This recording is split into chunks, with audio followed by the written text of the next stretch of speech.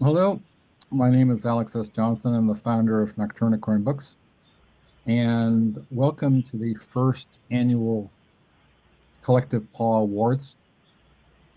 We are giving out this recognition of meritorious um, work in the arts over decades. In some cases, in other cases, more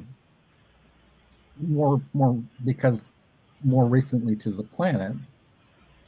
And I started Nocturnicorn Books back in 2015 because I was inspired by people that I admire very much, such as Henry Rollins, particularly. And he created 21361 because he wanted to have complete control over his productions and his writing and the writing of his friends. And also, I'm just radically independent. And as a neurodivergent person, I can't really work with anybody else. So it's kind of a little bit ironic that I have such a huge roster of contributors. The people who inspired me, in addition to Henry, are people like David J. Haskins, who's the founder of two bands, Bauhaus and Love and Rockets, which we also happen to have him as an author. He's the well, I see it's also a film composer and playwright, but he is the songwriter of many songs, among other. Um, his best known song is "Bela Lugosi's Dead." I know a lot of us are fans of David J. Haskins and writers such as William S. Burroughs and Hunter S. Thompson, Rimbaud, Charles Baudelaire, Ralph Waldo Emerson, the American the American Renaissance writers. And I have some personal heroes who are also, ancestors that I'm very proud to be descended from, especially in the context of the horrific attack on basic rule of law and basic democratic, um, you know, order, or actually federalist, because we're not really a democracy per se. But on my mother's side, Beatrice C. Johnson, and the Clark side, uh, our distant ancestor is one Hosea Bartlett, who was the founding father of the United States of America, and it kind of chokes me up, you know. We he was the second signer of the Declaration of Independence after John Hancock. Literally, he was the first governor of New Hampshire. He was a physician, so he's a healer and and a very great man. And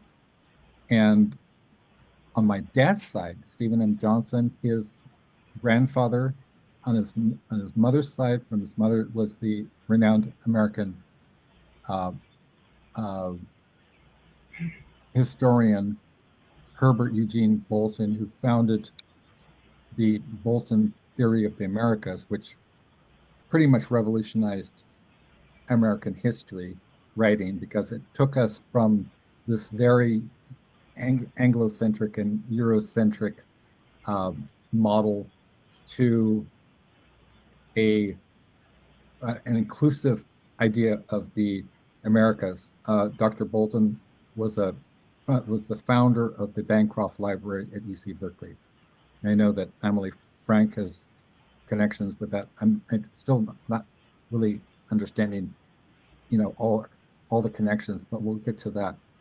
And um, I wanted to continue continue to carry the torch that I was inspired by the great Allen Ginsberg. And when my father, Stephen M. Johnson, is 87 years old now. He took me to see Allen Ginsberg at the Whole Earth festival in Sausalito in 1980. I was about 14 years old, and I'd never seen anything like it in my life. My dad was a student of Harold Bloom, the Dean of American Literary Criticism, as well as a student of Joseph Albers, a founder member of the original Bauhaus movement. And so he is also a huge inspiration to me too. And I really, the reason we're here today is because Ellen Mabey, my friend for more than a decade, wrote a poem called A Whiff of Wonder, which contained the line, a collective paw. And there was something about that line, a collective paw, that phrase, which really resonated with me because it spoke to something much larger than even the anti-war movement, whatever that is, or the peace movement, whatever that is. It spoke to, I've always felt that we need to get beyond speciesism. In fact, we need to get beyond even, we need to get beyond Earth centrism and realize we are part of a vast, vast, vast, multiply enfolded universes. I mean, according to physics, there are, potentially thousands of dimensions. Most of most of matter is composed of dark matter, so we don't even know what's out there, right? There's something called what Einstein called spooky action at a distance, which refers to the the quantum entanglement, which essentially means that everything is inextricably connected. And that's all you have to need to know. So the traditions of the Vedas, of all of the great, sacred traditions say the same thing. We are all connected. And that is what a collective paw is.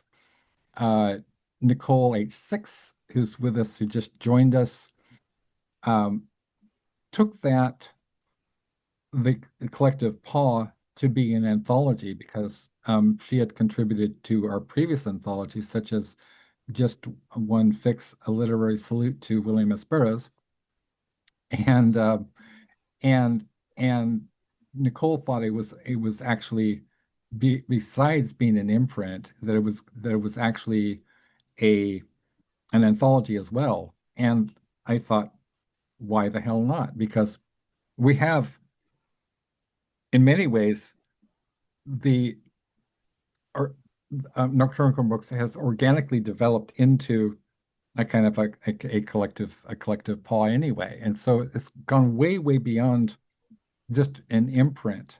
It's become a movement. And so I decided, as these things happen, it's very organic. The whole process of creating this imprint has been very organic. And this is turned into a movement inspired by the example of people like Ellyn, inspired by Ron Whitehead, inspired by Amelie Frank, inspired by Nicole Sixx, inspired by Aaliyah Celeste Williams, who I lovingly refer to as Pickles. And so we're here today to celebrate and sing ourselves, in the words of the great Walt Whitman, to to to show that the vast movement of the cosmos, the Gaia energy, the goddess energy, is protective. In the words of Ron Whitehead, I have a responsibility. You know, we have a collective responsibility towards the most vulnerable in our society, especially towards animals, to the elderly, to very young people, to disabled people, to transgender people, to people of different colors, nationalities, creeds. And we will not fucking tolerate fascism in the United States of America or anywhere. And so a collective paw isn't merely, you know, like there's the whole, we used to subscribe to something called teaching tolerance, right? it isn't just merely tolerating, you know, it's like that's horrible thing to say, right? I tolerate you because it means yeah, I'm basically putting up with your ass. We're not tolerating. We're respecting. We're saying you, Ron Whitehead, our dear brother poet, Ellyn maybe, Amelie Frank, Pickles, Nicole Sixx. But it wouldn't matter if Ron was 75 years old or 15 years old or whatever or had never published anything, far less collaborated with the likes of His Holiness the Dalai Lama, right? Because it's all about that original energy, what Whitman called original energy in Song of Myself, original energy, what William Blake, the great mystic English poet, called the poetic genius, that we are not separate. And so I've created this thing. I call it the PAWSIES, and we're going to be creating a certificate that we're going to mail out to each one of you. And this is the original artwork that was done by the lovely Aaliyah Celeste Williams. This is the collective paw original artwork. Thanks, you guys. So you can see how it incorporates many different animals, and there's a very subliminal thing in the nose, which I'll give you a close up. Um, the do Great. do, right? Yeah. Close Yeah. encounters of the paw kind. Um, so I'm going to briefly introduce, because we want to get to our inductees, and I'm going to briefly introduce each of y'all, and then I'm going to have you say whatever you want to say for as long as you want to say it. And I'm actually, and then after that, I'm going to talk about the people who are not present, and and and and then we'll wrap it up. So, but I wanted to start because Aaliyah has to get to work, aka Pickles. So um, we would not be here at all. I mean, probably literally, if it weren't for Pickles. Pickles and I met about 3.5 years ago online on Reddit, and we met on. I'm not ashamed to say that we met on a targeted individuals, uh, forum because as most of us know, the United States government has been doing horrible, horrible little experiments on human beings for since the Cold War, and including everybody knows about from Snowden, mass surveillance, but it's just the tip of the iceberg. And so we met there because we are literally being surveyed. What I mean is like when Pickles and I are on video chat or on Zoom or whatever, we can see these orange flashes, and that are so obvious, like they light up the entire room. And what we understand is these are security. These are what are they called? What are they called? They're surveillance software that's been somehow somewhere in Pickles, digital environment. Yeah. Well, yeah, I mean, I don't know if like, I've seen it happen on my phone a Yeah, lot of times when I'm talking with you. right. So these big orange flashes that's unmistakably weird. And so anyway, so this is the case. Aaliyah's family are she comes from generations of activists. Her grandfather came from, I believe, from New Orleans, and was driven out of New Orleans by the Well, KKK. Baton Rouge, yeah, yeah. Baton Rouge, yeah, Baton Rouge. So her people were her friends, they're Quakers, and her parents are both activists. She is an activist, and it's really, really hard because of the whole phenomena of gang stalking. It's a very, very real phenomenon. So we met online, and I have a debilitating brain disease. So I was unable for a long time to even speak or to communicate or even, I was having trouble with basic mobility. And so Pickles is extraordinarily kind human being. And she started to show me her artwork, her mandalas, her beautiful, just like her exquisitely nuanced and subtle, sensitive artwork. And she can do everything. I mean, she can do like Rembrandt-like life studies and also the incredibly detailed miniaturist little things. And I hope you have some of your pieces that you can show the folks. Um, Sure. and she's also a very talented poet. And so I published her in several of our anthologies, and we received an extraordinary rave review in Cemetery Dance magazine, which is like Stephen King's go-to magazine of choice, right?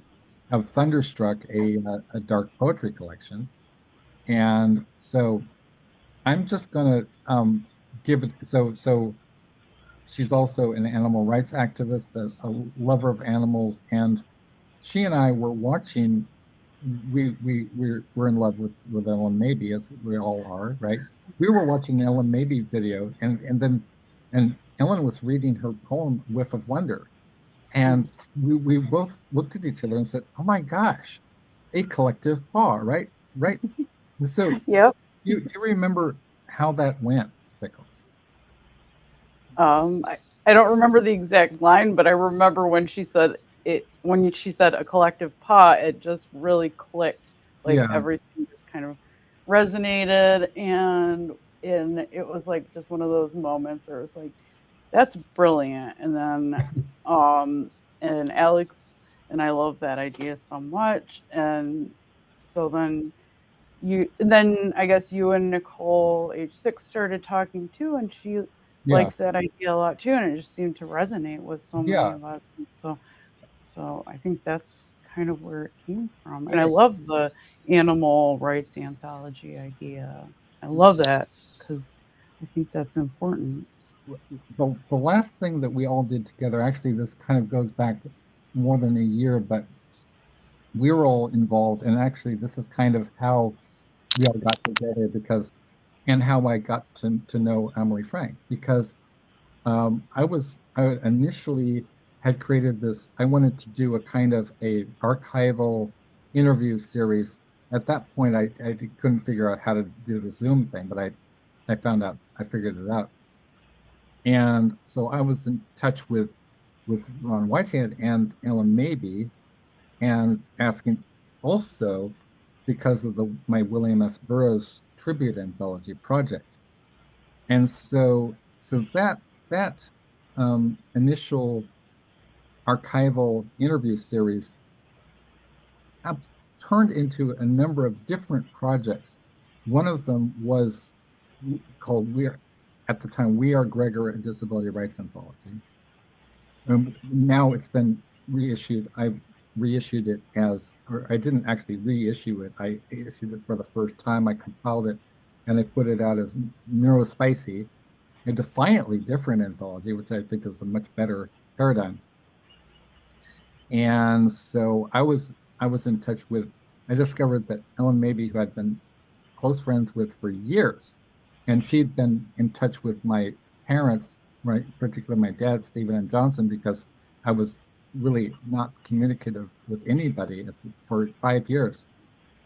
And so she kept in touch with my dad, and as well as our mutual friend Murray Lecrevan, kept in touch with my dad and sort of keeping him informed, back and forth, keeping him informed. But I discovered that Ron and Ellen both were night owls. So I could, you know, like I'm up at all hours anyway. We have the chronic pain and with brain disease.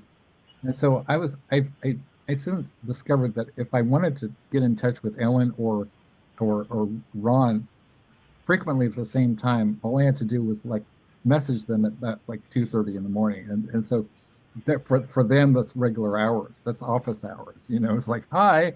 And so and with their extraordinary say y'all are the only people that I can even tolerate because you're all as passionate as intense as I am. I wear people out, and frequently don't have time before anybody who isn't 100% because you know we don't have time, right? And so anyway, so anything else you'd like to say, Pickles? Because I know you need to get to. Oh, well, thank you.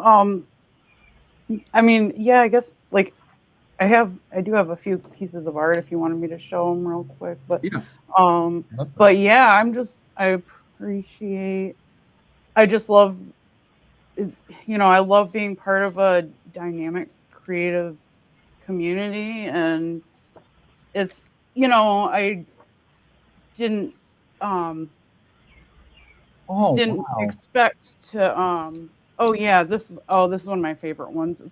I know the lighting's not great in here, but I'll have to take a nice picture of that and actually It sort of reminds send me it to you. of like Buddhist artwork, like the Oh, mandalas or the sand, uh-huh. the colored Thank sand paintings. thank you. Yeah, I just love lately. I mean, I still love doing the portraits and the life drawing too, but I really do love doing like the mandalas, and so Yeah, you can't really see the color of them it's all so that well. I'll have to upload so them so beautiful. people. Thank you, so people Yeah. can see them a little bit better. You know Let's what see. you Here's would a need, couple I did of you know Alex that are. what you should do is like some stained glass. Those would be Oh, great stained glass. thank you. My great grandfather did stained glass for a chapel. Oh my gosh. Thank you. I love stained glass.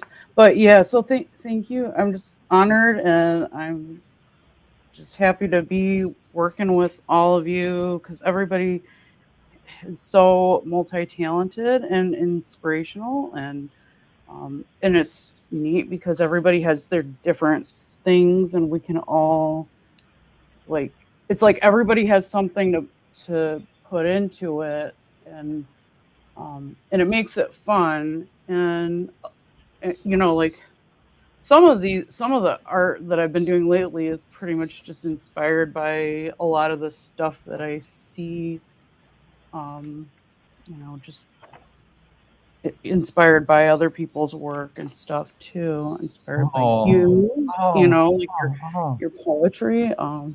You oh. all have you all are so talented, and so I'm just honored to work with you. So I appreciate it, and I'm going to hang out for as long as possible. We're, But I really just appreciate you all. we're honored to have you, Pickles. And so next, there's no hierarchies, by the way. So it's just you got to have some sort of linearity, or everything falls apart, including non-linearity. It's a Yeah. paradox, right? So Hmm. next, so so so I'm Thank officially you, Pickles. Thank you. Oh, thank, Congratulations. oh, thank you so much. Congratulations to all of you too. so This I'm is exciting. I'm officially inducting Aaliyah Celeste Williams into the as an honorary member of a Collective Paw, as a founder member of Collective Paw, and for meritorious service to the arts and to humanitarian causes. So, Thank you um, so much. and I uh, appreciate. and she's beautiful too. She's beautiful. Oh, Yeah. thank you. Wow. So So lucky. I'm a oh, yeah, lucky bear. That's really what it amounts to. you're so Lucky sweet. small bear. Oh, Now, I'm lucky too. um, Yeah. so I met Ellyn maybe through initially through a my colleague at at Cal State Dominguez Hills, Melissa Williams. when 2010 told me about this this woman that was associated with Beyond Baroque Literary Arts Center in Venice Beach. And I previously was very, very much aware of Beyond Baroque because X, right? Exene and John Doe met there.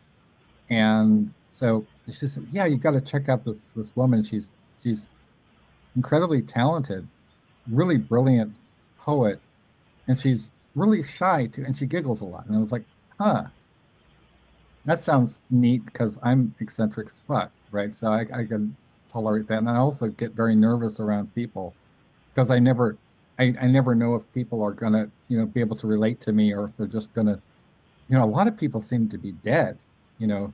It's just true, man. It's like they seem to be they're just going through the motions, It's sort of like, are you even aware? And it's like Bob Dylan said, as George Harrison quoted Bob Dylan saying, he was not busy being born is busy dying, right? Well, Ellyn, maybe I I connected with her on early Facebook. And I said, okay, so my colleague, Melissa Williams, says you're great. And she's like, oh, thank you so much. Thank you so much. And I said, and so uh, which of your books do you recommend? And she said, oh, well, you might want to try, walking barefoot um, in the Glass Blowers Museum. I'm sorry, I'm not mocking you, Ellyn. It's just like I love you so much that you, but and so I bought this book. I bought this book, and I was just like, holy holy smokes, holy smokes. Um, as you can see, because neurodivergent, so her handwriting is kind of sloping off the page and she barely made it. And so anyway, long story short, I bought this book. My dad, Stephen M. Johnson, and I would spend hours at Pete's Coffee Shop in Torrance, California, reading this book over and over again. We was just like fascinated, but it's like so funny, so original, like poems like "A Lollipop is Born Every Minute." Think about that. That is what Ellen Mabie's genius is. She can take a very, very familiar cliched concept or something that's a well-known saying. In this case, P.T. Barnum's "There's a sucker born every minute," and she turns it. Notice how she takes sucker, right? Turns it into translates that into lollipop, and it creates an entirely new gestalt out of that, right?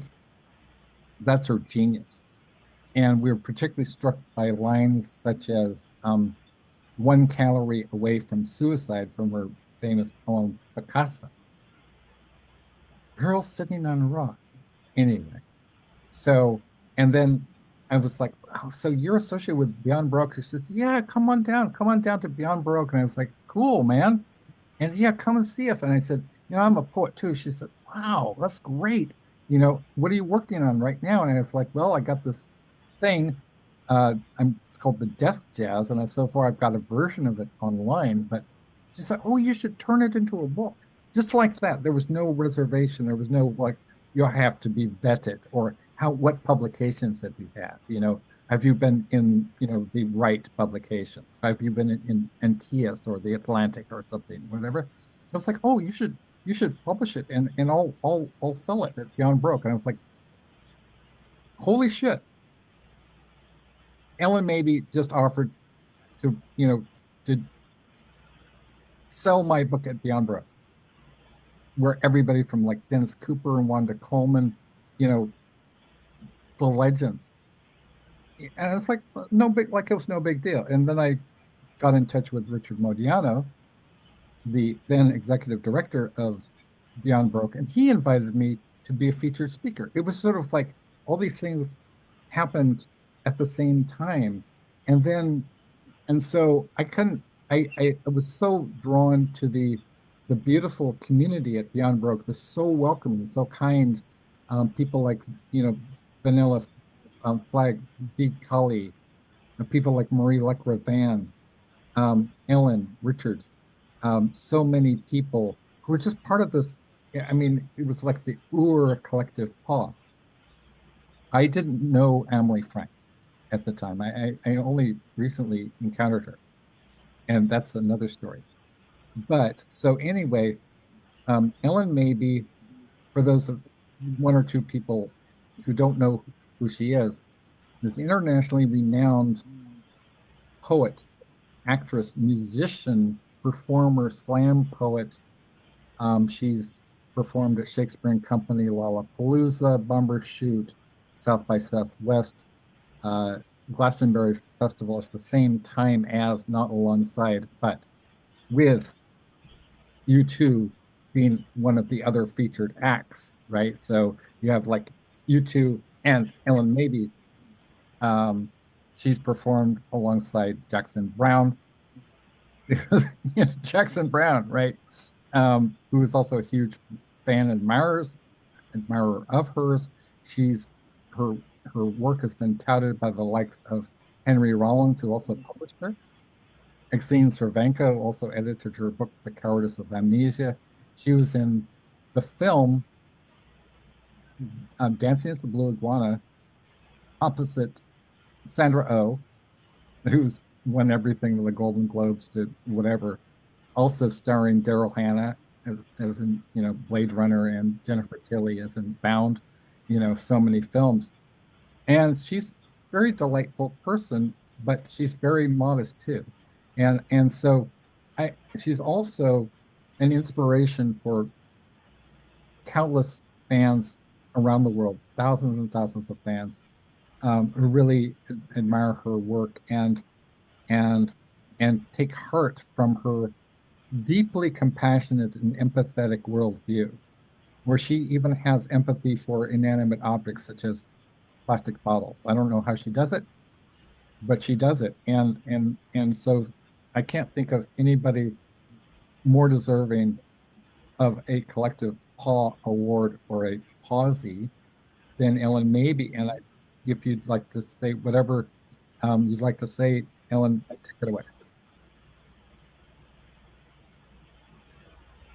Wonderful.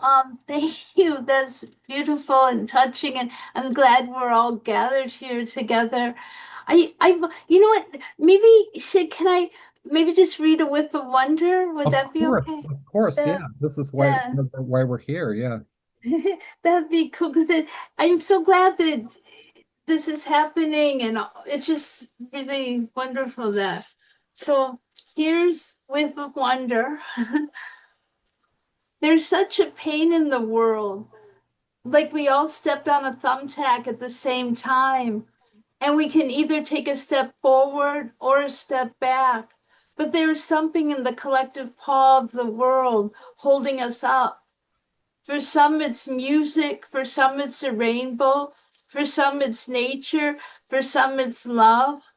The world must contain wonder when it feels all the breath and wishes contained.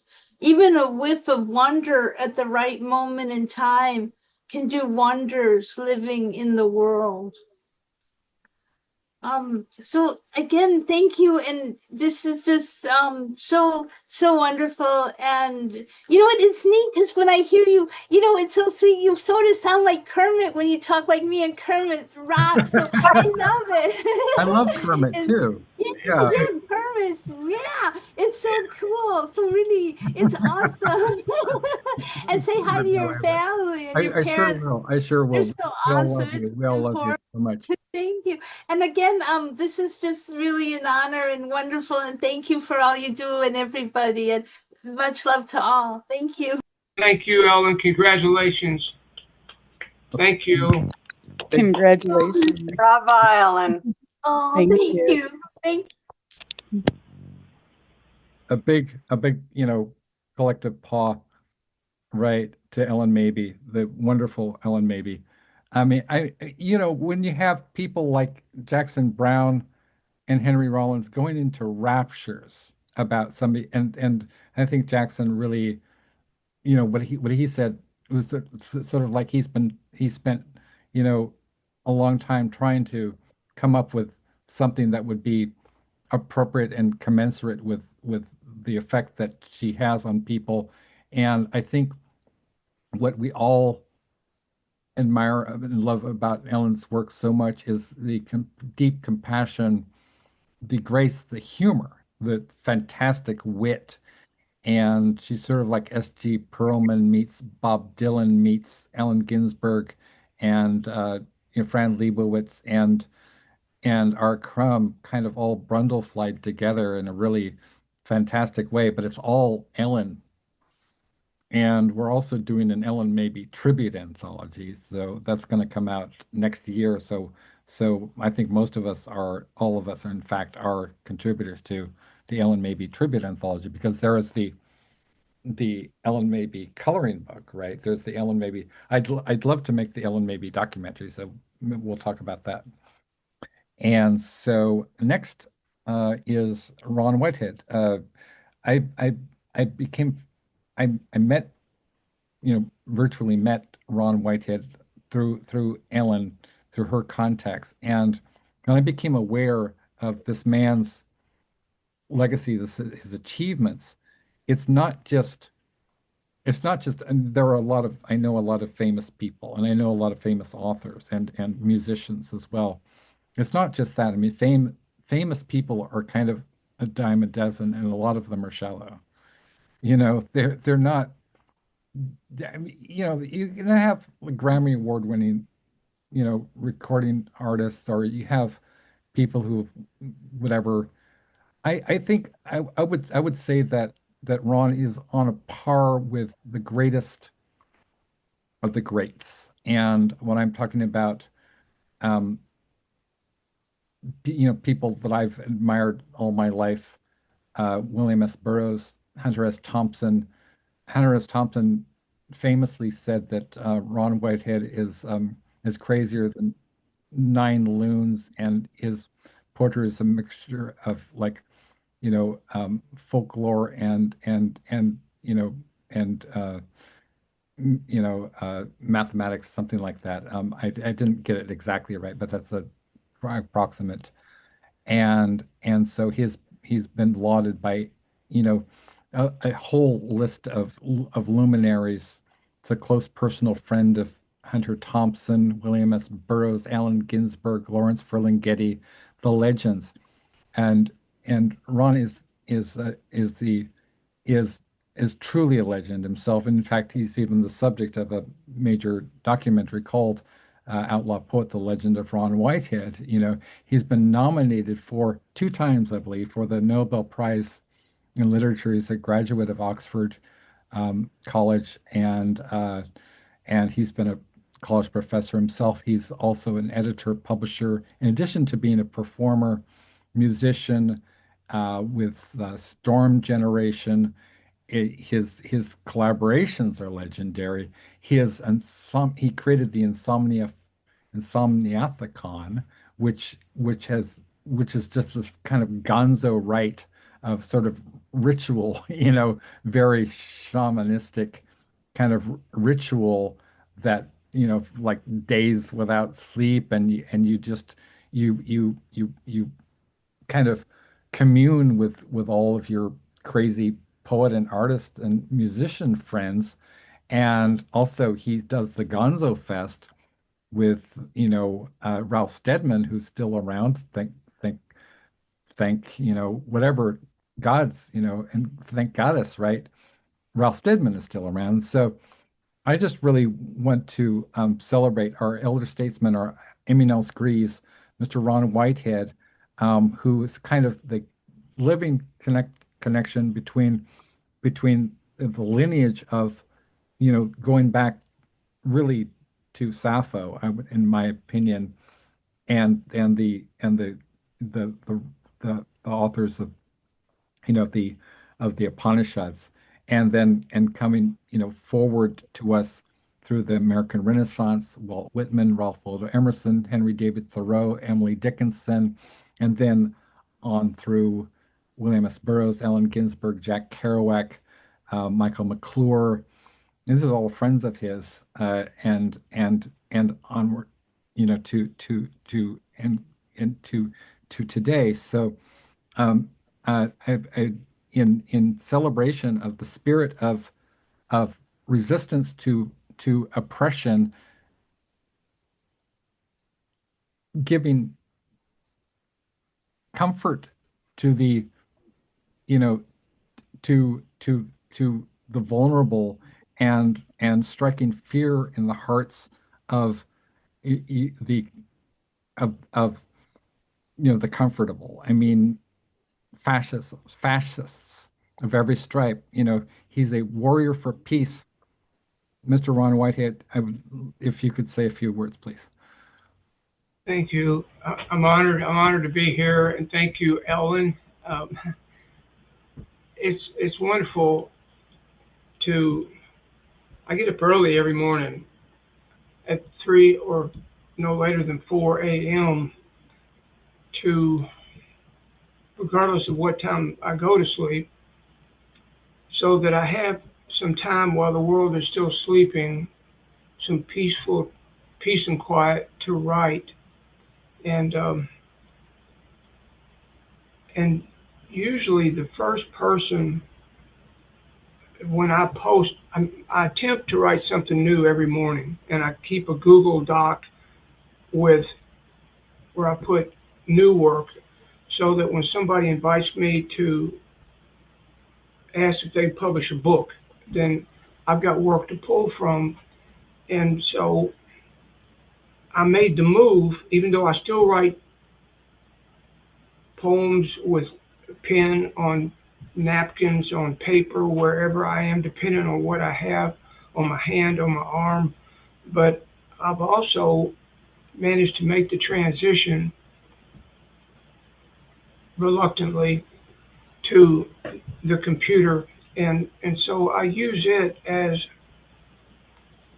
a place where I post new work on Facebook, and I've checked out all the other social media, and I just don't have the time or the desire to have those other outlets. And so I just use Facebook because it's the ideal place for a poet to share my creative work, to share the creative work of others. And Ellyn is the first, or one of the first people to post on my work. So it's comforting to me to see her click on there, and there's Ellyn. Oh yeah, it feels good to me. So I grew up on a farm, and I come from a long line of farmers and coal miners and strong women and singers and songwriters, and I come from a musical family on my mom's side, where there are gypsies on both sides, and I know that that's a controversial word to use, and I mean no disrespect by that. But my mom, who just turned 93, still dresses wild every day. And I never wanted to look or be like anybody else. And my first room of my own was a closet off the newly built bathroom. It was a long closet. At the other end was the ironing board, and I would wake up. I had an army cot, and I would wake up in the night, and their mama would be ironing clothes at the other end. And I made a commitment then that I would, and I saw how mama was treated, how women were treated, and I made a commitment then as a boy that I would always be a warrior for equal rights for women, and that's for all people, the downtrodden, those who aren't treated as equals. And so I've been blessed with mentors all my life, and from the time I was a little boy. And so there came a time when I decided to become a mentor. And And so my goal for a long time has been to uplift and inspire, to comfort and heal, and to awaken everybody to the fact that we all have a nonstop river of creative fire flowing through us, and we've got to do all we can to keep that fire burning, that river flowing, keep the creative flame alive, and unlearn all the crap that is forced into us by people who were conditioned full of crap. And so I was raised. Well, my dad was a 10th degree smartass, a 10th degree badass, and I'm almost done. And he taught me to be a warrior, but my mom was pure compassion, and she has never exhibited anything but unconditional love, not just to me, but to so many. And so she taught me compassion. So I consider myself to be a gentle warrior. So I'm all about peace, love, and understanding, um, but I don't take any shit off anybody, and I, I will not bow down to dictators, to uh, to authorities. I'm anti-authoritarian. I've never, since I was a boy, I've never wanted anybody to tell me without good reason what the hell to do. You're going to tell me to do something, then you better explain why and how, and then I'll do it better than anybody else can or has. Uh, so anyway, we're all in this together, and when one of us is lifted up, we're all lifted up, and I witness that, um, and I've witnessed it in many people, in Mama, but in Allen Ginsberg, who is one of the most brilliant conversationalists I've ever been honored to have many conversations with, and so many others. Um, so if anybody holds a hand out to me, I usually hold my hand out first to shake another person's hand, and I don't look at up to or down at anyone. I look at everybody eyeball to eyeball. We're all in this together. That's all I have to say. I'm honored by this award. Thank you. Thank you. Thank you. Congratulations. Congratulations, Ron. Thank you. Truly deserving. Truly deserving. Um, Next up, we have Emily Frank. Emily Frank and I am astonished that we didn't know each other long before. We've really only known one another less than less than a year. I mean, it's really Yeah. remarkable. But we've had so many interesting things in common. And one of the most startling and really uncanny things that we had in common, which I didn't even realize, was the Dear Bela project. The Dear Bela project, when that was like 1998, I believe. Around there, yeah. Yeah, Late 90s. late 90s. So this was wow, 1998. What was I doing? It was 1998 where I think I was writing for like Metal Hammer magazine. I'd had a piece in Penguin Random House anthology, and but that was I was really and I was writing for magazines. But I really that is so and Emily can explain and tell the story. We've talked about this before, but so this was a project that directly involved two of the most central and inspirational, artists that in my who have inspired me profoundly. And one of them was David J. Haskins, from the founder of Bauhaus and Love and Rockets, and the other is William S. Burroughs, and how these two people, the connection is very simple between William S. Burroughs and David J. Haskins. William S. Burroughs was one of David's biggest inspirations. And as far as if you listen to Bauhaus songs, if you listen to things like "Kick in the Eye," right, where Peter Murphy, the brilliant iconic. I'm sorry, Emily, but he's iconic in a spiritual sense, right? He's also a Muslim, and Peter Murphy when he sings, "Searching for Satori, a kick in the eye," right? And I was listening to this not long ago, and I realized he's talking about Jack Kerouac, right? He's talking about eyeball kicks, right? And "Searching for Satori" is a reference to Satori in Paris, which is one of Jack's later books. It's a nonfiction book. But really, everything that he that Jack wrote was part of what he called the Duluos. Um, that was that Ron, help me out. Was that the Duluos? It's that yeah, yes. It was which was inspired by Balzac, right? The human comedy, la comédie humaine, because Jack was French Canadian or it's actually was he French Canadian or was he French? Quebecois. Yeah, Quebecois, right, exactly. And so he grew up speaking French.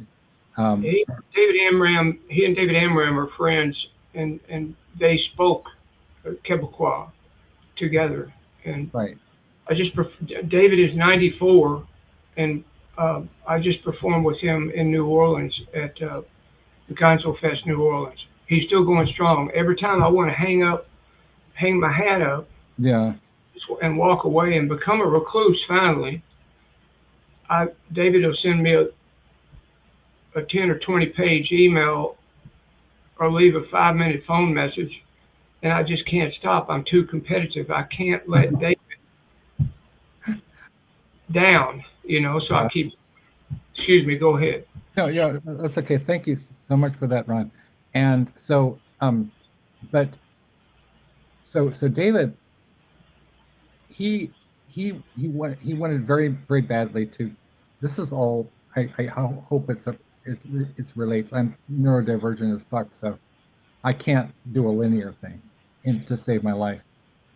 And if he had a Guardsman point a gun to my head or a non-lethal round, right? Threaten me with a non-lethal round. Those are murderous. So, or they can put out an eye, they can, mutilate you. So, um, so there was a couple of interesting folks that are connected with the saga as well. One of them is the writer and graphic novelist um, Alan Moore, who was very famous for books like V for Vendetta and I believe Watchmen, if I'm not mistaken. Um, Yeah. right. So Ellen Moore was part of this group of basically occultists that were in and around Genesis P. Orridge, best known for Coombe transmissions and Throbbing Gristle and the wrecker of being called a wrecker of civilizations, right? And he was a close friend of Burroughs and kind of collaborated with Burroughs. And actually, Jen was the guy who, or actually transgender person who actually was responsible for putting together the first cut up tapes, which called Nothing Left Here But the Recordings, which was the basis for industrial music, which Jen also created. And the story was that Jen asked Burroughs, what is my mission? And Burroughs said, well, your mission is to destroy control, right? So they took it as their life's work to destroy control. There's a very famous video by Ministry, which we've all seen, which was the basis for I took the name Just One Fix from the Al Jorgensen, penned uh, you know, uh, song, "Just One Fix," which actually also features Burroughs in the video, right? And he's taking, you know, shots at these clay what do you call these clay targets, right? Which is something he shared with Clay pigeons. like clay pigeons, Clay exactly, exactly. And so and Ron, could you explain, because this is also involved with like shotgun golf, which was, Bill Murray It's and it's Hunter ridiculous. created It's that. Yeah, ridiculous. And Hunter told me that he thought he was a good shot until he was shooting with Bill, with right. William Burroughs. Yes, They were both excellent shots. But Hunter said that for a reason too. right, When he said it, we looked at each other and laughed a little bit. right, exactly, exactly. A little bit. It's very Jump forehead. right. It's very, very poignant. And Yeah. in fact, how David J. Haskins comes right into the picture is I contacted him approximately about 6 or 7 months ago, seems like yesterday, through his website, and I said, I know you were a self-described Burroughs obsessive, and I'm a huge fan of Bauhaus and Love and Rockets, and we're both, like admirers of Paramahamsa Yogananda. He's a whatever worshiper, follower of self-realization and fellowship, as well as the having written such songs as Kundalini Express. And so I said, I'm also friends with Jeremy Reed. And he's considered to be Britain's um, poet laureate. And so he said, "Oh yeah." So uh, Jeremy wrote the foreword to David's book, the, "Who Killed Mr. Moonlight?" Bauhaus, Black Magic and Benediction. And he says, "Oh yeah, I'd love to contribute to your book." And so he sent me an original poem, which is on the subject of the tragic shooting death of Joan Volmer Burroughs by William S. Burroughs in Mexico City. And so it's called um, let's see, now El Hombre Invisible, which is what the Mexicans, the locals called Burroughs, because he was so spectral and gray and invisible, as he put it in Naked Lunch. And so at any rate, so just to wrap up, because this is getting to the point with Amelie Frank, how Amelie Frank comes into this picture. So uh, one of our contributors is Vivale, from who was endorsed by, not only endorsed by, but funded by Allen Ginsberg, and operated out of City Lights, and he still operates out of. He's still he's still an amazing guy. He must be in his 70s or older, I just was talking with. I haven't dealt with him directly, but I've dealt with his assistant, Marion. And so, um, so Vale interviewed Genesis P. Orridge, and Genesis P. Orridge is a practitioner, or was a practitioner of what's called chaos magic, and uses sigils to basically manifest wishes using powerful energy such as orgasmic energy or pain or whatever. And so David Haskins read this interview of Jen Piorich by Vale, and he thought, wow, I can use this to summon and manifest Burroughs, right?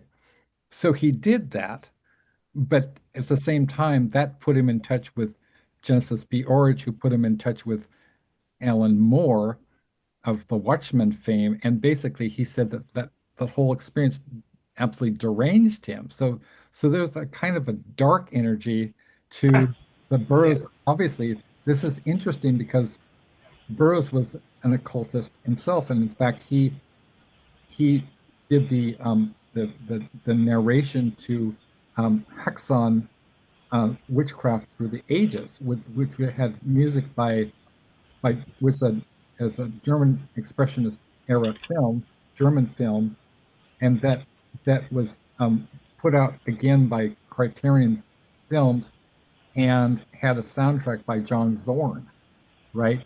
And so anyway, David Haskins wrote this song inspired by the film 1931 Todd Browning film starring Bela Lugosi as Dracula, uh, and it's called obviously Dracula, and the song that David wrote is Bela Lugosi's Dead, and so in and around, and I'll have Amelie explain further what happened with her, with Brendan Constantine, with Rick Lupert, with Nelson Gary, and Richard Modiano, who I thought was going to join us, but at any rate.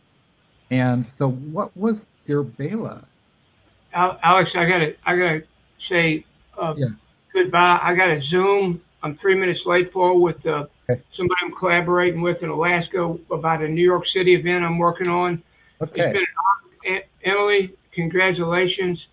And everybody else, congratulations. It's been an honor being here. I love this conversation, and I love all the connections. And Alex, I communicate in a similar fashion. I go, life is a tangent, and all things show it. I thought so once, but now I know it. It's good hanging out with you all. I'll see you. Bye, Much, guys. Good Bye. to see much you. love, brother. Bye, Ron. I probably should get heading out too. Okay. So, but Okay, yeah, dear Pickles. thank you. Congratulations, Emily. And congratulations, Nicole. And congratulations to everybody. But I had a really good time. And I'm sorry that I have to go to work, but it was good to see you all. Collective Paw. Oh, And It's you great. guys And have a you're good one. We'll see ya. beautiful. You're beautiful art. Thanks for Oh, showing. thank you. You're all beautiful people. You're all also inspiring to me. It was good to see you all. Have a good day. reasons. Bye. Love you. Squeezes, love you Bye-bye. too. Bye bye.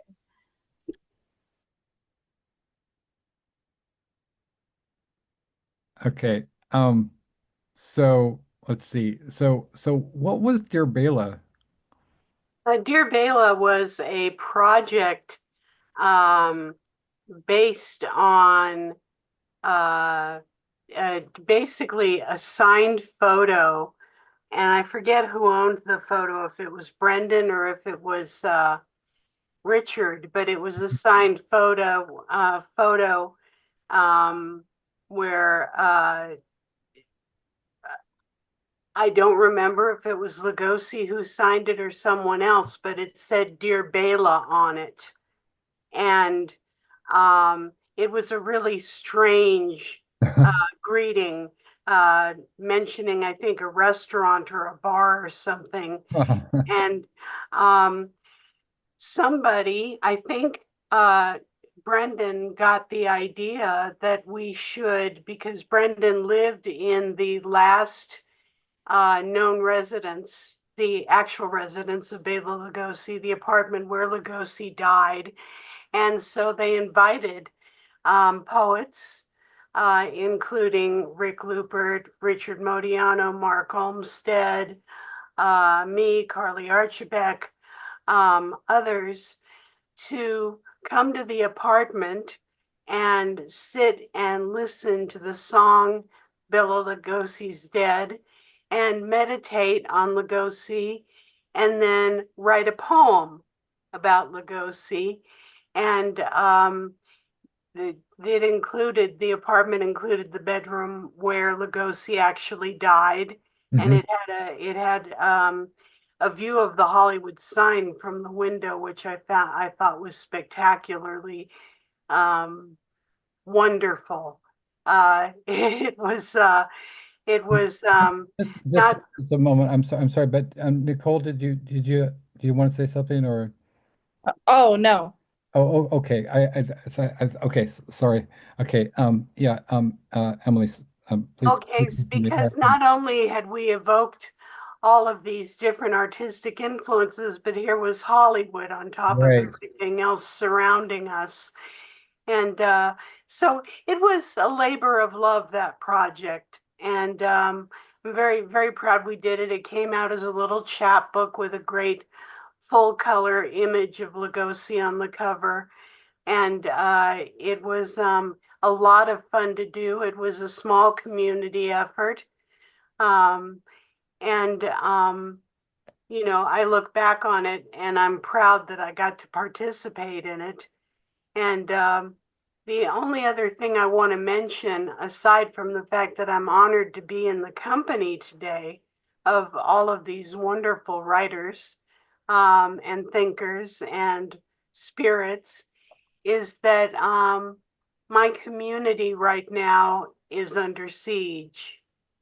And I ask that everybody please put out good thoughts, prayers, intentions, collective pause Right. um, for calmer, cooler heads to prevail here in Los Angeles right now.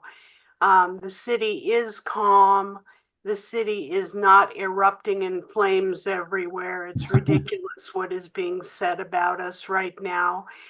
And I just want to see this particular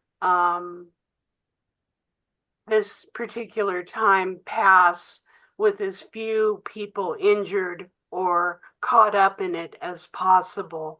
But other than that, it remains always a great honor to be part of your company, Alex, and to be part of this group of people. And I just thank you for your time and for listening.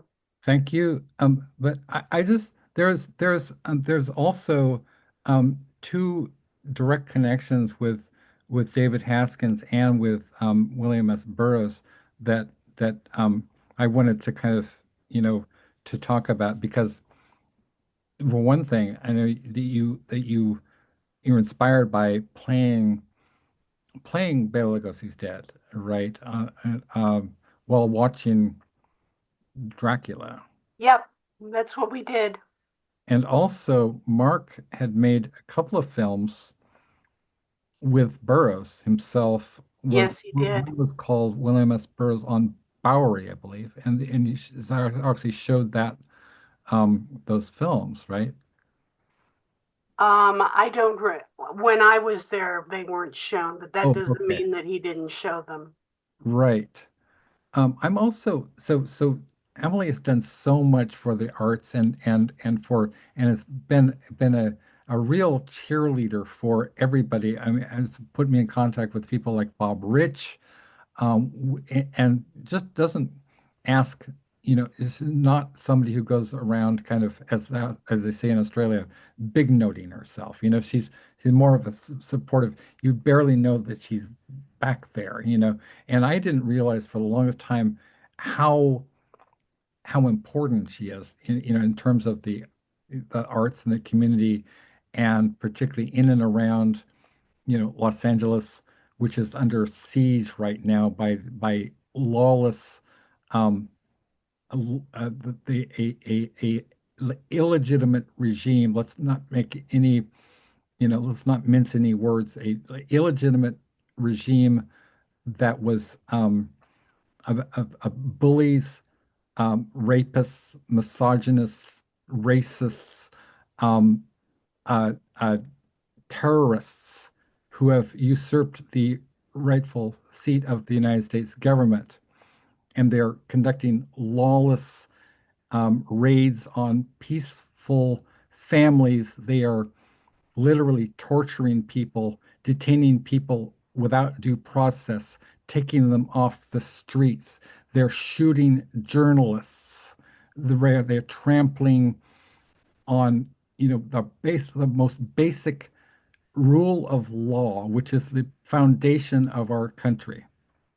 They are trampling and on our most cherished traditions.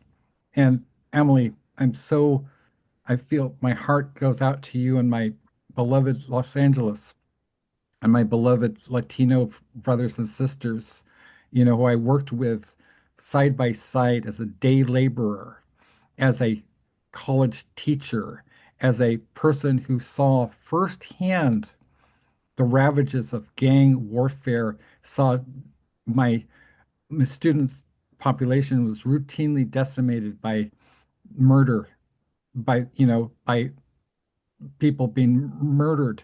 Not a semester went by when somebody wasn't didn't when this painful, painful conversations having my students say, Professor Johnson, I'm sorry, we need to take some time off because our brother was murdered by a gang, a rival gang, and we're trying to,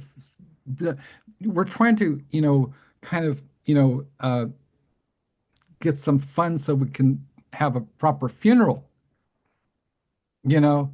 And so the Mexicanos, the Latino, the La Raza, these are some of the finest, goddamn, fuck it, fucking orange, you know, balloon, clown, man. Like, these are some of the finest people. This is Mexico, California is Mexico, right? And this is some of the finest people. I literally wrote my master's thesis for Cal State Dominguez Hills on Gloria Anzaldúa, right?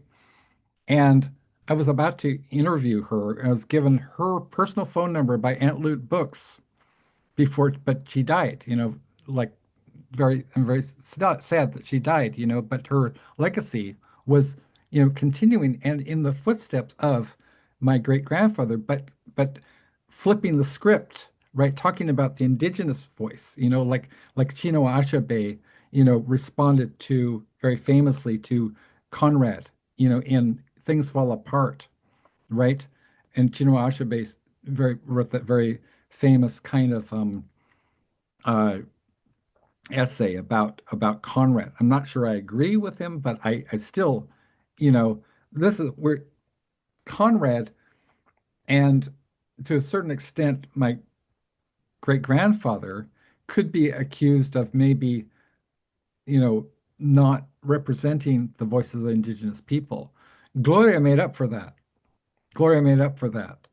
And And so when I think of the people, I think of people like Audre Lorde. I think of people like our mutual friend and colleague, you know, Jan Steckel, right? I think of all the wonderful, the feminist artists, poets, musicians, the whether or not we're Mexicano or Latino ourselves, our cultura especially in California is profoundly interpenetrated with Latino. I mean, it's literally fucking Mexico. So the idea that we are is a country, California is a country, and as a country, we are have the fourth largest economy in the world. All of our wealth comes from mostly from undocumented workers who sacrifice so that they can send money back to. We also have things like fucking NAFTA, okay, which are engineered to deny, los Mexicanos, people from, Salvador, etc., Chile, Argentina, whatever. They come here seeking asylum, right? So from brutal dictatorships in many cases, that in many cases, because of the United States foreign policies that were implemented by people like Richard Nixon and Henry Kissinger, right?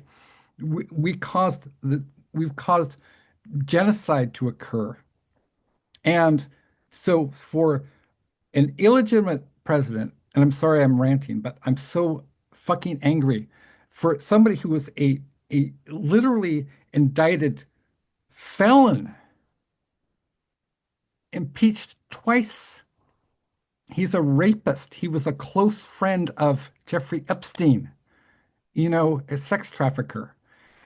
So this person is usurped the highest seat of power in the entire world in the interests of white supremacy is just astonishing.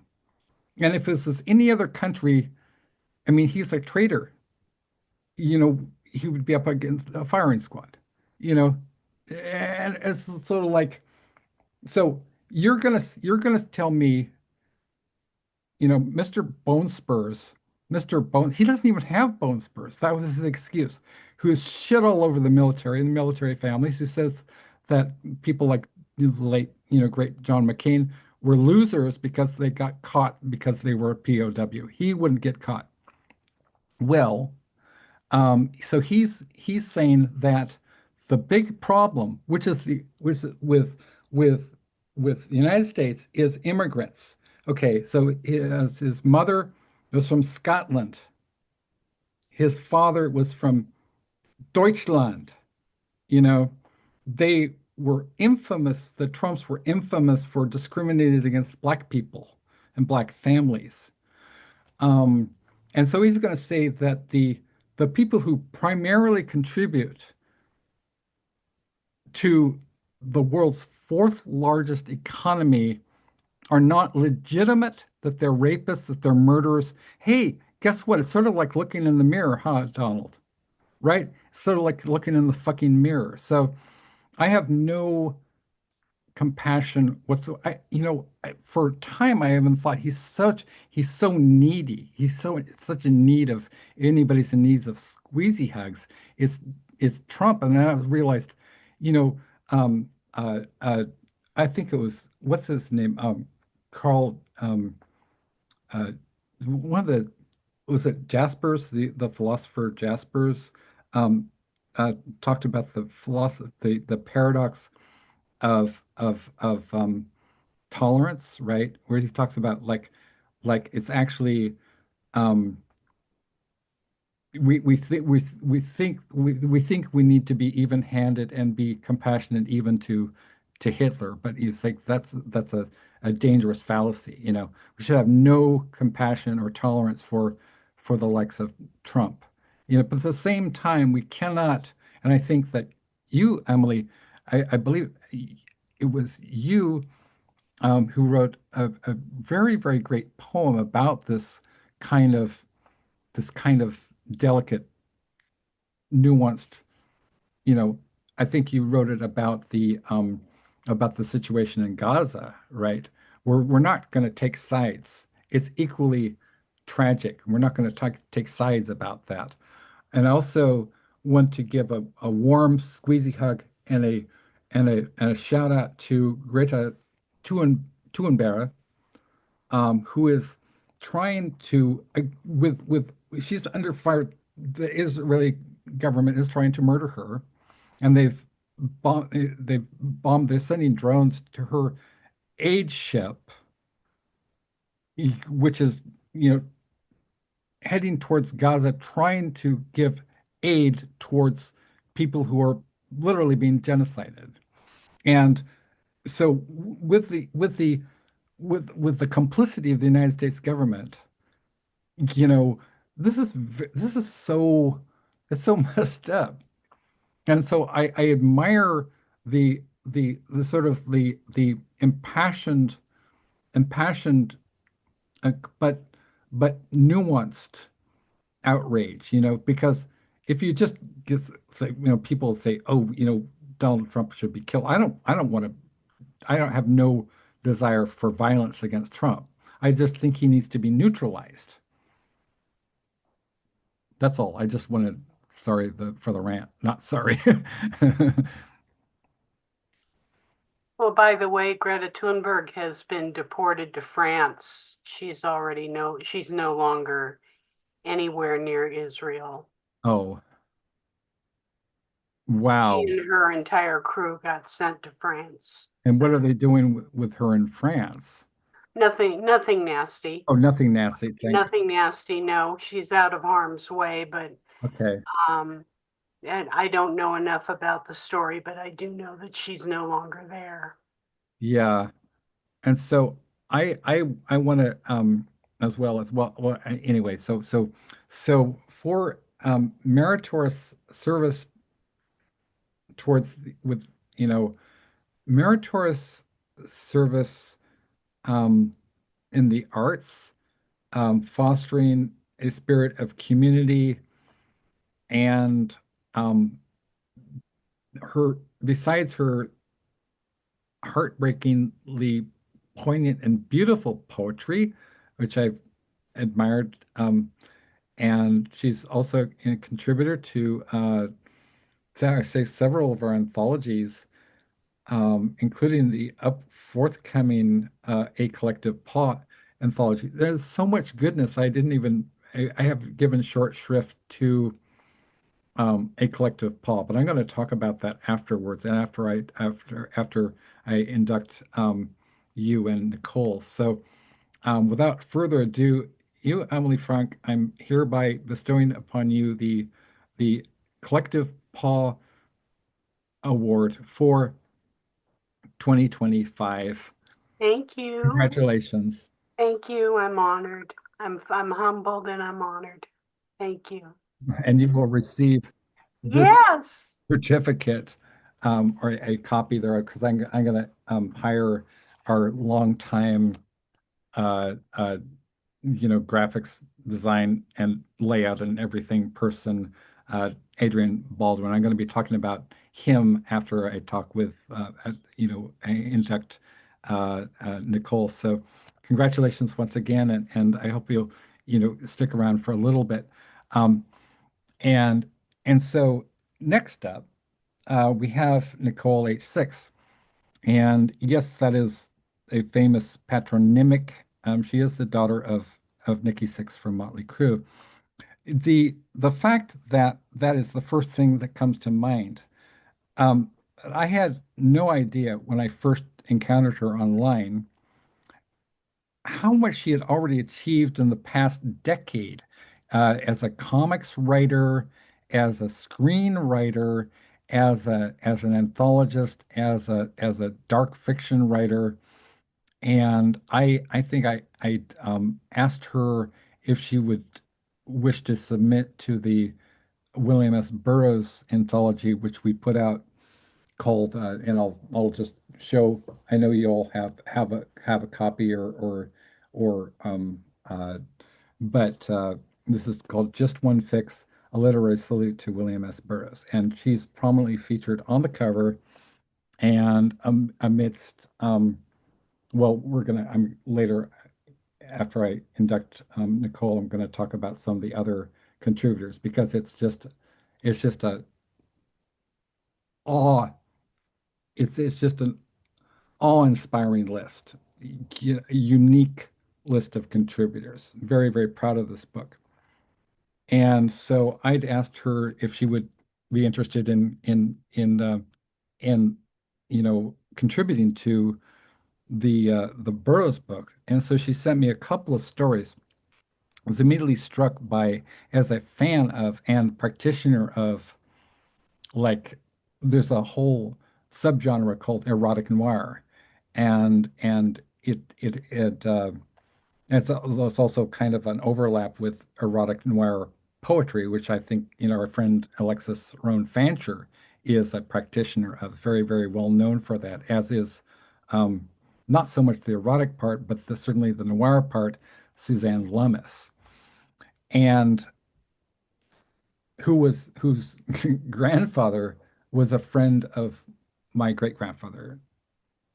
And Charles Lummis founded the Southwest Museum, right, to preserve the indigenous First Nations people's heritage. So the Southwest Museum is on Mount Washington, which is very interesting connections, direct connections to Barack Obama, my grandfather, Occidental College, um, uh, Terry Gilliam from Monty Python, who directed, Fear and Loathing in Las Vegas.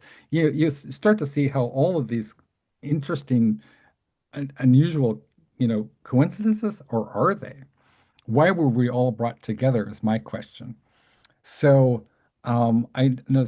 So there's writers such as, most famously, I guess, somebody like Lou Reed, Raymond Chandler, Exene Cervenka, John Doe, and was it Andrew Vosk,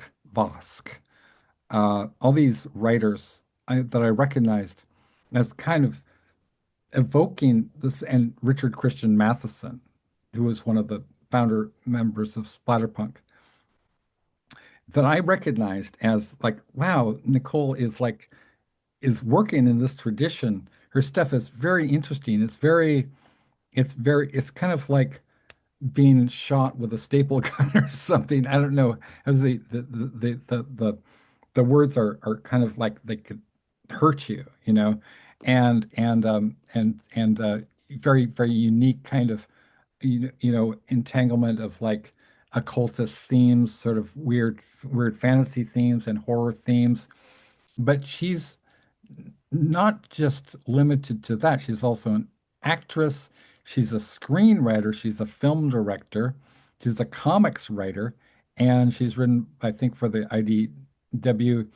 She came up through the Colorado State, foster care system, and is really a self-made woman. And she's also as an amazing mind as a feminist activist and animal rights activist, and she is the creator of A Collective Paw, the anthology. So without further ado, Nicole H. Hang on, let me change this. There we go. Thank Yeah. you. Yeah, so I'm very happy to have gotten to know all you guys starting this year. I think it's been a real kismet. I'm very pleased with it for sure. Thank you so much for considering me for a pawsie. I don't have much to say about it. I'm just happy to be here. That's great. Yeah. Yeah, so could you kind of like talk a little bit about like the you've contributed now several pieces. Um so you contributed as well as the stories for the various iterations of the Burroughs book. You Yes. also contributed to A Collective Paw, the anthology, and the Clive Barker tribute anthology. So could you maybe say a few words about any of like all those projects and kind of, how, what was the inspiration for A Collective Paw, the anthology? Because I know you work with, with uh with um with cats and stray cats, and that's a passion of yours. Yeah, each poem I write, I think I get an idea based off the subject matter. Like, the Bowie one, I really wanted to do outer space. The Clive Barker one, I wanted to do something that was that just really spoke about how Clive Barker always has these like dark, sexy things. Yeah. Yeah. So I just in the Motorhead one, I knew Lemmy loved to gamble, so that was the inspiration there. As for Collective Paw, I just thought Collective Paw was like a collection of like stuff. So Yeah. that was how that happened. And then I love the fact that we're doing it for animal rights. That's very Yeah. important to me. I did hear my friend sent me the budgets, and they decided not to slash the budgets. So my protesting and my petitions to try to get them not to slash the budgets for shelters worked, I guess. So Oh, I'm glad about that. congratulations. Yeah, I was Amazing. yeah, I worked pretty hard to get that recognized. I mean, it went really viral on Threads. A lot of people cared about the animals, so that really helped. Yeah, that's amazing. So you're a hero for the work you do for the to protect the smalls and to take care of the most vulnerable, because there's like animals really get overlooked, radically overlooked. In fact, one of the interesting things that happened as a kind of, I don't, it seems like what at first appear to be setbacks, they often invariably turn out to be opportunities for wonderful things that happen. And without going into too much detail, because this a I don't want to give them oxygen, but I just want to mention, especially in light of in the context of what's happening in LA right now. And this is involves me and Ellyn. And primarily, but it grew to encompass a whole lot of people. And I'm just going to name names, and I'm going to say this very briefly, okay, because I don't want to give them too much fucking oxygen. There are two people, one of them, actually three people, the main players. Now, one of them her name is Alexis Krasilovsky. She is a full professor at was it Cal State Northridge, I believe. Last year, and she lives in what she I forget where she lives. Um, so last year, uh, was it Alexis or was it Vanessa, Ellyn, that contacted you about Beyond Baroque? I think Alexis actually. Yeah. Okay. So I know that you blurbed one of her books called Watermelon, something or other. Yeah, I think so, yeah. And what happened, and this is the whole saga I'm going to try to boil down into a few sentences. What happened was that Alexis and her filmmaking partner, uh, Vanessa Hedwig Smith, they made um, most famously the film Women Behind the Camera. So Alexis approached Ellyn about um, coming out of reclusion and and being a performer at Beyond Baroque, which Ellyn is very famously associated with on a number of levels, and and and it was quite insistent about a specific date, which was a March 12th, right? March 12th of this year. So they contacted you last year. And what did Alexis say to you?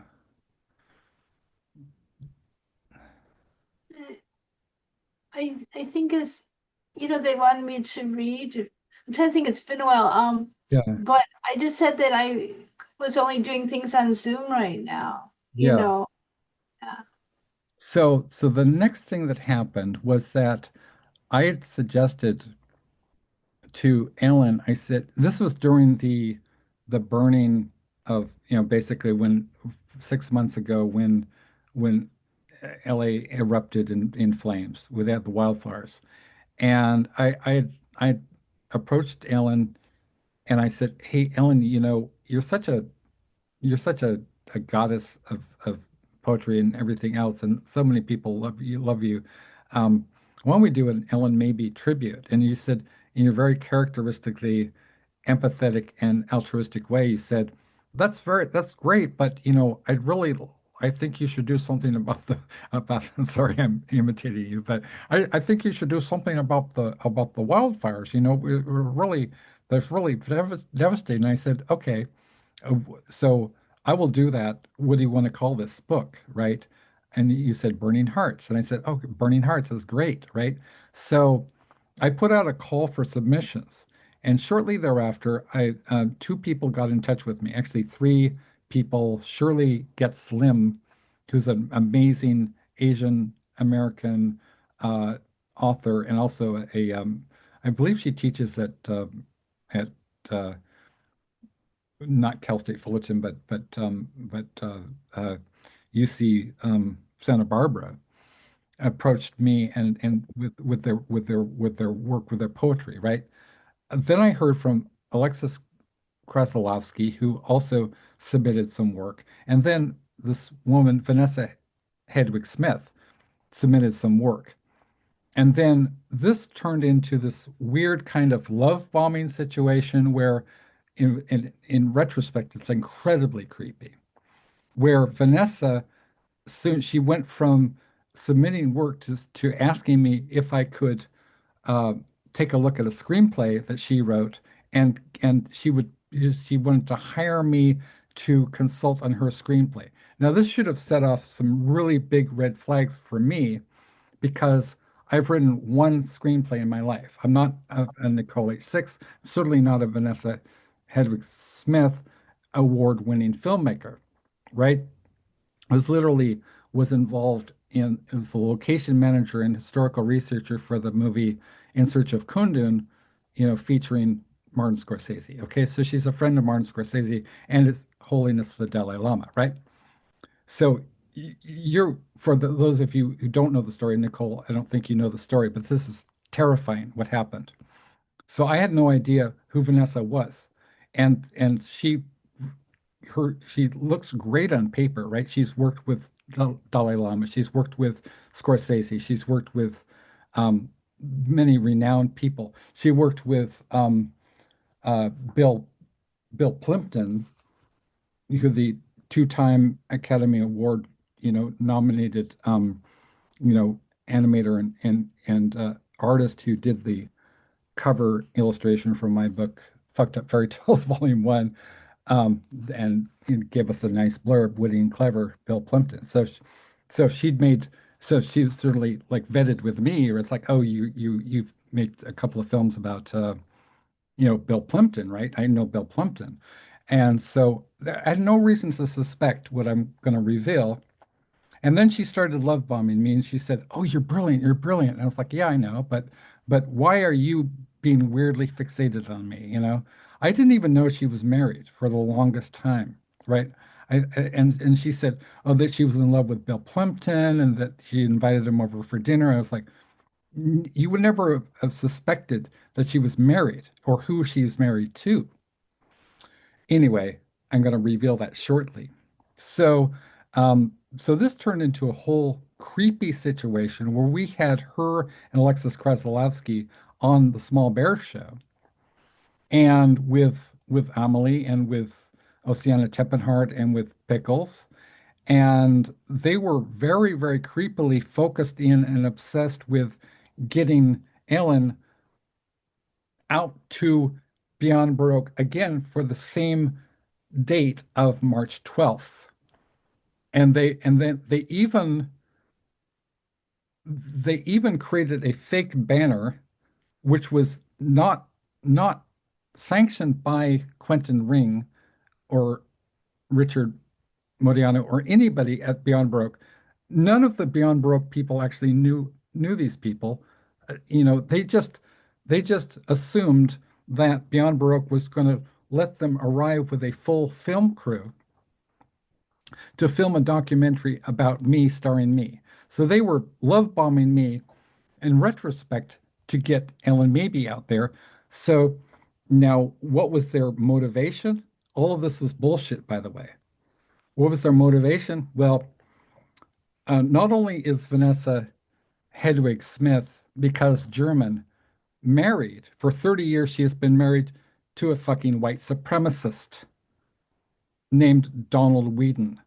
Donald Whedon is the executive director of the Whedon Foundation, which is located in Bedminster, New York, equidistant, 10 miles equidistant to Clive Davis, the record mogul who discovered Janis Joplin, is also a close friend of Sean Puff Daddy Combs, the sex trafficker, who's a close personal friend of Donald John Trump. Clive Davis lives here. The Whedon Foundation is here. Donald John Trump, who was just golfing last week in Bedminster at his golf course in Bedminster, right? Vanessa Smith, they fund white supremacist organizations. Donald Whedon's father was literally a eugenicist. Then they use what's called greenwashing, which is, so they travel around the world. Vanessa Smith has traveled, she's lived in India, she's lived in all over the world. What they do is it's a front for white supremacy and eugenics. So they get in, they get very famous people such as Bill Plimpton, Martin Scorsese, and I'm saying this, I'm naming names because this is horrific, especially in light of what happened and what's happening now in LA, right? Um, they get people like Martin Scorsese to be their front for what is eugenics and white supremacy. And I'm not even exaggerating remotely, okay? So I want everybody who's watching this show, and I hope that a lot of people watch this show, are aware that Alexis Kreslowski is a full professor at was it Cal State uh, Northridge, I believe, is complicit in white supremacist greenwashing with Vanessa H. Smith, who is literally a fucking white supremacist. How do I know that? Because she told me, she later admitted that she was married, and she admitted that all the whole burning hearts thing, the documentary was bullshit, and she never intended, she was just using us.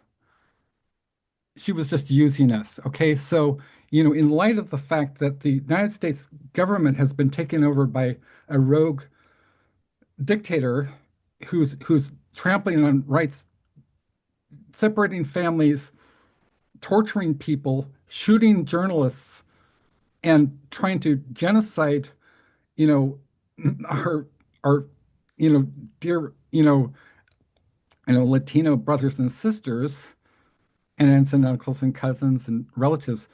I myself have my my my cousin Marcos Johnson is half Latino. Okay, Marcos Johnson is half Latino. Okay, from my dad's cousin Phil Johnson, who's also a poet.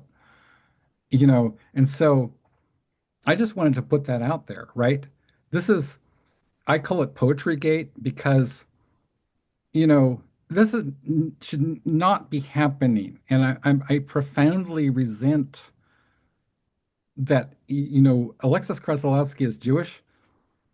So what is she doing with white supremacists? And that's all I want to say. So, hey, everybody out there, you know, if you're a student of Alexis Kreslowski, please know what she's involved with. If you're a fan of Vanessa H. Smith, please know what she's involved with. Okay, I want to rip the lid off this shit, and nobody will touch this story. None of the New York Times, Washington Post, nobody has nobody has responded, and that's all I want to say. I'm sorry. I'm sorry. I just had to say that. It's just you know, like I mean, what the fuck, right? You know, I'm sorry. And just please, that's all I want to say. And um, so Nicole, please, like, I love you so much, and and so I hereby induct you into a collective paw, and you're I'm giving you a pawsie, and I'll be sending you a certificate, a signed certificate with the lovely artwork by Pickles. And so this is a collective paw, the original artwork. As you can see, it's got butterflies, right? Butterflies are the eyebrows. It's got birds. It's got like a peacock, I think, a peacock, or is that a raccoon? It could be both, right? As the eyes.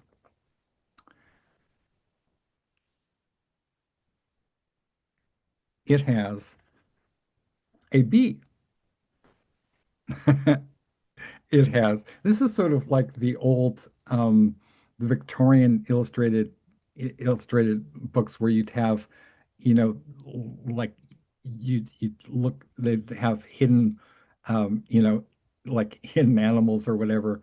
And you have a hummingbird, you have Ellyn's favorite animal, giraffe, right?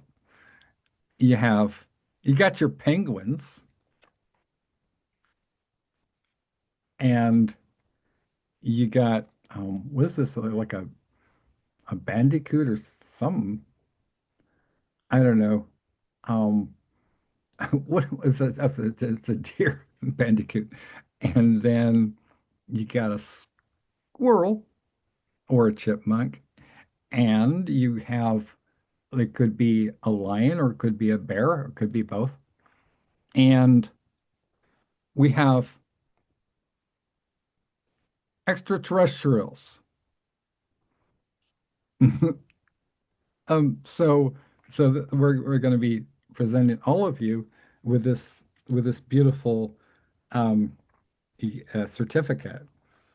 And so um, in to wrapping up, I just also want to talk about some of the other people that I think deserve to be mentioned, who are also, part of our um, Nocturnicorn books, as well as being contributors to a collective paw. I mean, it's like I ran out of space.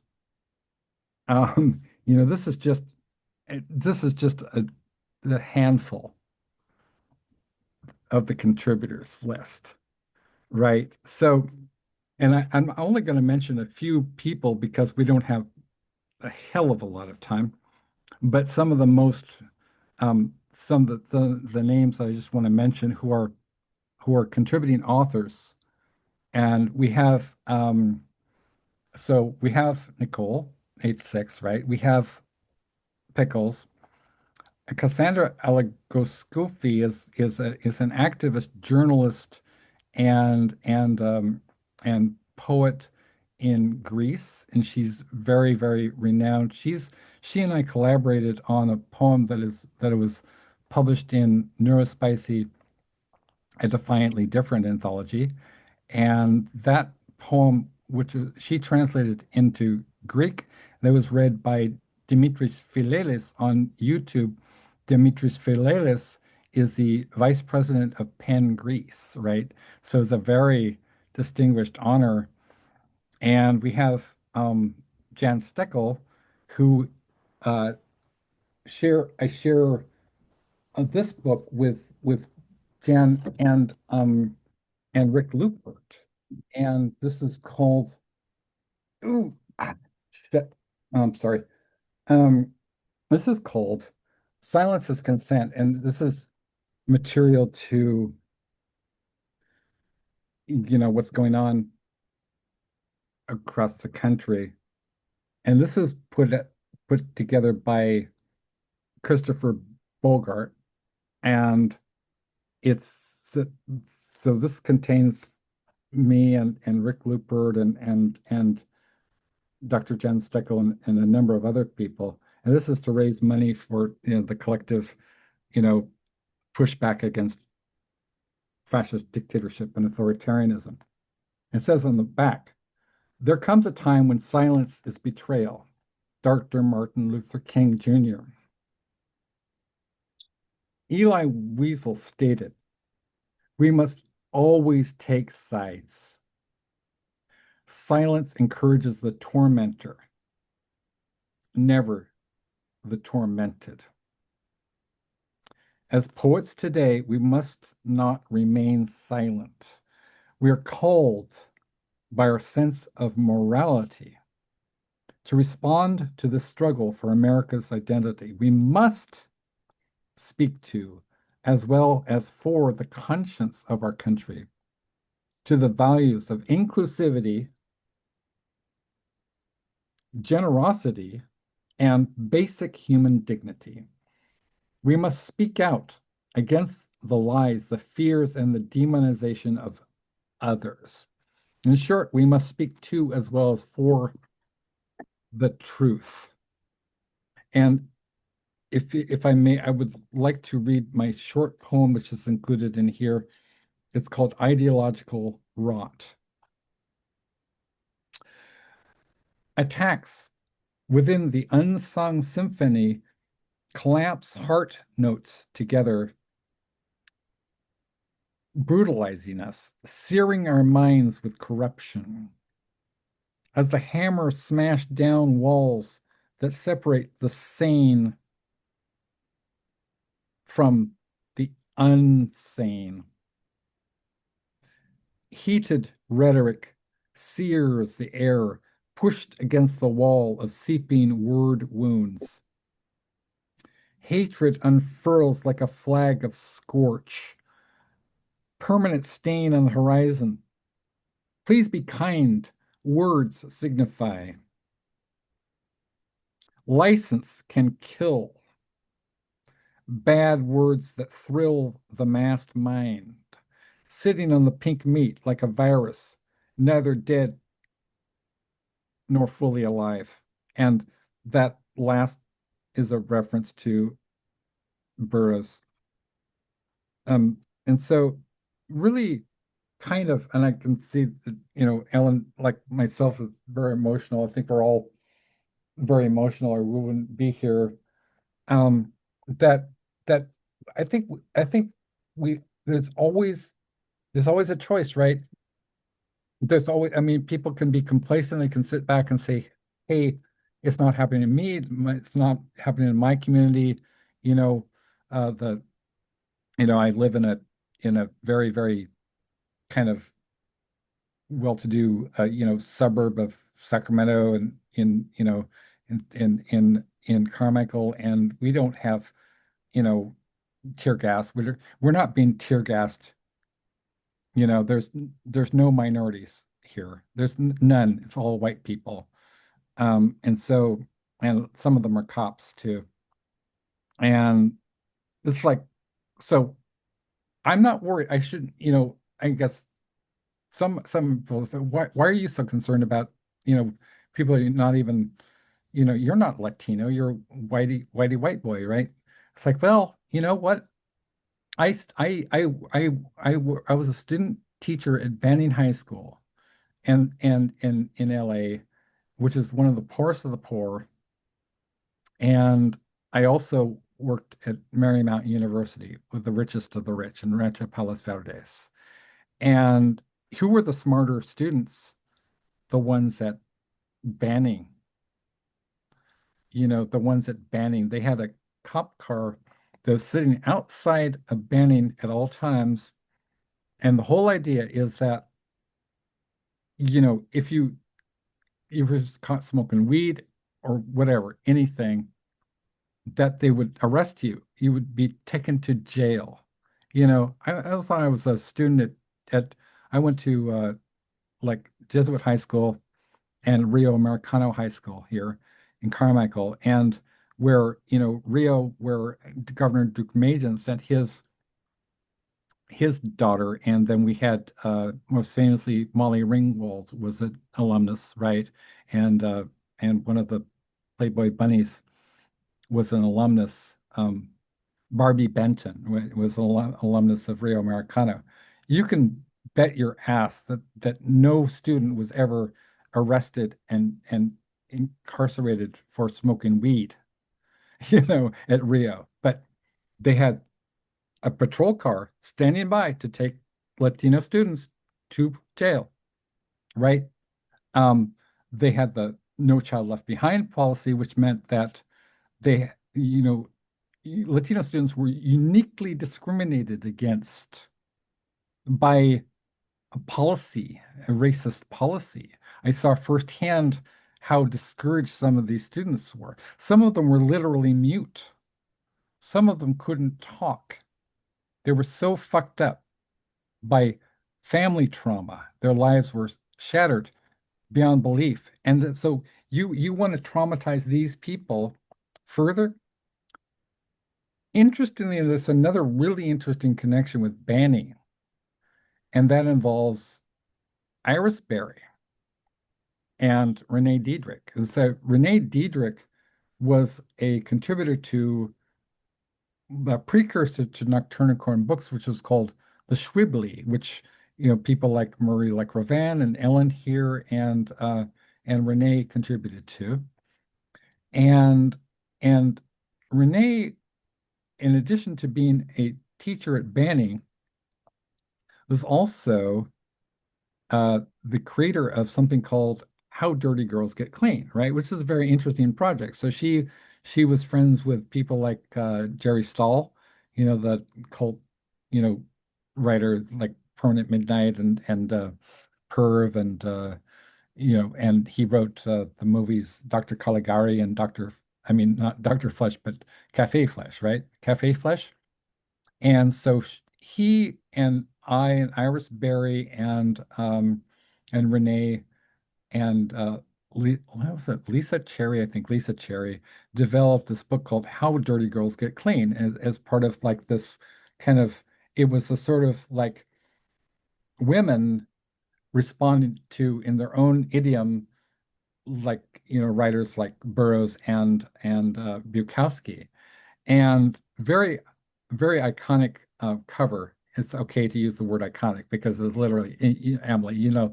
I give you a hard time about that, but it's really okay. So you can't get more iconic than Iris Berry gloriously nude, except for William S. Burroughs typewriter, right? On the cover of, we've all seen that cover, right? If that's not iconic, then nothing is iconic.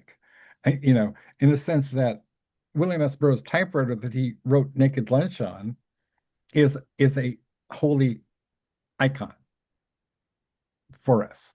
I mean, if right of beat writers, right? So there she is, naked and holding the William S. Burroughs typewriter. I remember the day they did that shoot too. I was not present, but I remember how excited Iris was about that shoot. She was like, "Oh my God, I just got to pose with Burroughs typewriter." I was like, "Oh, Iris Berry, collective." We didn't have collective paw then, but we probably had a squeezy hug, right?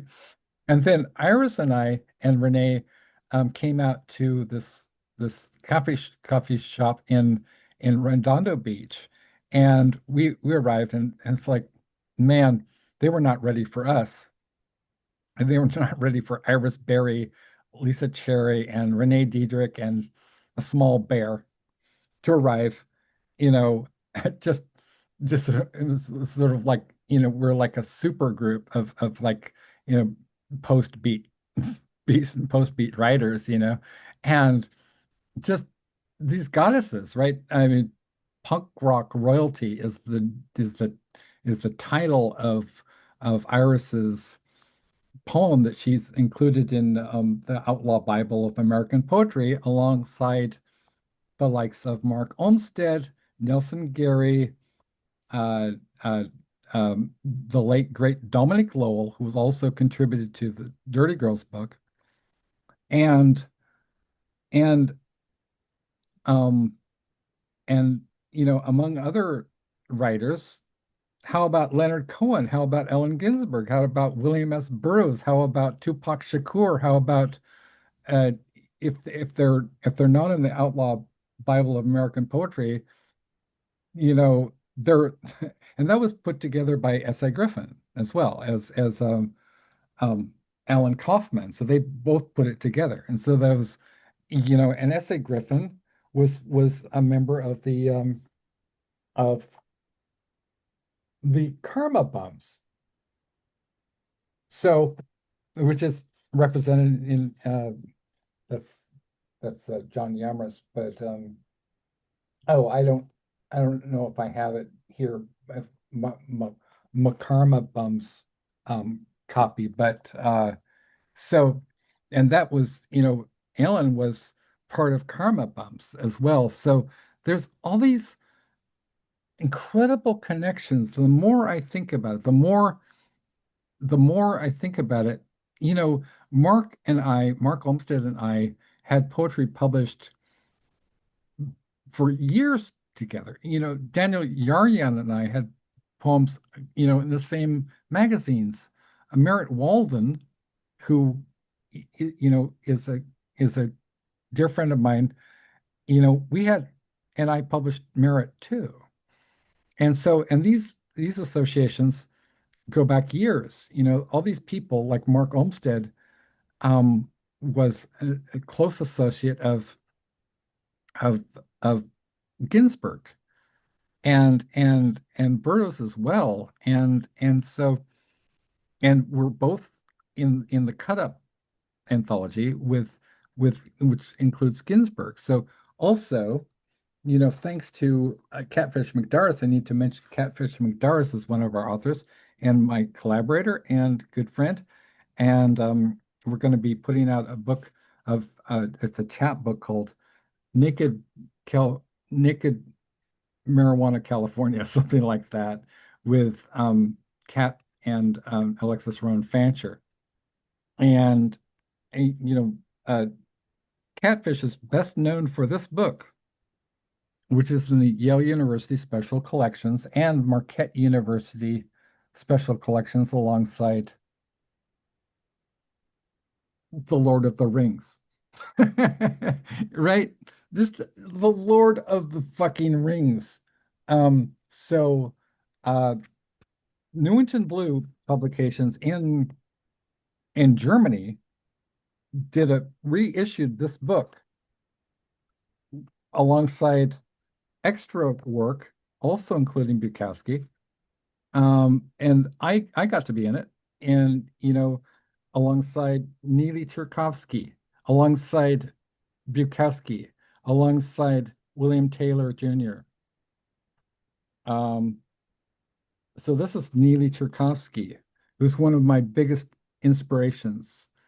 And so and so there's so many writers. I just want to mention a few people and then sort of wrap this up because we don't have all day. But I want to mention Jeffrey Thomas is a contributor to a collective Paul the Anthology. Jeffrey Thomas has been nominated for every single award you can imagine: the John W. Campbell Award, the Bram Stoker Award, the World Fantasy Award. He's the creator of the Punktown series, and he's also the the brother of Scott Thomas, is also a dark fiction author, and of Craig Thomas, who's the senior cataloger and chief librarian at Harvard University's Widner Library, which acquired two of my books. And Craig assured me that I'd been pre-vetted. And Jeffrey is also writing the foreword to my new collection called A Great Variety of Monsters, which is coming out from Horace Lee's Trash Publications, which also publishes Catfish McDarris and Ryan Quinn Flanagan. So, and then who else? Tara Vanflower is so basically all these people are kind of honorary award winners as well. Tara Vanflower is the the ethereal voice of dark wave legends Lycia, whose fans include Trent Reznor from Nine Inch Nails and the late Pete Steele of Typo Negative. Right. She's one of our contributors to a collective paw. She's a regular contributor. We have Caitlin R. Kiernan, right? Caitlin R. Kiernan, two-time World Fantasy and Bram Stoker award-winning author, called by the New York Times one of our essential writers of dark fiction. Also a longtime friend of mine, and a collaborator with another one of our contributors, who was also in the Burroughs book and wrote the foreword to our Bauhaus book. And his name is Billy Martin, better known to his millions of fans around the world as Poppy Zebright, right? And who wrote such classics as Exquisite Corpse and Lost Souls and Drawing Blood and Swamp Fetus. And his work was adapted for this TV series, The Hunger, featuring, David Bowie, right? Which was, you know what I mean? So we have, Billy Martin and Anna Taborska. These are all contributors to a collective Paul the Anthology. So this is the company, right? Anna Taborska is a 5-time Bram Stoker Award nominee, a contributor to Year's Best Horror, Volume 4, which featured Stephen King and Peter Straub, and is an award-winning filmmaker, has worked with the likes of Rutger Hauer, and also worked on 2 BBC documentaries about World War II and is a graduate of Oxford University in in um, in experimental psychology. So, and she's a dear friend of mine, and contributes to all of our books. I mentioned Dr. John Steckel, who's a graduate of Yale University and Harvard University, attended Harvard, has a degree in English literature from Harvard, graduated summa cum laude from Harvard and from Yale University Medical School, is a non-practicing pediatrician, retired pediatrician, Lambda Award-winning author, and and I think the world of Dr. Steckel. And who else? Michael H. Hansen, who's was nominated for a Riesling Award, full member of SFWA, and has contributed to books like all of our books. Has published more than 100 short stories. A full member of Horror Writers Association and SFWA and a really nice guy too.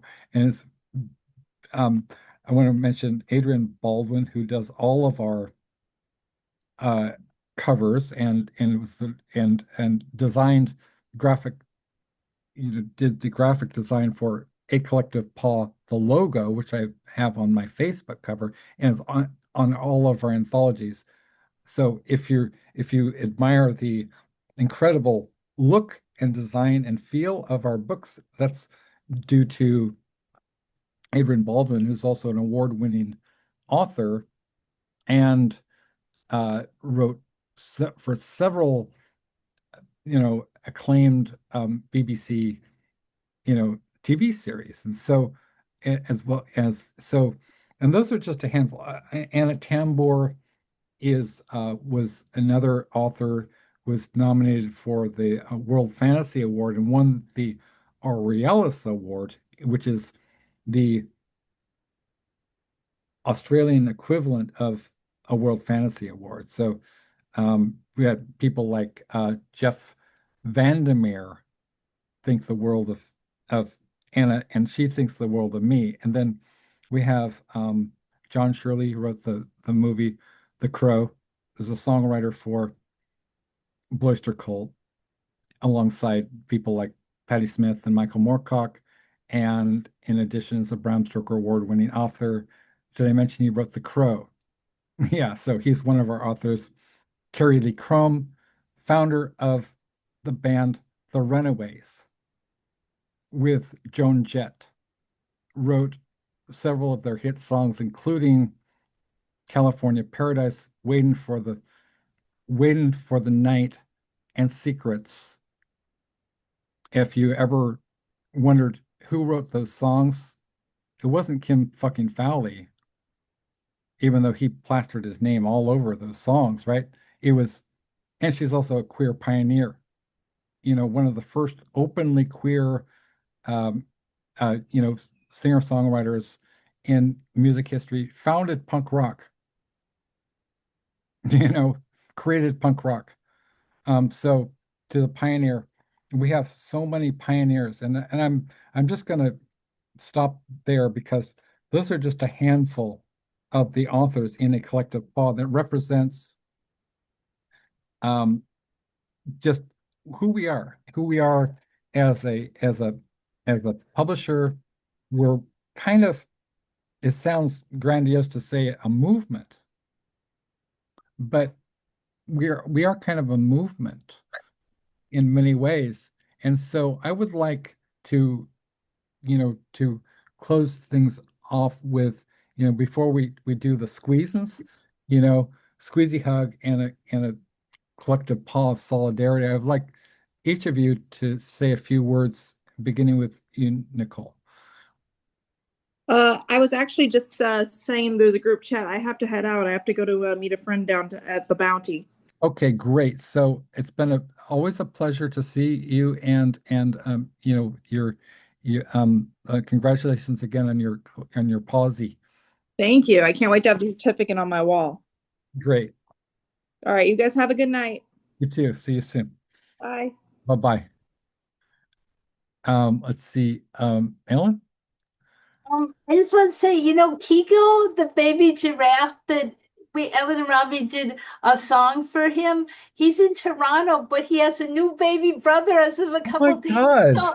Yay. Oh, Autumn, that's so Autumn gave birth. beautiful. Yeah, in South Carolina, Autumn just had a new baby calf, and That is he's so so cute. great. So yay, yay. Yay.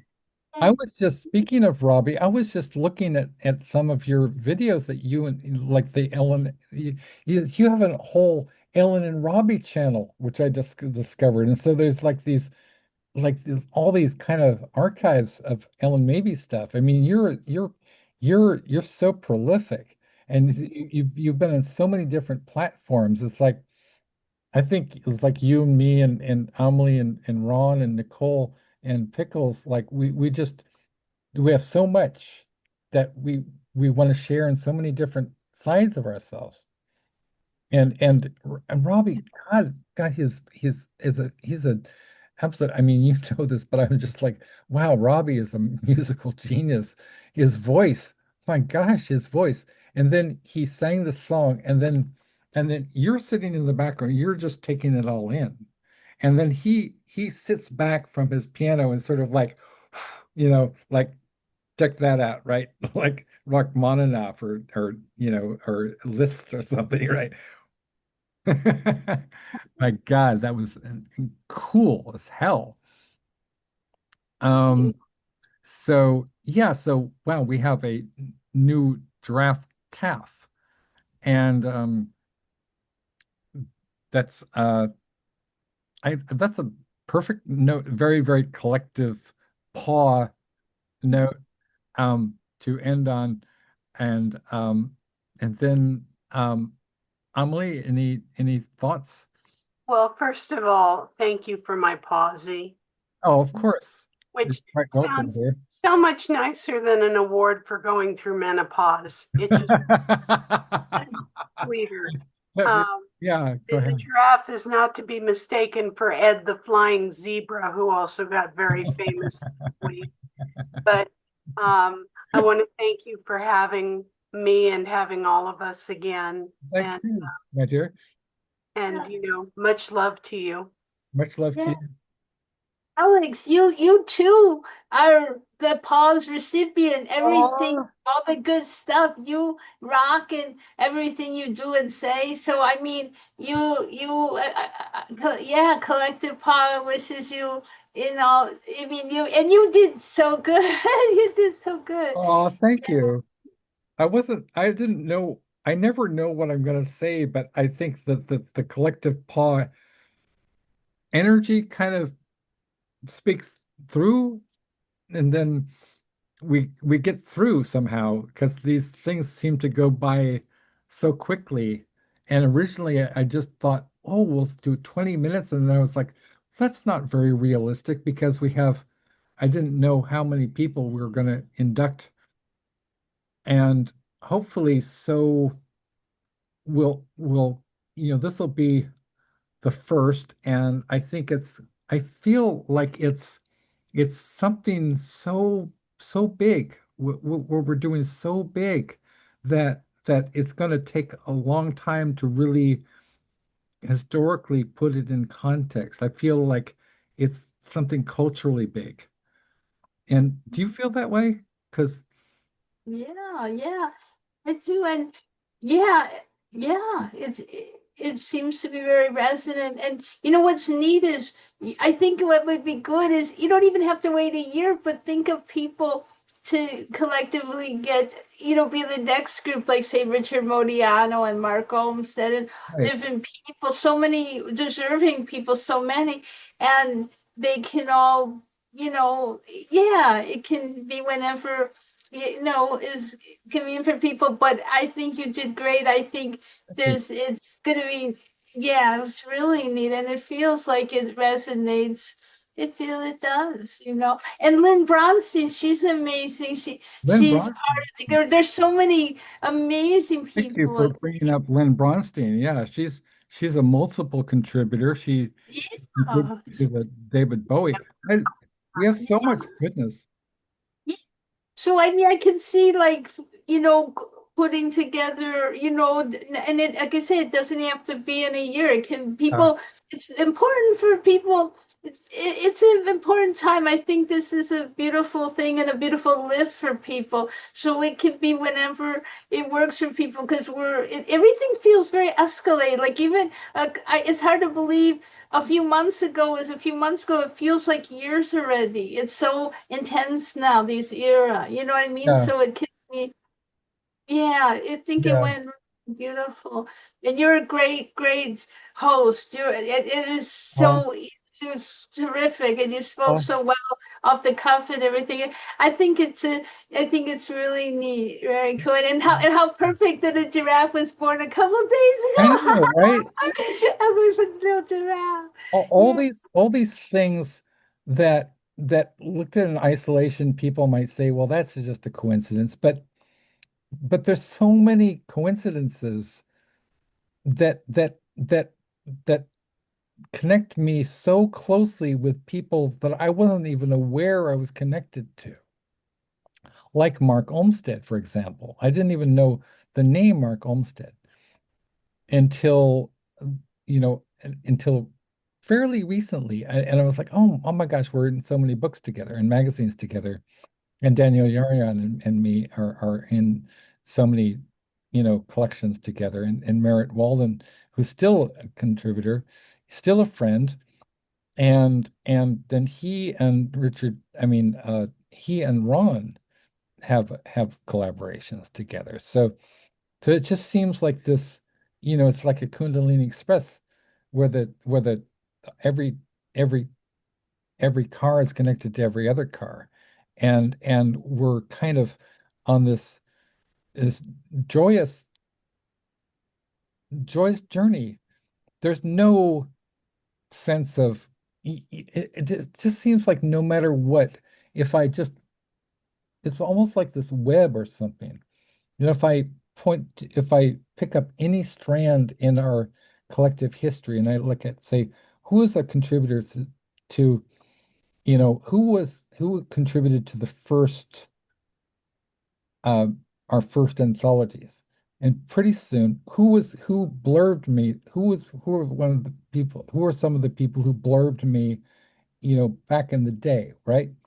Dominic Lowell, John Shirley, you, Ellyn, and then in retrospect, okay, who were those people that I didn't really take for granted, but I was sort of like they were just my friends, you and Dominique and Iris and Richard and all these people, and then just taking a step back and saying, oh my gosh, all the history, all the history of with Beyond Baroque and with these anthologies and with the Outlaw Bible and with Burroughs and Ginsberg. It's profound. It's profound. It's like this tapestry. I mean, every thread is connected.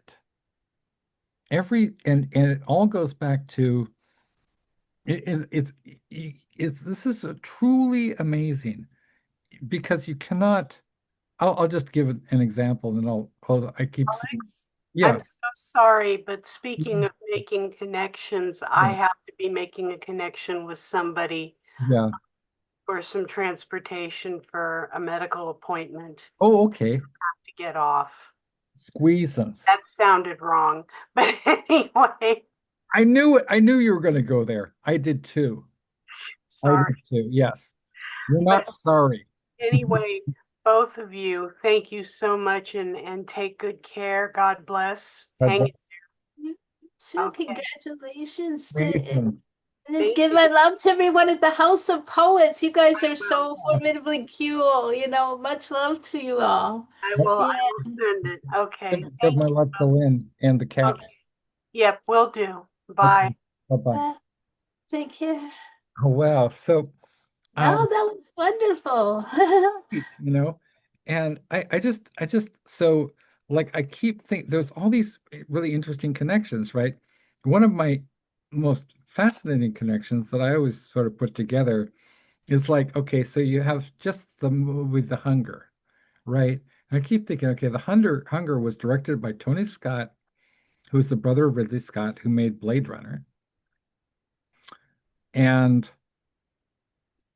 our friend Paul M. Salmon worked on Blade Runner and wrote the definitive book on it. He's also contributed to the Clive Barker book, and he's a friend of Clive Barker. And then then you have, and he worked obviously with Ridley Scott and was a friend of Philip K. Dick, right? And then you have Bela Lugosi's Dead, which is the song that's featured in The Hunger. And The Hunger was written by Whitley Strieber, who also wrote Wolfen, which the movie was made in Wolfen, which is starring Edward James Olmos, who was also in Blade Runner, right? And also was directed by Michael Wadley, who made Woodstock, right? And then you had a very a appearance by who was the guy who played Willem Dafoe is in The Hunger. He plays a really, really brief role in The Hunger. And then obviously David Bowie, Susan Sarandon, best known for the Rocky Horror Picture Show, and then Catherine Deneuve. And then you have the fact that Whitley Strieber was also a friend of Burroughs. And he also wrote Communion, which was made into a movie by Philippe Moira, starring Christopher Walken, who was best known for his sketch on Saturday Night Live called the Cowbell Sketch, which is about Blue Oyster Cult, right? Which is a band that features lyrics by John Shirley, Michael Moorcock, and Patti Smith. So like right, and it's just like looking at all these things, and then David J. Haskins was a is a self-described Burroughs obsessive. And so I think I keep looking at all these connections going, it never ends. Mhm. It never ends. And it's like, is this and then the whole idea of things being coincidence. Well, here's another great example of more than coincidence. Canciones de Invierno, Viggo Mortensen, your friend and collaborator Viggo Mortensen, right, was in most famously known for actually three movies, the Lord of the Rings saga, working with David Cronenberg, who directed Naked Lunch. He played William S. Burroughs in On the Road, alongside Kristen Stewart, who I believe played Carolyn Cassidy. Kristen Stewart also starred as Joan Jett in the movie The Runaways with music by Carrie Lee Crum. Right? That's amazing, It's huh? amazing. So, like, what are the odds that all of these things would be, it's like it's either I'm a schizophrenic who's with delusions of reference or think that everything's about me, but then it's like, well, I just feel like I'm kind of like a lightning rod for all these artists, and that I get to. I've always loved bringing people together, I guess, and so I get so enthusiastic about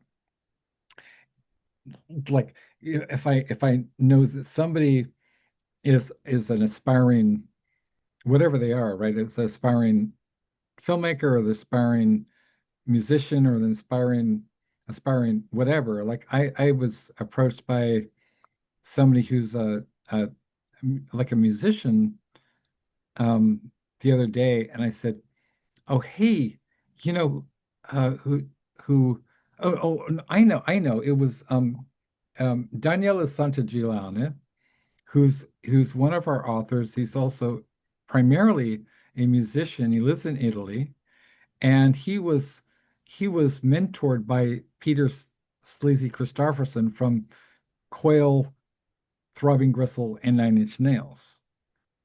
And then I said, "Hey, Daniela," and he's also does testing vols, which is a kind of an industrial music thing. And I said, "Hey, it would be great to collaborate with Jarbo, you know?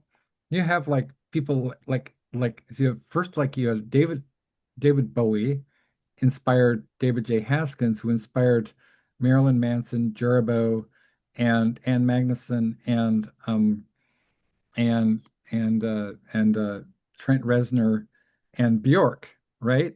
And then you have the fact that Bjork is a fan of my dad, right?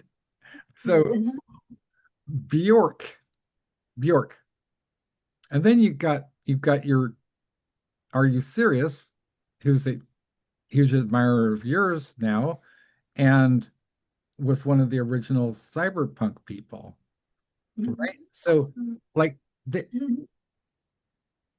Amazing. it's It's amazing. there's Yeah. there's so many. It's so sort of like it's like it's sort of like solving a giant jigsaw puzzle where you don't have the original picture. Yeah, that could be an Ellen maybe line, right?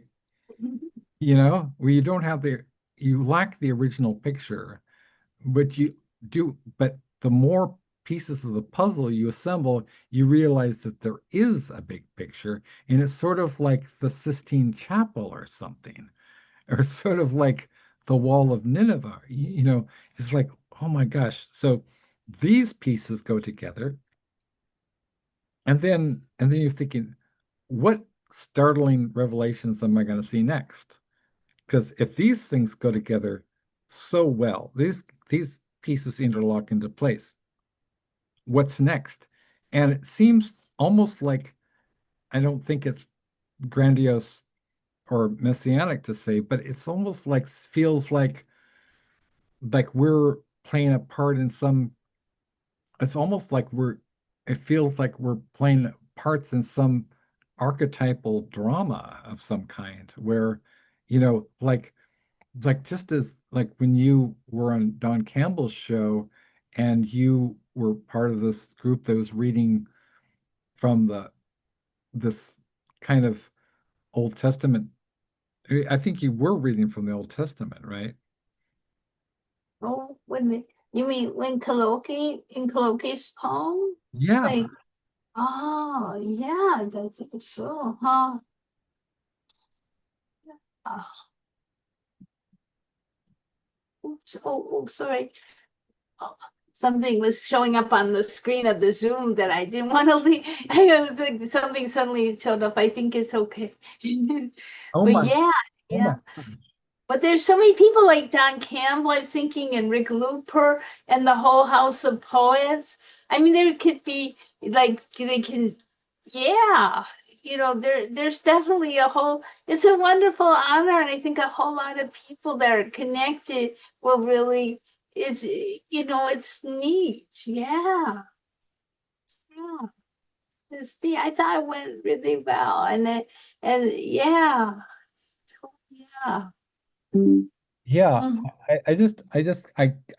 I kind of, so probably should wrap things up, and so you can, have a bite to eat or whatever, and because sometimes you forget to eat, and so I wanted to, you know, um, and I have to put so they're always, my books are kind of, I'm sort of leaning on each other, which is precarious, and I shouldn't do this, but I never, because I'm so neurodivergent, I don't have any, my desk is insane because I never know which things I'm going to need. And I think I need all of my books, kiss all the spines. I need them because I might want to kiss them. It's crazy. Like I'm not normal. So I'm gonna try to put my books back on my shelf here without spilling them on me. And I've got your books. I've got Henry Rollins. I got the Leonard Cohen, anthology we did. And I've got David Haskins and Terry Van Flower and John Shirley and the Death Jazz and the Outlaw Bible as kind of talismans. You know, they're they're they remind me that that the the numinous exists and the divine is present in our lives. It's not just words, you know. And I just wanted to close out by reading one of your poems. You. Um, let's see. Um, oh, Fido. I don't think I've read Fido before. Okay, here it goes. That's And perfect for Polly as right? well. Exactly. Yeah. Fido from Ellen Mabie's The Cowardice of Amnesia, published by Henry Rollins, edited by Xene Cervenka, author photographs and art by Viggo Mortensen. It's like just like starring, featuring, right? Ta-da! Or like, cast of thousands, right? The only, the old like Cecil B. DeMille, cast of thousands, right? Um, uh, oh, like I remember, like one of my biggest inspirations was Snoopy and Charles Schultz and Peanuts. Believe it or not, it's really true. And so he was always because he was always on top of his. Actually, he was one of my models, right? I didn't realize it was a cartoon dog, and that was weird to identify with a cartoon dog. I just thought Snoopy rocks, man. Snoopy got to be a lawyer. He got to be a. I was so impressed by Snoopy, and he's like, and he would wait. He would like he'd get inside the mailbox and he would wait for to have his manuscripts, the response to his manuscripts, and like that, with his little beagle nose sticking out. It was a dark and stormy night. And so, um, and anyway, so this is called Fido. Fido wrote a screenplay. Fido wrote me into the screenplay. Fido is a sensitive dog. Yes, he is a dog. He is a dog in that he has four legs and not two, a tail, and bad odor mouth. I keep Fido's things organized. Fido's things are rulers, yarn, and bourbon crackers. Fido is a well-read dog. Fido reads Kafka. He reads aloud, and I type curtains to the windows. He keeps milkman hours and drinks orange juice with lemon. Newspapers written in Velcro line the tables. Fido picks and hunts at the feature articles, looking for the who, what, when, where, and how of a particular moment. um, Fido is a perceptive dog. And I type slowly. California is his hometown. He's lived here only 8 years, but he's deeply in debt and likes magic marker and water on his notepad. He uses pens and uses them till they're dry and dips them in water. Fido drives an automatic sled, compromising on his ancestors who were Eskimo pull dogs. He has that indigenous woof in him and reads a lot of Native American poetry as he faces the four winds to stay in touch. Fido has never been a popular dog, but the other dogs respect him. He wasn't always a screenplay writer. He used to lecture in front of Van Gogh's paintings on the meaning of crows in pre-1900 Amsterdam. Avoiding pretension. Fido made a lot of contacts and was asked to write a movie about Andy Warhol's left eye that starred Fido. 3,000 pages later, he was a known commodity and was paged regularly at Club Lingerie. Didn't Iris read at Club Lingerie? Pretty sure she did, right? You read there too, right? Obviously. Yeah. Um, where he tied the drummer's shoelaces together during cover versions of Stairway to Heaven. It was only minutes before he had his own fire hydrant at Spago's, and not near the clatter of the kitchen, like Rin Tin Tin. Fido was living his heartbeat in infinite bow wow wowie. I'm a groupie, I admitted. I'm not in it for the sex, though I have those fantasies. We do it in a doghouse. We are platonic, but he doesn't see through me. This the mention of rabies shots makes me horny. I am sick, yes, but I realize it. I type 80 hangnails a minute with long rolls of paper Jack Kerouac style. Part of the dialogue, the character actor part. I type on a fringed vest the ingenue words I saw into a mini gown that ran away from Paris 5 times and got it right. We built a wardrobe and took meetings with other precocious fabric. That was Hollywood. It was a bow, eat, bow world. Our production company was called Cannibals over the party's begun INC. His parents only now are beginning to talk with Fido. His mom wanted him to live a responsible life. Her hopes were for him to be a guide dog for the blind, or at least a dog who kept the cattle together on a farm in upstate holding the idealistic value system together.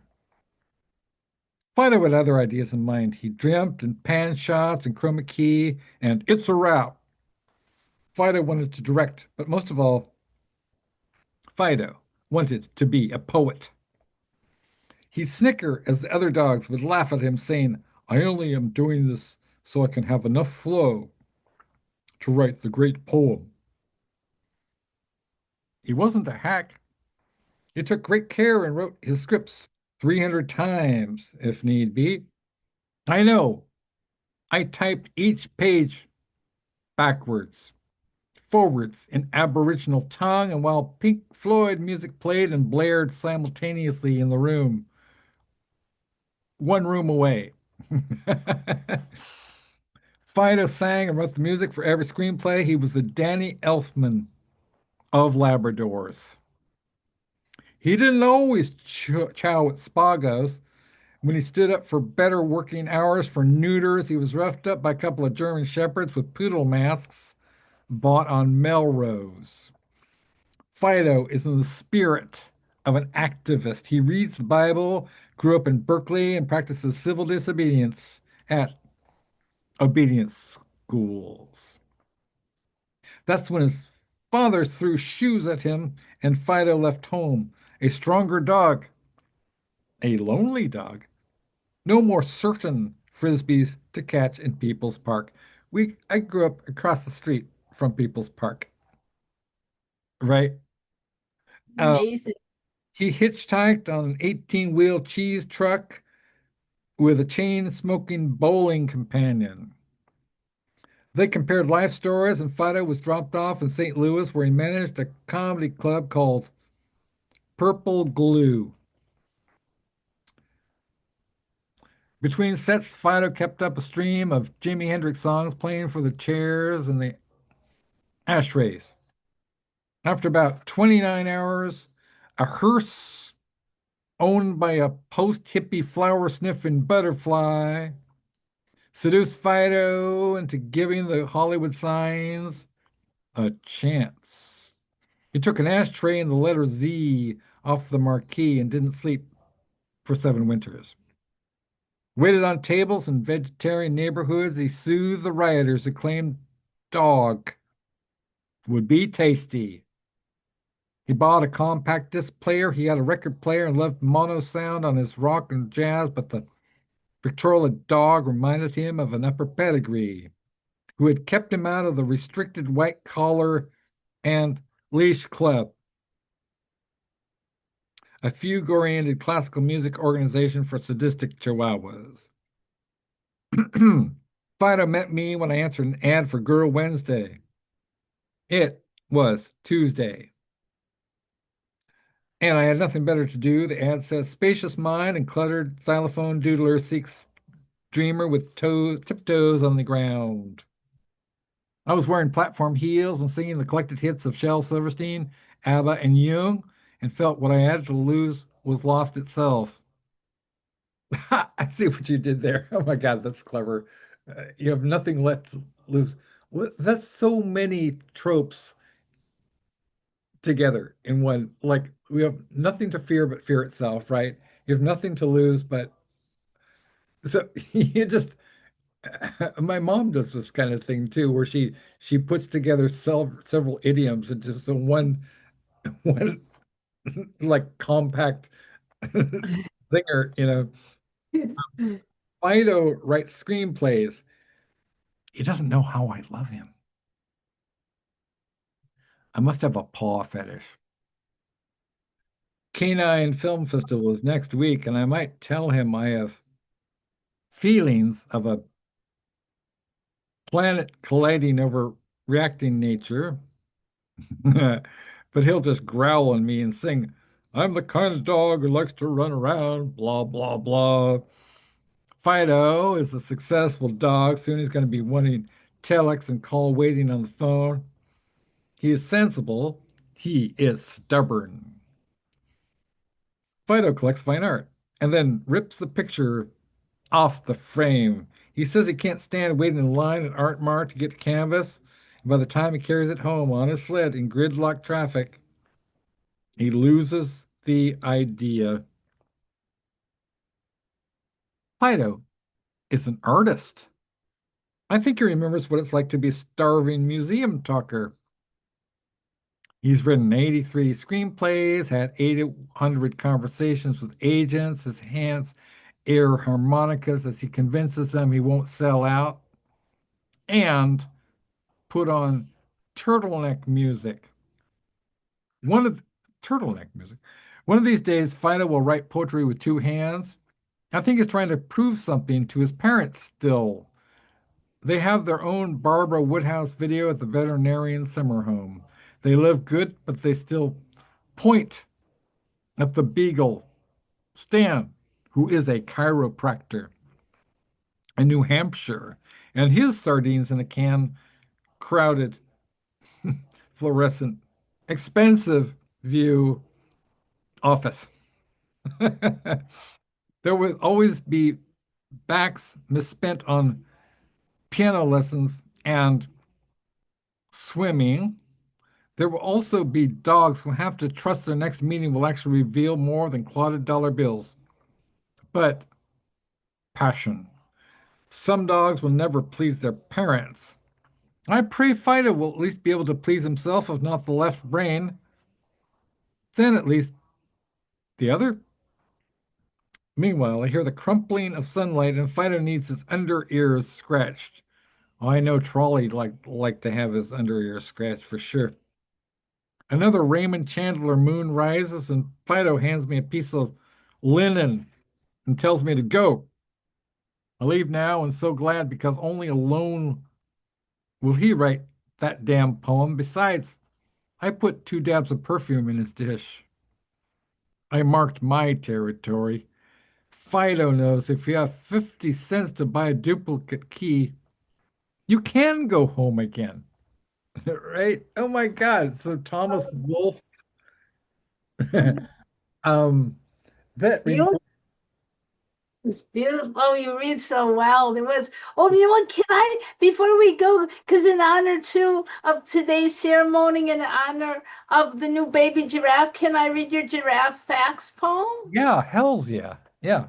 Is that, you know, if this is perfect for, this is really neat, this, like kind of the capper of the whole ceremony today, you know, and animal poems, but this is so cool. And the baby, you'll have to go check him out on, he's on like, an Earth Cam. Oh, You can see him. You know, he's in Greenville, but he's so cute, the new oh, baby giraffe. I love baby giraffe. Yeah, they're really, and you know what? They stand up so fast. They Oh my gosh. stand up like within a half hour. But here, and you know, it's funny because Robbie and I wrote the song for Kiko, and then we went to South Carolina to sing it for him and his parents. We drove there. Yeah, we got permission to perform the song we wrote for him and his family. It So was a you, big you road trip. you performed, you and Robbie performed for giraffes? Absolutely, there's That's so video. cool. Yeah, yeah, we performed there in 2013 when he was a very young baby. Well, Yeah. speaking to that, I have another story. This is another mind-blowing thing. So, there's a guy. Wow, what's it? Forget his name. Frank is something. Frank.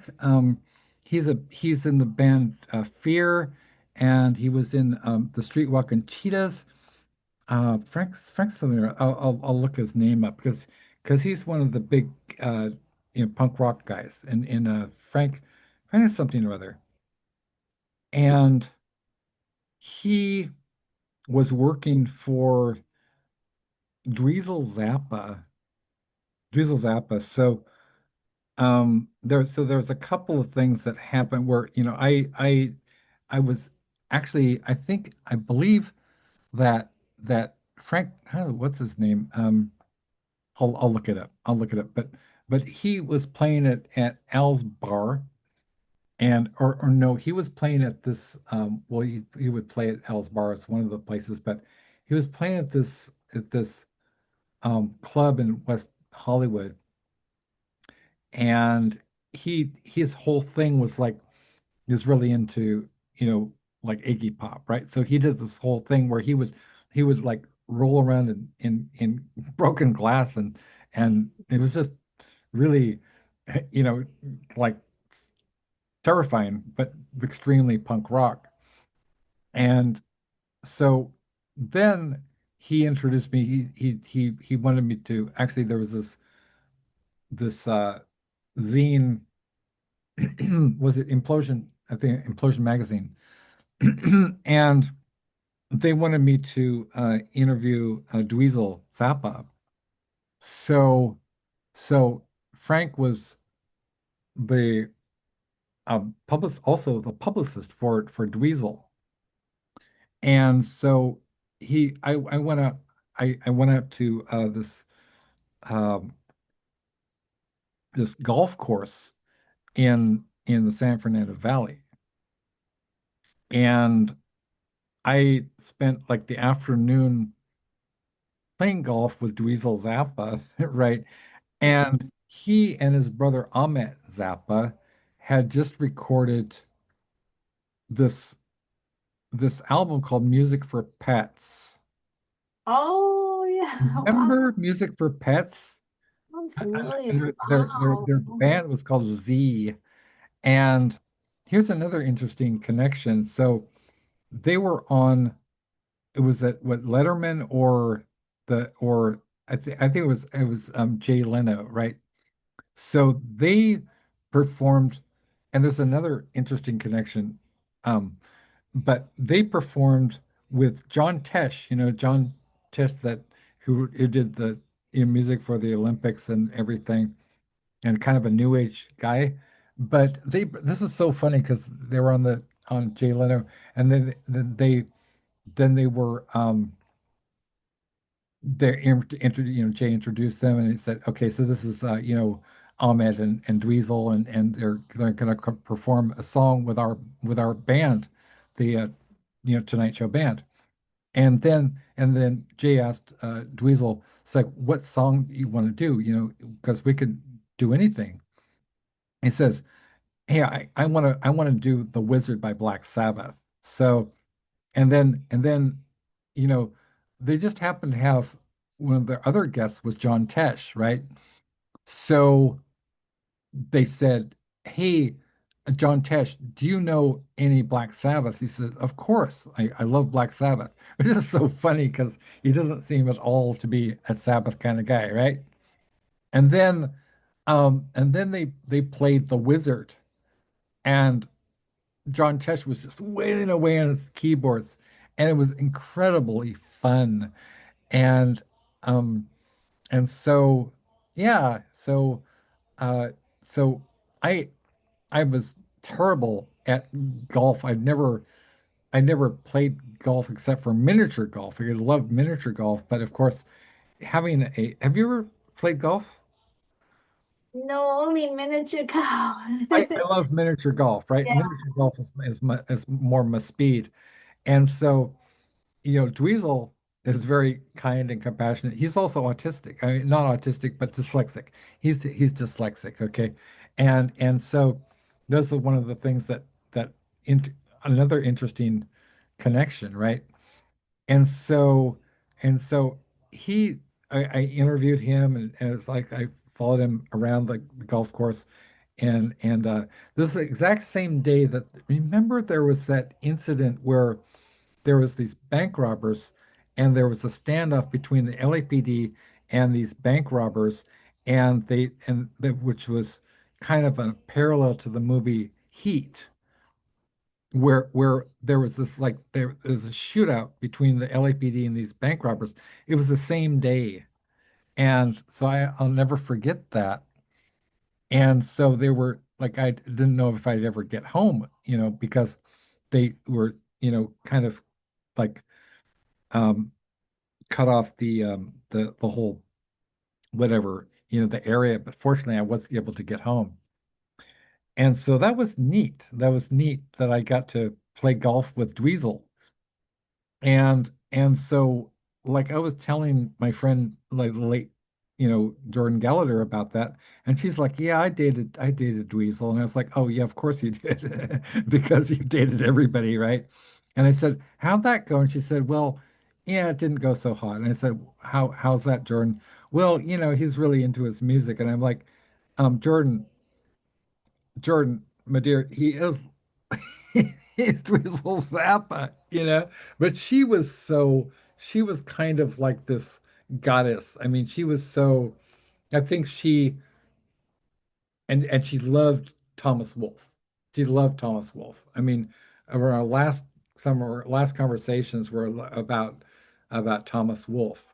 And another interesting thing is Jordan actually wrote a story to me. It was dedicated to me, but she would write these stories in the margins of her books, so which are now owned by Michelle Fairchild. And we're just very kind of, it's very interesting how how many lives that she touched. I know that Suzanne Lummis was a friend of hers and thought a great deal of her, and also thought she was a very kind person and generous. And she also taught a course with Kate Broverman, which is pretty wild, right? I mean, so the number of people that I've known who are played key roles in culture of the last over the last maybe century, the direct connections with, the Beat generation, and then you are considered by some to be the successor to Allen Ginsberg. I don't know. I mean, I think that you're unique, that that there's resonance with Ginsberg, but then there's kind of this elusive Ellen maybe quality. And like I always liked what Grail Marcus said about your miserablest pride. It's sort of like, hey, Mars girl, get off the planet, right? And instead of that being a bad thing, you're like, yeah, fuck yeah, man. I'm Mars girl. You embrace that and you are all these characters like Fido. I mean, there's a little bit of Fido in you, and there's also a little bit of that huckster character in Ball and Chain Record Store is also you, if I'm not mistaken, right? You're both characters, right? You're not just like not you're not a victim. You're kind of a hero and an anti-hero too. And right? And it's kind of and it's truly magnificent what you do. It's like somebody like, okay, for example, Sylvia Plath, who's and I mean I think that Sylvia Plath was one of the greatest poets since Sappho, but or Jane Austen, but Sylvia Plath primarily wrote autofiction about herself and her family, and you write stories and they're little plays, and we talked about this before. I think, have you ever considered writing a play or a screenplay? Oh, wow. Oh, it's wild. I don't know. I mean, it's nothing I've ever really, I mean, the poems do sort of have this narrative style a little that so but yeah, I don't know, you never know. I mean, wow. I mean, the poems just kind of come, I usually write things that they're kind of happen at once. Like it's not like I've ever written somewhere you write and then you go back and you write some more. It's just been things that I've written, just they've all kind of come at once. So I don't know. I've never really written something that was lengthy in that regard. Like, I mean, lengthy, like, because some screenplays and stuff, but there is like stuff happening. I guess it could be like little short films, I suppose, because there's things happening. That's interesting. Yeah. I mean, I can see some short films, experimental films where you just have like two characters, little playlets, and then one person would dramatize one of the characters. And I mean, you and whoever, I would do this myself, but I don't have the resources. But I think that as especially as your work is so cinematic and so and I really enjoy watching all the short films that have been made. I particularly enjoy like People because it's very kind of mesmerizing and beautiful and inspiring to see these roller skaters, right? Like it seems like sort of like the roller skating through history in a way, like all of these people who are kind of represent different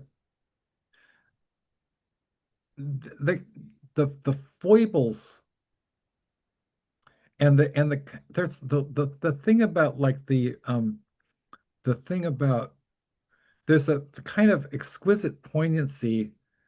One of your themes is sort of like the words not spoken, or like in T.S. Eliot, where it's like in a Proof Rock, where he says, do I dare eat a peach, right? All of your characters seem like they're almost like Proof Rock-esque or Proof Rock adjacent, where do I dare say the thing? Do I dare was it do I dare disturb the universe?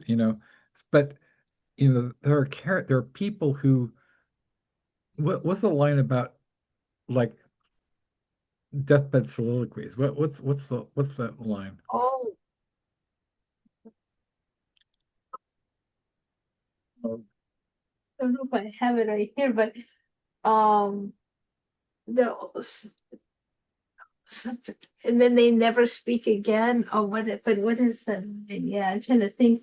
I don't know if I have it or not with with me, but it's something like, wow. I mean, something like a I don't know if I do, but like a wow. I'm just trying to think if I do, but um, but it's something like have conversations deep as something like deepest deathbed soliloquies and never speak again. But I don't have it right in front of me. It's something a little like that. But oh, I'm trying to think if I have it. I'm trying to see. I don't know if I think so, but it's a little like that. Something. Yeah, conversations deep as deathbed soliloquies and never speak again. Oh, there were. I think that there are people who have conversations deep as deathbed soliloquies and never speak again. I think it's that. That's it. And you know what that reminds me of? It reminds me of, in Waiting for Godot, where they spend the entire play kind of grousing and about like, okay, what are we doing here? Well, we're waiting for Godot. Yeah, who's Godot? I don't know, you know, and Godot never appears. It's just sort of like waiting for the miracle by Mm, Leonard Cohen, right? They were waiting for the miracle to come, right? And it's so exquisitely poignant, and mournful. I just pointful, as mhm, just like painfully poignant and mournful. And so at the last possible second, just in the 11th hour, Godot doesn't show up, but who that shows up? These clowns, and actually the Vladimir and Estragon are clowns. This fool shows up, and he's being driven by these. I don't know. He's sort of a slave of these other people, right? And so they sort of, and then he delivers this speech. Solemn. It's sort of like the solemn as a deathbed soliloquy, right? You're expecting something profound. You think you've invested your time in the theater, and you're waiting for something to happen. And instead of something happening, instead of you're waiting for somebody to explain what the depth and relevance of all of this is. And instead it's like it's some bullshit. It's just some nonsense. It's just like according to punchers and watersmen, quake, and blah blah blah blah blah. And then it's a sort of a satire on academic jargon and philosophical, you know, like philosophical writing, which is just so erudite that you can't, that it sounds like gibberish. And that's it. It's a tale told by an idiot, full of sound and fury, signifying nothing. And your characters seem to be sort of like a little bit like they're like these enigmatic, um, they're partially fools, but they're also heroes. They're sort of like tricksters, like a Bob Dylan characters, if that makes any sense, right? Like I was thinking, you know, of that song. This is really always inspirational talking with you, Ellyn, because you make my mind sort of make these connections, which I wouldn't, because your mind resonates with mine, and so I start thinking with your mind as well. It's weird, and so I'm thinking, okay, so one of my favorite songs of all time, and I know you love this song too. All Along the Watchtower, right? Bob Dylan. It's very enigmatic. What the hell does it mean? It could be a lot of things, right? It seems to be almost like a biblical kind of prophecy, right? I always thought at first it was sort of like an apocalyptic kind of song, because okay, so there must be some kind of way out of here. Said the Joker to the thief. There's too much confusion. I can't get no relief. Businessmen, drink my wine, come and dig my earth. Nobody will level on the line. No one of it is worth. And then like the whole thing about outside in the cold distance, um uh no, what's the line? No reason to get excited. The thief he kindly spoke. There are many here among us who feel that life is but a joke. Um, but you and I have been through that, and this is not our fate. But let us not talk falsely now. The hour's getting late, right? And it just seems like where your characters they'll have a brief epiphany, and we share that epiphany, which is like a lightning flash. It's like the storm you know, and the winds begin to howl, right? You have the storm and the thunder and the lightning, right? Or it's like a hard rain, man.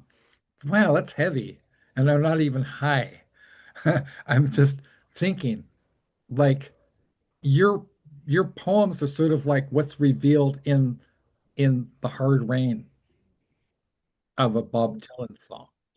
It's like the hard rain's gonna fall. I mean, that was about nuclear war, but it could also be about other things, right? And the wind blowing in the wind, right? A lot of nature stuff, there must be some collective Bob Dylan. I wonder how I could get in touch with Bob Dylan. He must have some collective paw stuff. Just try to think of a Bob Dylan song that has animals in it.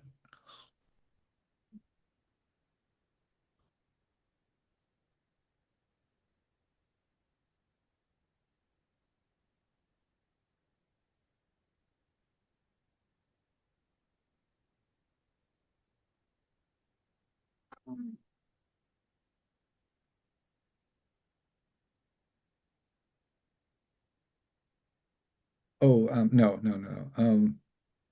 Like something, no, I'm thinking of Junkyard Dog. I'm thinking that's Big Mama Thornton. So, maybe I wonder, see, another thing I was thinking of because I'm including a kind of lots of things that are out of copyright and public domain. I wonder if what's the copyright status of Hound Dog, for example, or who owns Hound Dog?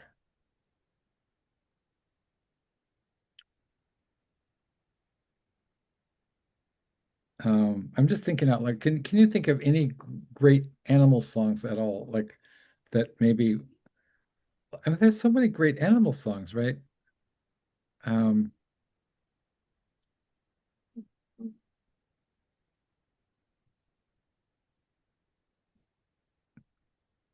I'm just thinking out loud.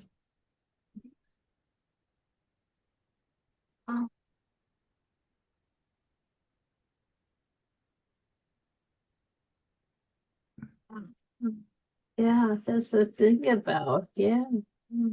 I would really love to have Bob Dylan on board. It's like, it seems like every time I have some sort of fantastic notion that seems impossible, then it manifests. So I'm putting that out into the universe. I think Bob would be wonderful. I mean, we had, you know, albeit brief, but a little communication with Patti Smith, which I never thought would be possible in my lifetime, right? We all had that ex wonderful experience when Patti Smith showed up for briefly on Facebook. And so Bob Dylan could not be far behind, right? I wonder if Ron knows him. He knows everybody. I know he's famously reclusive and all, he's Bob Dylan and so forth, but well, it's an idea. I also wanted to get in touch with who's that guy? Um uh, not what was it? Uh, oh shoot. Uh, oh, Chatham Horn, I think knows them, and Merritt does too. Um,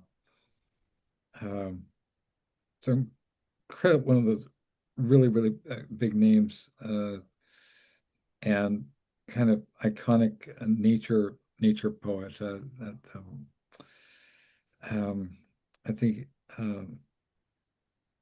Wallace Wallace Berry, is that his name? Wallace Berry, or is it Wallace something or other? Wallace Berry? That ring a bell? Someone in Wendellberry, Wendell maybe? Wendell Berry, yeah, Wendell Berry is still around, and so I wonder if we could get him on board. I think, well, because these anthologies, I really think they're what I wanted to do with a collective Paul the anthology is kind of something that resonates with early childhood, where I said, like when you go to the library and then you read these anthologies. I don't know if people read books anymore, but one of my favorite things to do and still love to do is, you would get like an anthology about a subject, like out of the library, and whatever it was. And it sort of had every story and every poem and every, whatever art piece about a subject matter. Say it was, you know, animals or giraffes or minerals or whatever, and they have these big, big anthologies full of stories. And so with A Collective Paw, what I went through and I did a Google search on like great poetry and short stories about animals. And I was like, wow, there's so many. I mean, there's like Sappho, there's Samuel Taylor Coleridge, Rime of the Ancient Mariner, which is all about treating animals kindly, right? That's what Rime of the Ancient Mariner is all about. We have Bram Stoker's The Squaw, which is all about, treating animals kindly and what happens when you don't. And and there seems to be a lot of kind of collective paw type of literature. One of my favorite stories, which I'm reproducing in a collective paw, it's called, have you ever read The Master and Margarita by Bulgakov? No. It's a novel. It's the Russian novelist Mikhail Bulgakov, and it's a really fun novel about the devil and his companion, who's this giant gray cat who walks upright. And it's one of the funniest books you've ever, and there's these long sort of philosophical digressions, and it's a unique book. And Poppy Z. Brite, Billy Martin, wrote a kind of a sequel to this uh, novel, which was called The Devil You Know, and it takes place during Mardi Gras. Have you spent any time in New Orleans at all? Just a little bit. That when we were going on the way, I think on the way to see either the way there or the way back, we were in New Orleans briefly when we were going to perform for Kiko and his parents. Right. Yeah, so we Yeah. were there a little bit. I knew it. It was so wild. There was this bridge, and Robbie was sleeping, and Uh-huh. I was still driving. And it's called the Pontchartrain. It's a bridge over Lake Pontchartrain. Yeah. It's like it's 20 miles completely over water. That's Oh, one of yeah. I have barely driven since then, but it was like totally over water, and it's like 20 miles, and you can't see 20 that. miles Robbie bridge, 20 Yes, it's miles. yeah, it's like a kind of like a probably a record-setting bridge of that sort. Wow.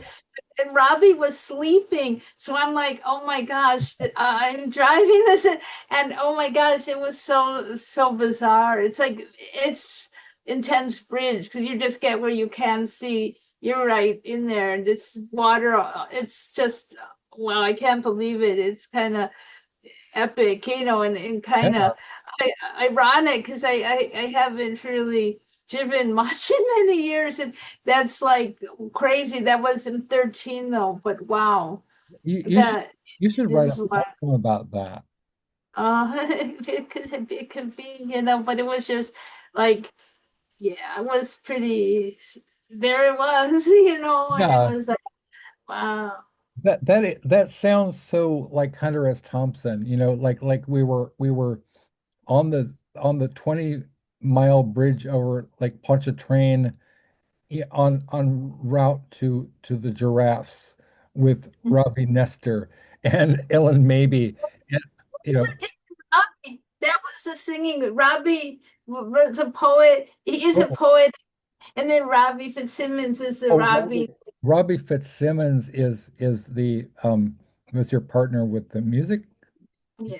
right? And then Robbie Nestor was your other partner with the poetry stuff, right?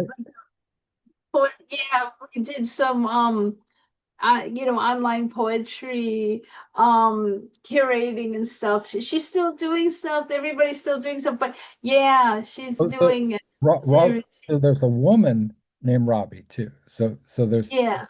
there's two Robbies. Oh, okay, I get it Oh, now. they spell Yeah. their names different though, because one is IE and one is I. Okay, yeah, that's kind of, messing with me. So, yeah, well, that's so great though. So that whole, it's sort of like, like in Fear and Loathing in Las Vegas, where you're somewhere near Barstow, near the edge of the desert, where the drugs begin to take hold. And, the whole idea of like an epic journey across like the world's longest bridge in order on route to meet giraffes. Yeah, you should write it. I bet you would be able, you should write that poem because it's sort of like, I think you would do something. You can write it and it can be in the tribute book. How about that? All right. Okay, so this Because this is yeah, 2013, and you and Robbie Nestor, no, Fitzsimmons. This Fitzsimmons, was you Fitzsimmons and said. Robbie Fitzsimmons. So Robbie Fitzsimmons. So who was your songwriting partner?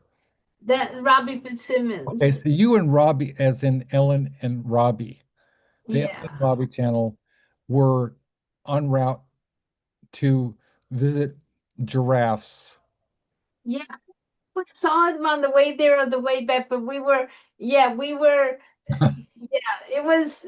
was pretty epic trip because like we got permission to do that, to go to Greenville when Kiko's baby, we wrote a song for Kiko, and then we wanted to see if we could, get permission to perform it for him and his parents. So Kiko, okay, so Kiko is a giraffe, and this giraffe calf had just been born, right?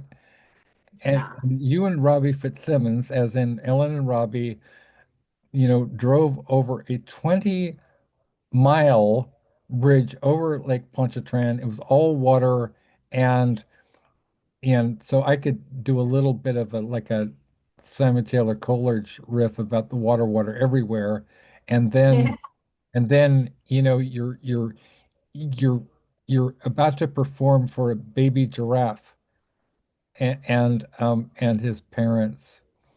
This is so quintessentially Ellen. Like every detail is miraculously odd. Yeah. Belong Yeah. to another better planet, you know, which is entirely kind of paw centric, where where Mm. there's magic and things are plastic and categories are mutable, and there's no hard and fast lines drawn between people, animals, rocks, minerals, objects, plants, the stars, the solar system, the very fabric of when you told me about the in the collective poem itself, Whiff of Wonder, that there's a one line about where you explained to me that you were talking about like the universe itself is kind of imprinted by things or and imprinted by and imprints, if that makes any sense. That, like there's a resonance of the and it's something in the collective paw that is that is both if you have that poem, maybe you could we could look for that line. Yeah, let me. Oh, yeah, yeah, I do. Oh, wait, yeah, wait, this is right here. Let me see. Um, it's um. Okay, let's see. Okay. Well, let's see. There's such a pain in the world. Like we all stepped on a thumbtack at the same time, and we can either take a step forward or a step back. But there's something in the collective paw of the world holding us up. For some it's music, for some it's a rainbow, for some it's nature, for some it's love. The world must contain wonder when it feels all the breath and wishes contain.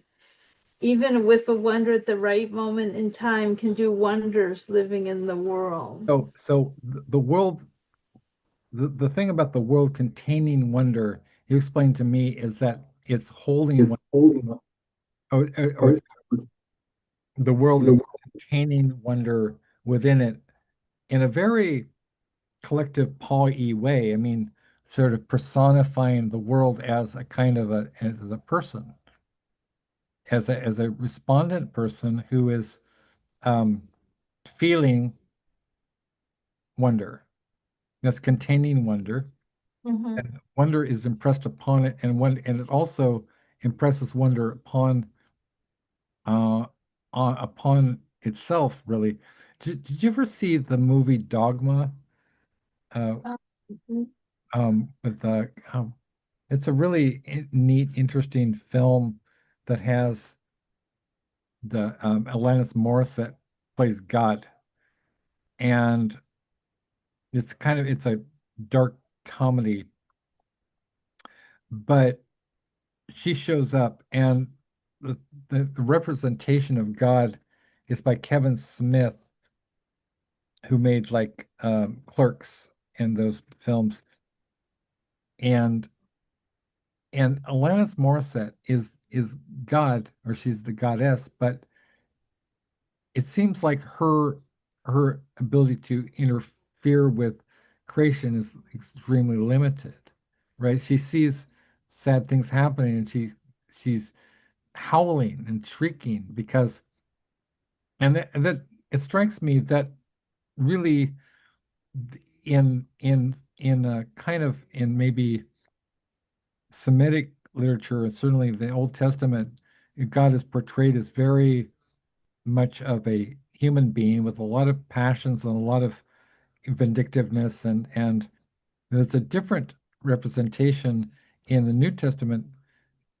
God goes away and it's just us really. It's sort of I don't believe that Christ meant follow me literally and as an individual. I think he meant follow the collective pawness of me, right?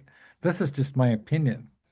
And so he really kind of overrode in the New Testament, he sort of overrode the Old Testament. God is very vindictive and very much separate from creation, like if you read Job, right, where Job says, he tells Job famously, "Fuck off," I'm God. Like don't, you know, I as Job says, why are you sending the boils and the locusts and this? And it's like, hey, Job, sit and spin, motherfucker. And and so Job was like, okay, I guess I'll just like take whatever abuse you're doling out, God. And God says, yes. God, he says basically he's like I remember because I still remember because I took this course in the Bible as literature at Davis, and God is saying to Job, who made who? right? Have you? And he starts bragging about his own creation. Like, hey, check this out. It's like a brag rap, right? It's like, yo, like check this shit out, right? I made the things that crawleth, and motherfucker, I made the things that creepeth upon the earth. Okay. I did this and I did that badass shit. What have you done? You sorry ass motherfucker. It's like it's a diss track. He's putting down his creation, which is an extremely unfair way. Job doesn't have a chance. You know, or that's that line in Ginsburg, right? I don't have a a Chinaman's chance, like in America. What's that? Well, America, um, I actually stood up and read America to my students at Dominguez Hills, and I actually declaimed it a la Ginsburg. And I do not think they were. Oh, can I do this? I want to do this, okay? Because you always inspire me, and it's your fault that we go on so long. Um, so I want to read America.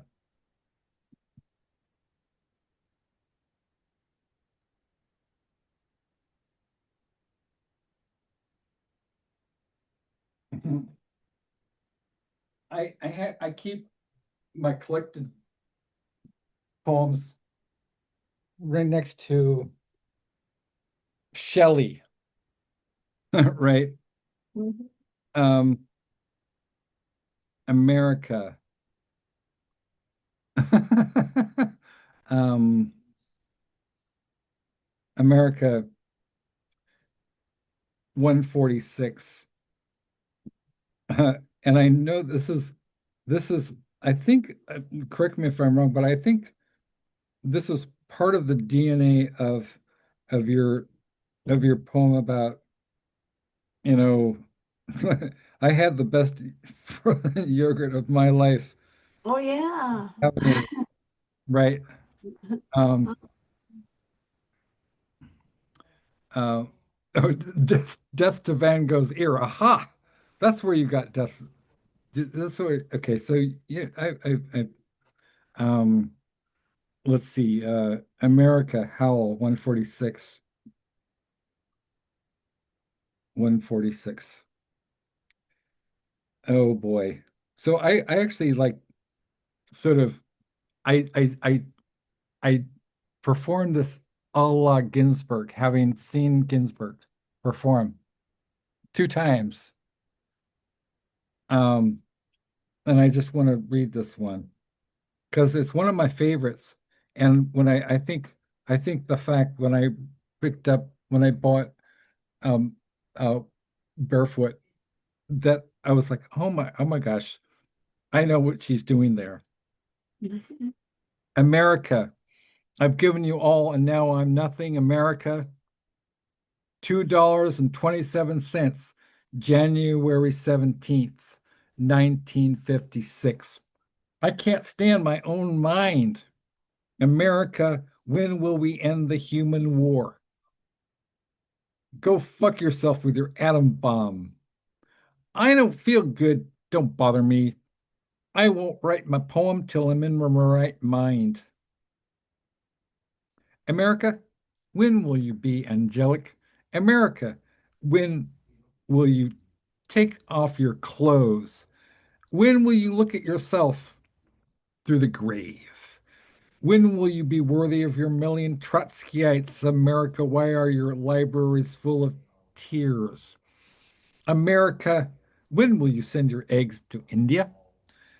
I'm sick of your insane demands. When can I go into the supermarket and buy what I need with my good looks?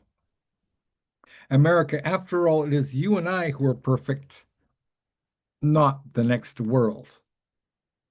Your machinery is too much for me. You made me want to be a saint. There must be some other way to settle this argument. Burroughs is in Tangiers. I don't think he'll come back. It's sinister. Are you being sinister, or is this some form of practical joke? I'm trying to come to the point. I refuse to give up my obsession. America, stop pushing. I know what I'm doing. America, the plum blossoms are falling. I haven't read the newspaper for months. Every day somebody goes on trial for murder. America, I feel sentimental about the Wobblies. I know that Richard Mariano does. America, I used to be a communist when I am a kid. I'm not sorry. I smoke marijuana every chance I get. I sit in my house for days on end and stare at the roses in the closet. When I go to Chinatown, I get drunk and never get laid. My mind is made up. There's going to be trouble. You should have seen me reading Marx. My psychoanalyst thinks I'm perfectly right. I won't say the Lord's Prayer. I have mystical visions and cosmic vibrations. America, I still haven't told you what you did to Uncle Max after he came over from Russia. I'm addressing you. Are you going to let your emotional life be run by Time magazine? I'm obsessed by Time magazine. I read it every week. Its cover stares at me every time I slink past the corner candy store. I read it in the basement of the Berkeley Public Library. It's always telling me about responsibility. Businessmen are serious. Movie producers are serious. Everyone's serious, but me. It occurs to me that I am America. I'm talking to myself again. Asia is rising against me. I haven't got a Chinaman's chance. I'd better consider my national resources. My national resources consist of 2 joints of marijuana, millions of genitals, an unpublishable private literature that jet planes 1,400 miles an hour and 25,000 mental institutions. I say nothing about my prisons nor the millions of underprivileged who live in my flower pots under the light of 500 suns. I have abolished the whorehouses of France. Tangiers is the next to go. My ambition is to be president despite the fact that I'm a Catholic. America, how can I write a holy litany in your silly mood? I will continue like Henry Ford. My strophes are as individual as his automobiles. More so, they're all different sexes. America, I will sell you strophes. $2,500 a piece, 500 down on your old strophe. America, free Tom Mooney. America, save the Spanish loyalists. America, Satcho and Vanzetti must not die. America, I am the Scottsboro Boys. America, when I was 7, Mama took me to communist cell meetings. They sold us garbanzos, a handful per ticket. Tickets cost a nickel, and the speeches were free. Everybody was angelic and sentimental about the workers, was also sincere. You have no idea what a good thing the party was in 1835. Scott Nearing was a grand old man, a real mensch. Mother Bloor, the silk strikers, Ewig Weiblich made me cry. I once saw the Yiddish orator Israel Amter playing. Everybody must have been a spy. America, you don't really want to go to war. America, it's them bad Russians, them Russians, and them Chinamen, and them Russians. The Russia wants to eat us alive. The Russia power mad. She wants to take our cars from out our garages. He wants to grab Chicago. Her needs a Red Reader's Digest. He wants our auto plants in Siberia. Him big bureaucracy running our filling stations. That no good. Ugh. Him make Indians learn read. Him need big black niggers. Ha! Her make us all work 16 hours a day. Help. America, this is quite serious. America, this is the impression I get from looking in the television set. America, is this correct? I'd better get right down to the job. It's true. I don't want to join the army or turn lathes and precision part factors. I'm nearsighted and psychopathic anyway. America, I'm putting my queer shoulder to the wheel. Berkeley, January 17th, 1956.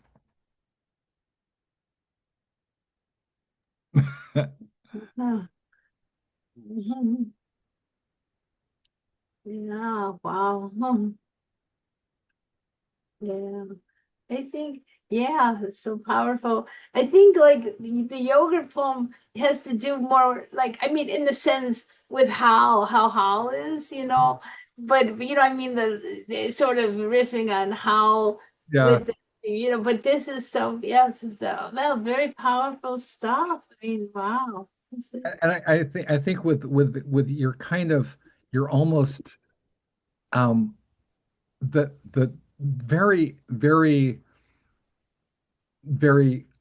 um what's the word where it's very identifiable motif, Ellen maybe motif, uh, uh, Telegraph Avenue, 1964. So you were born in 1964. So I'm interviewing you now. Like, what is it about Telegraph Avenue, 1964, that is so emblematic for you?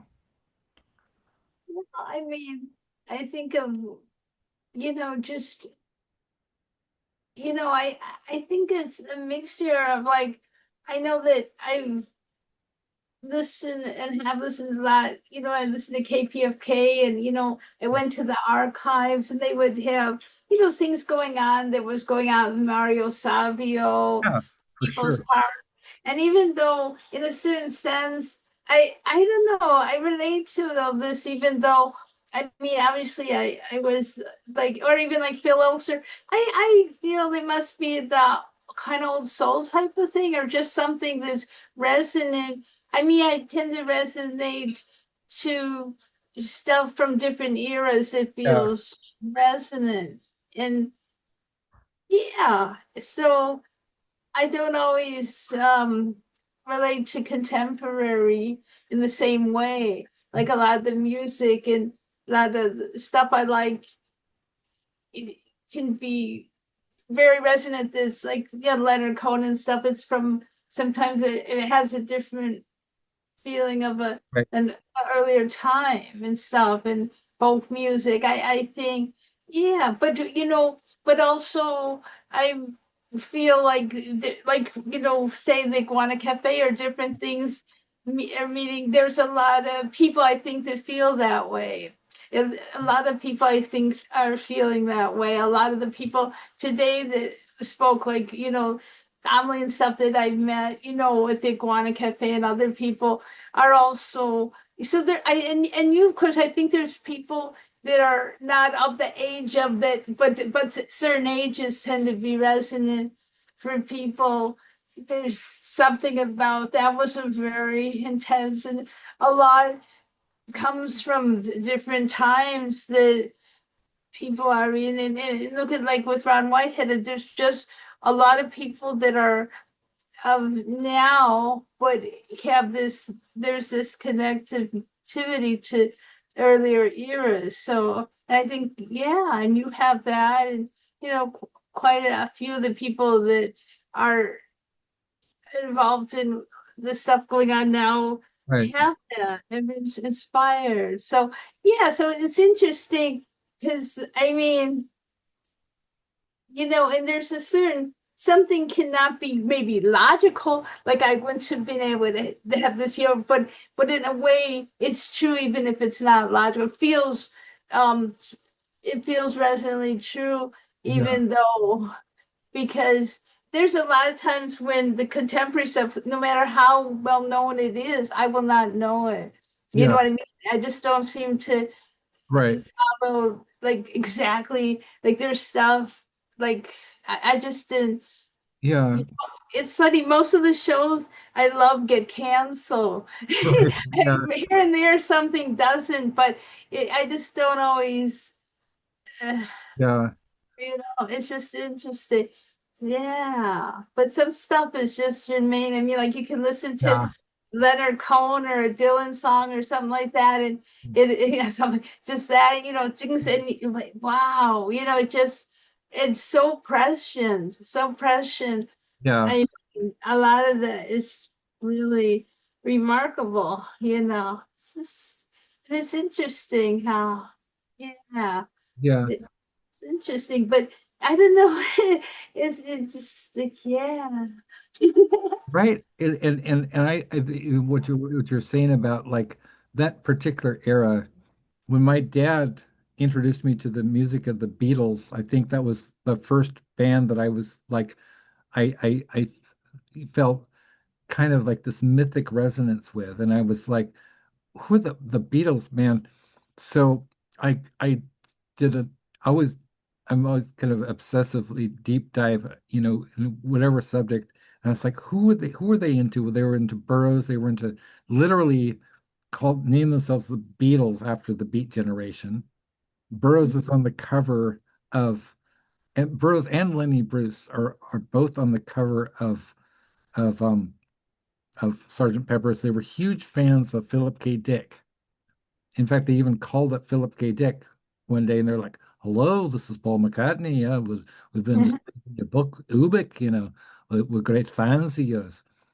And when my dad, we used to drive around, and he in his old Peugeot, we had a Peugeot, and he would play. He had these tapes of like one of these back in the cassette tape days, right?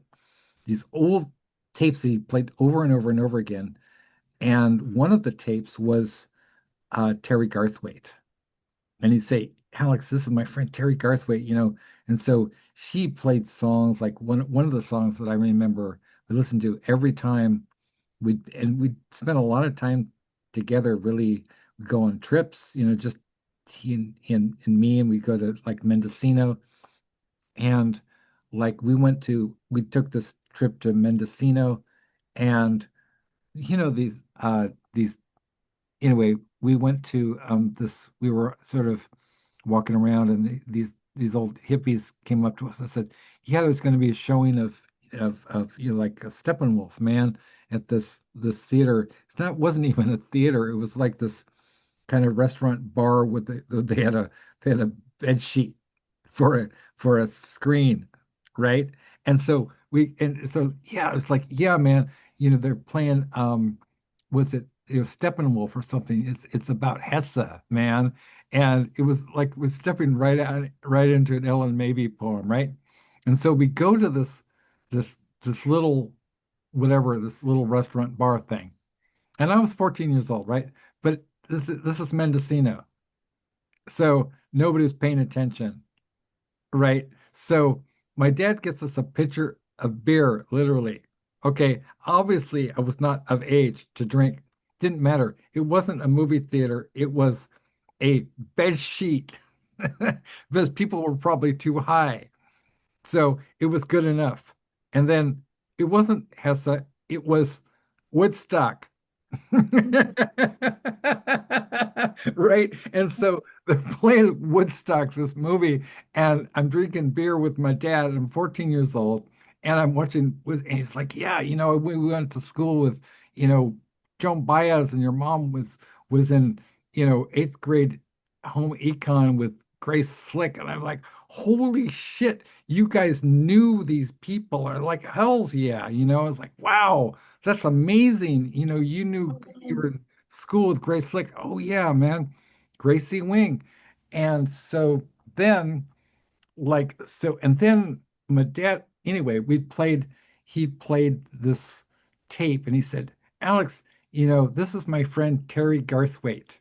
She gave me my first kiss, and she pulled down my pants too. And I was like, holy shit. And we got high together. And I was like, holy shit, Terry Garthwaite? It's like, oh yeah, man. I was like, wow, shit. And she played with Ginsberg, she played with B.B. King, she played with Muddy Waters, she played with John Lee Hooker, and she opened up for Janis Joplin. Mhm. So, and then he'd play me, and then one of the songs that she did was um, uh, "When I Get Low, I Get High" by was it that um,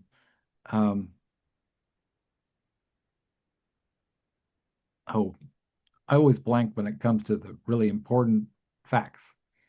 When I get low, I get high. Um, Ella Fitzgerald wrote that song, right? and I get low, I get high. And then, so he's playing me, we had like these compilation Beatles tapes, like, the Beatles 1961 to 1965 or 66, and then the Beatles 1966 to 1970. And they were posed at the same hotel, right? Which is looking down at the other levels of the hotel. One of them was blue, the other one was red. And I also had the same albums in vinyl, in colored vinyl. And I was like, wow, this is interesting because Lennon, well, the Beatles, for one thing, they were the first band to use a sitar in any song, and that was Norwegian Wood, but which is also remarkable because of Lennon was kind of uh, channeling Dylan, right? Mhm. That song, right? Isn't it good? Norwegian Wood, right? And so I was like, who is Bob Dylan, right? So it sends me on this quest.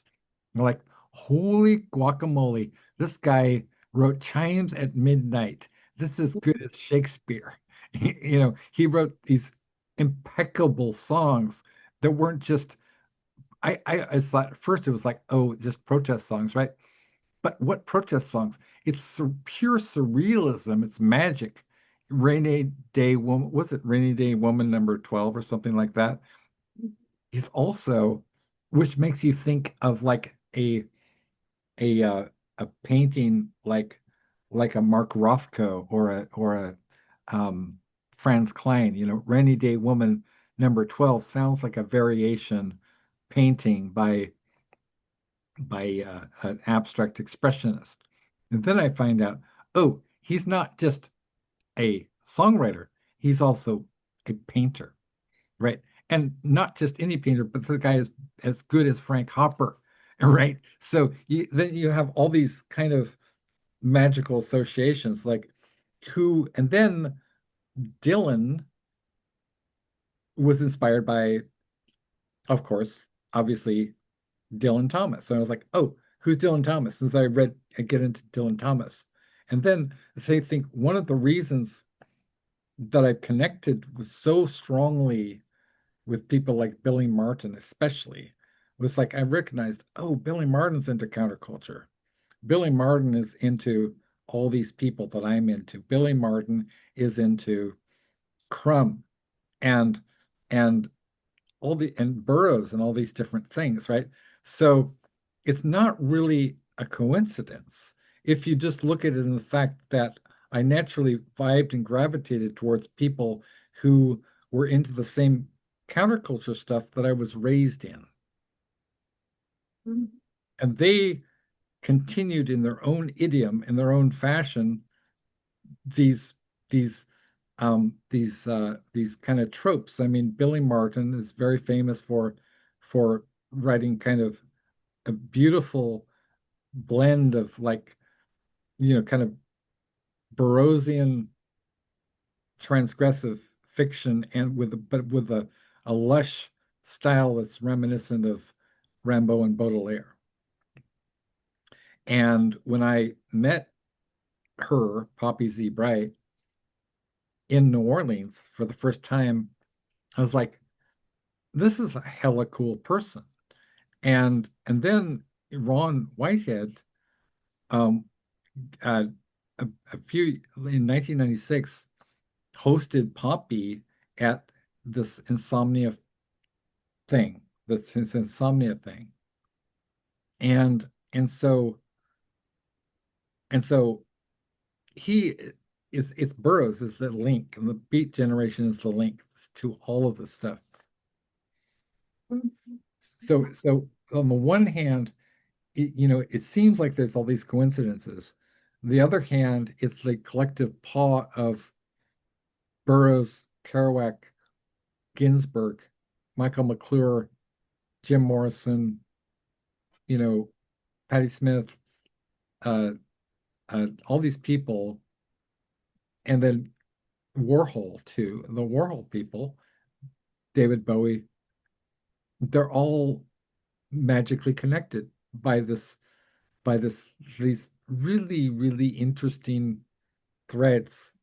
So you and I are just two two threads, but we're golden threads, and we're part of this amazing, beautiful tapestry that sort of runs through the 20th century. Do you need to go or uh, Oh, and I thought I felt like I know it sounds weird, but I felt like a God, I just definitely weren't having any kind of a you know what I mean? Sometimes I'm very sensitive to any kind of feeling, but I think it's okay. I hope so. You know okay. what I mean? Sometimes I'll just feel like yeah, as soon as I feel something, I immediately try to go on Facebook and see if anybody else is saying Yeah, that because sure, sometimes yeah.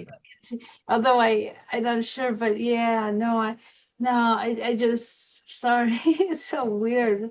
Um, Uh one of our guests, was it Ron or was it Emily? Somebody said you're always the first to hop on somebody's poetry and give it a full love heart.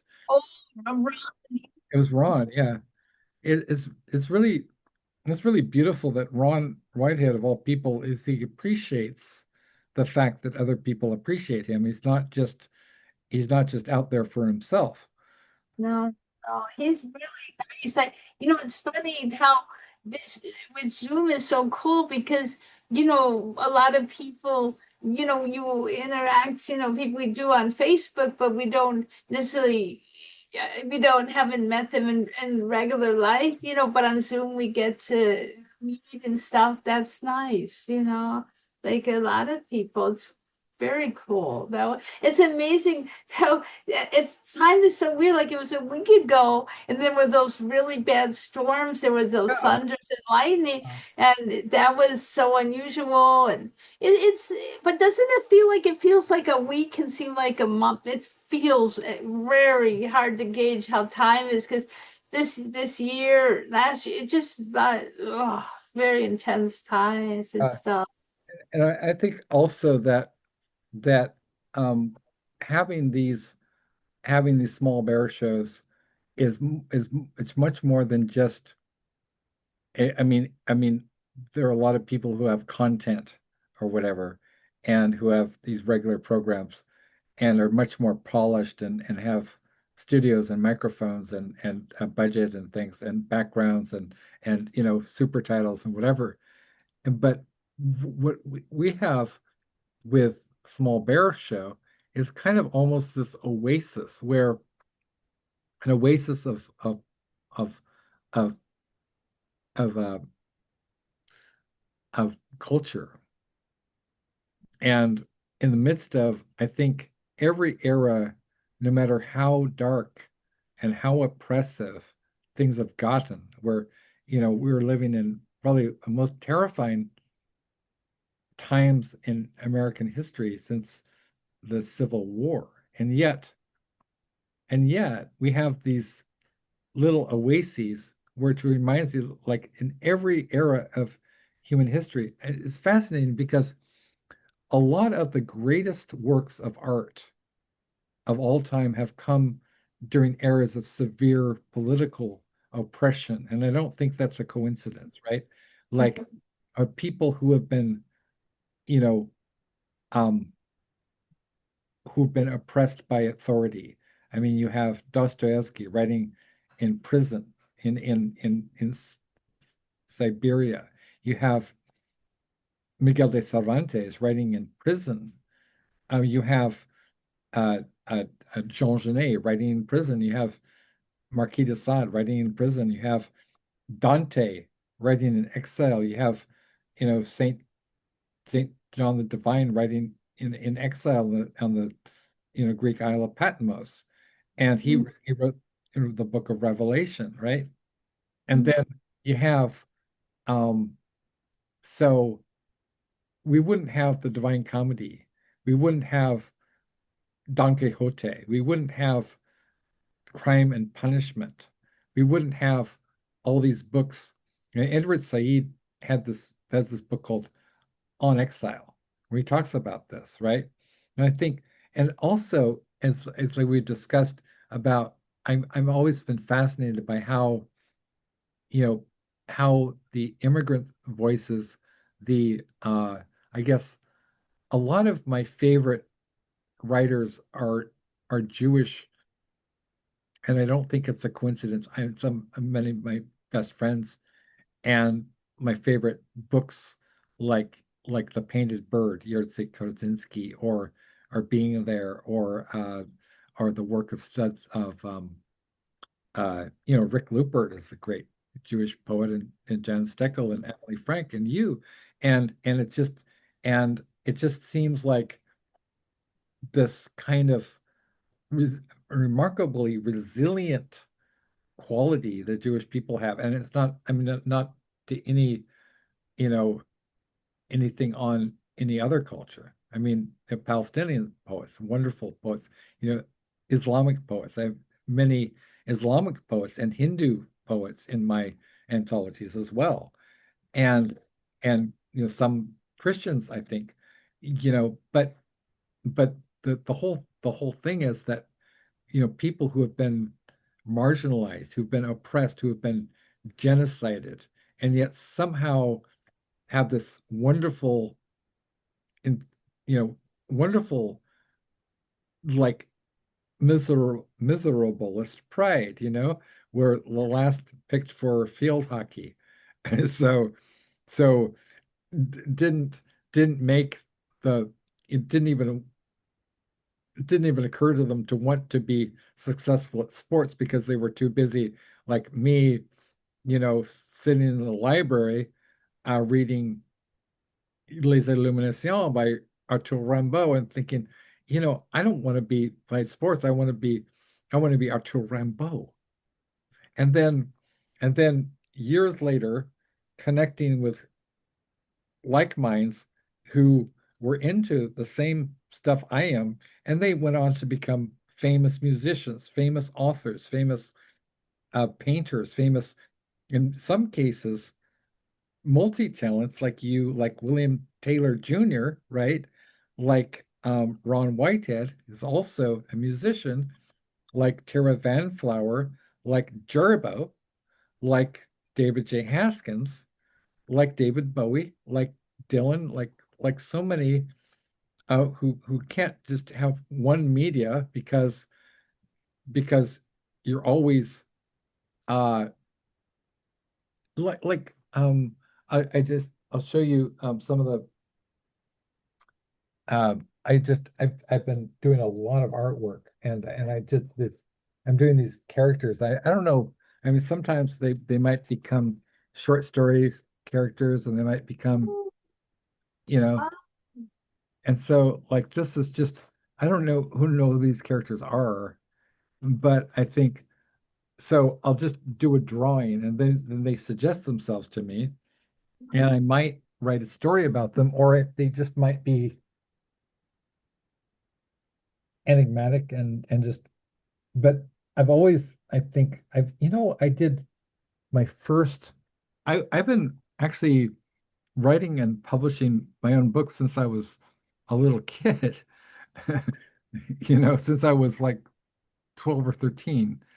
you know I made my first film when I was like 14, and it was an animated film, and it was a cell film, cell animation, like, and these were sophisticated productions. They weren't just like, I'm looking back at them like, holy shit, this is sophisticated stuff. It would be sophisticated for anybody. And I was like, so I didn't just start, you know, I just realized I've been doing this my entire life, you know. So no wonder I've gotten pretty sophisticated at whatever, because I wanted to be a comics artist, and I wanted to write what became graphic novels ultimately, and I still aspire. So but it was like bands like the Beatles. So my dad would play, these songs, and I was like 1965, born in 1966, which is the last year the Beatles performed live, at was it Shea Stadium or something, and then they stopped performing because the screaming was so intense they couldn't hear themselves play. And they were like, wow, so this is not working out. And and then like oh yeah, and then but this thread of connection with the beats, right? Carrie Lee Crum was heavily inspired by like Lou Reed, Bowie, and people like that. And Burroughs, heavily inspired by Burroughs. So you have so I don't even, maybe it's so obvious that I'm not even I'm missing the whole point. But it's just beautiful to me that I think that Burroughs seemed to be somebody who was a radically inclusive kind of guy. He seems, from what I understand from people who knew him well, like Ken Goffman, he was a very nice guy, and he was very accepting of people, and he certainly didn't seem like somebody who was aloof or elite or anything, you know. I have a friend named Eddie S, who lives in Lawrenceville, Kansas, or Lawrence, Kansas, and he knew Burroughs is a really nice guy, you know, so that wasn't standoffish and weird at all. So I think maybe this is kind of this radical inclusivity we've been talking about is key in this generosity, like Whitman, I celebrate and sing myself, right?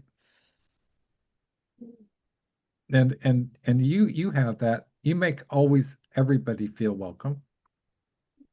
And and Ron does, and Richard does, and Emily does, and so and there's a kind of a and Billy Martin does, and Caitlin or Kiernan, there's a kind of like this um softness without being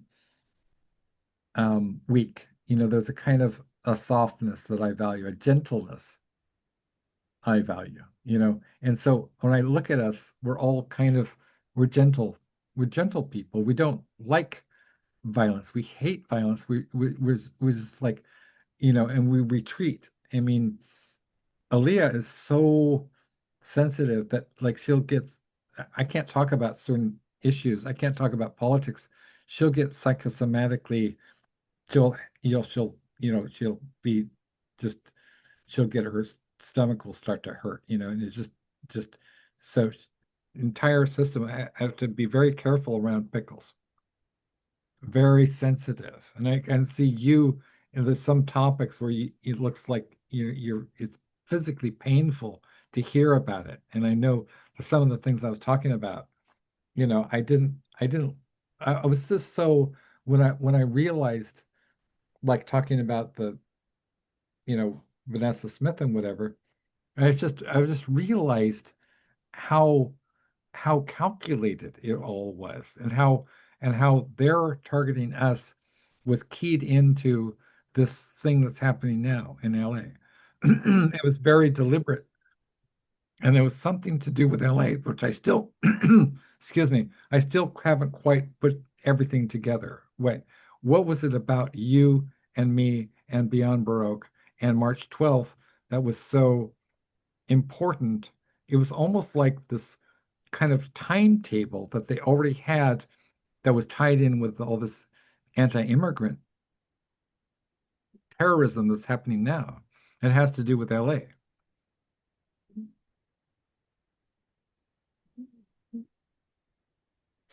So bizarre.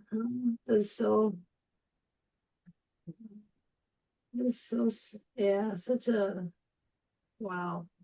This yeah, it's so strange, so Yeah, just because I know that they do these things, but and they all they that but it's weird to me. I mean, I know you're famous. I never felt like I was, on your level. I mean, iconic. You're iconic. But it was just weird. I think that I became I got pulled in because of you. And I'm not blaming you. Certainly, I'm just saying that I wouldn't have been on their radar if you hadn't already been, somebody they considered a valuable asset or a name that they could throw around like Martin Scorsese. And nobody would, in fact, if it wasn't from my mom uncovering this photograph of Vanessa and her husband, Donald Whedon, at this party in New York, I would never have known how who she really is, who she really is. And I still don't understand who, what their motives were. So all I know is that they're trying to cover up, they're trying to put it's almost like the mafia will buy into a legitimate business in order to be a cover for their gambling or pornography or whatever, drugs or whatever. And it seems like a bizarre thing to use people who are associated with high culture, like Martin Scorsese, or spirituality, like the Dalai Lama, right? That seems horrendous. I mean, and Ron has worked with Dalai Lama. It just seems like using people who are nothing whatsoever to do with hate to promote, to be a cover for hate. That's the only thing I can think of is that is that that that people like, I mean, I'm not saying that Trump is directly involved, but his people are, and this kind of targeting of us, and I think it's far too late to be concerned about whether we're on their radar. So it's like we cannot, it's like I don't feel any which way, either way about talking about it because I think, well, they know, that we know and now, and vice versa. And I just, I guess the only thing is there's so many things that are going on now that this one story is just lost, and that's fine too. But I just wanted to make sure that people understood that they're that their professor, right? That they're professors, that they're favorite filmmakers, that these people who are, it's like, and I can't believe it. I mean, I can't believe, that they're so famous for one thing, which is entirely the the opposite of what they're really all about. Mm. Promoting hate, being trying to promote the idea that somehow, and I'm not even exaggerating, that immigrants are responsible for ruining our environment. It's not climate change. It's not what Greta, Thunberg talks about. It's not, you know, it's not polluters. It's not Exxon. It's not whatever. It's not Donald Trump. It's immigrants are the problem. And immigrants, if we could only get rid of immigrants, that somehow America and the world would be so. But then again, you know, it's just idiotic. I mean, like human beings have migrated for millennia, and then we all come from Africa.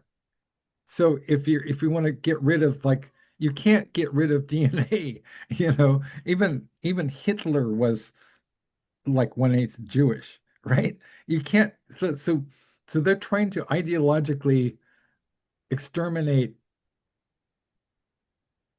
people, but you can't get rid of reality, they're certainly trying. Does that make any sense? You can't just by by decree, you can't say, oh, black is white and orange is yellow. I mean, you cannot change reality, but I think it's kind of like they're doing this darker magic and we're doing white magic. I mean, we also are transforming reality. We're taking the same reality and we're giving people hope.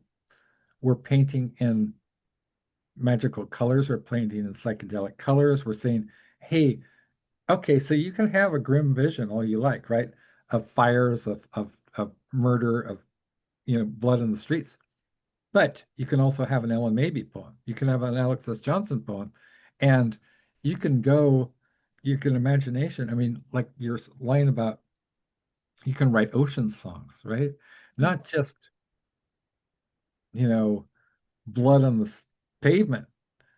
Like, like, I think that reality is very much a matter of manifestation. And so what I think, love getting back to the, trying to get back to the, I'm climbing my way out of, the dark space here is that the Small Bear show can be a wonderful oasis for people who feel tired and oppressed.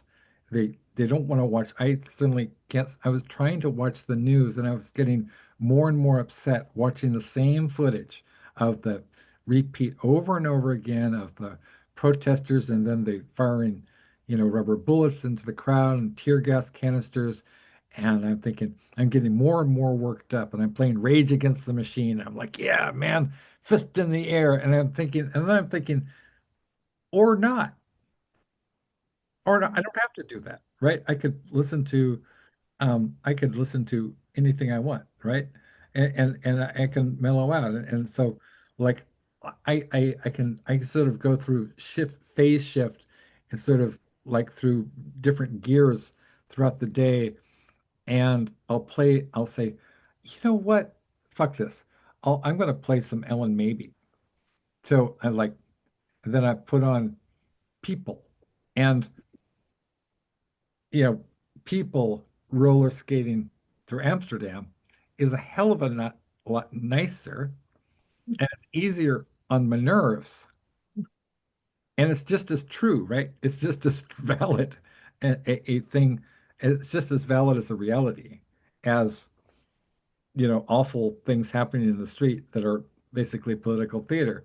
So like, wow, yeah, okay. So some of my favorite lines that I'm like, or Picasso, like what's the poem that has about the ice, like chewing ice?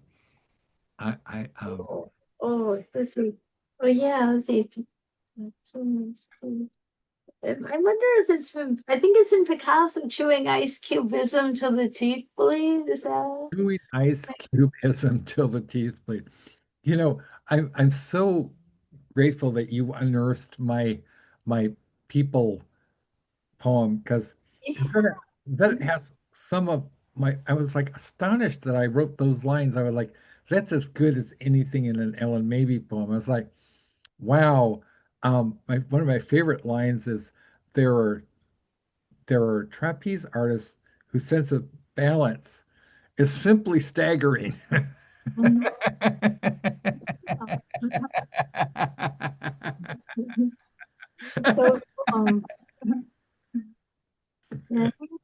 So yeah. Cool.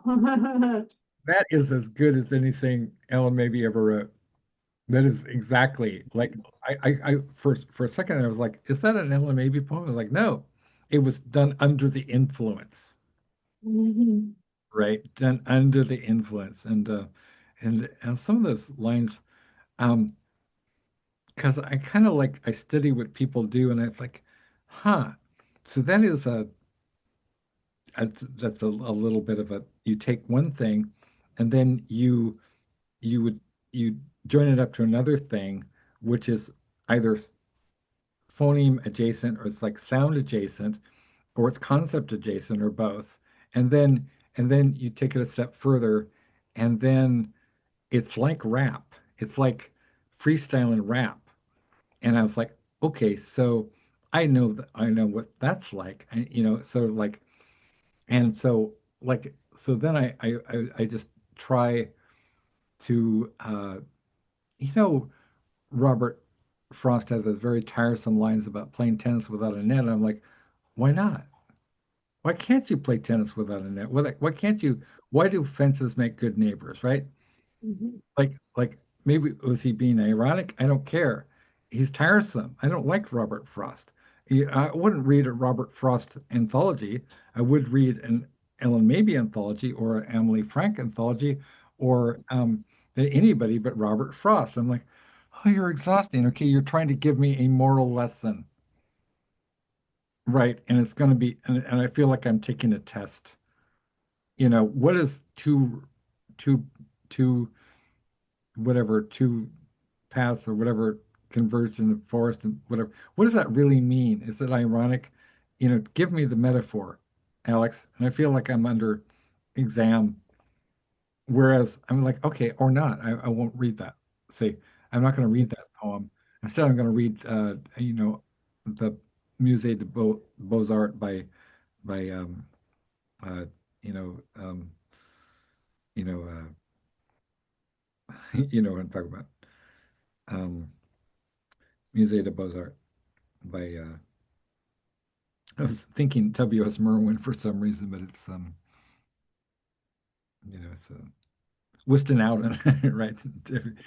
W.H. Howden, and and so like, what poems do you return to over and over again, like that satisfy? Like for me, it's like Yeats, The Second Coming, or Ozymandias by Shelley. What are some of the poems you like that give you that little excitement? Like, even the poems is like certain songs, you know what I mean? Even, I mean, I'd say I mean, my background in poems is there certainly the I mean, like, stuff like like your stuff, I like the beats too, and a lot, but I mean a lot of, and like I want to read, different ones and stuff again, and I enjoy very much so. But I mean, a lot of times I'll hear, or like Sondheim. I love to hear Sondheim songs. It's interesting, Yeah, a lot of, yeah. So I guess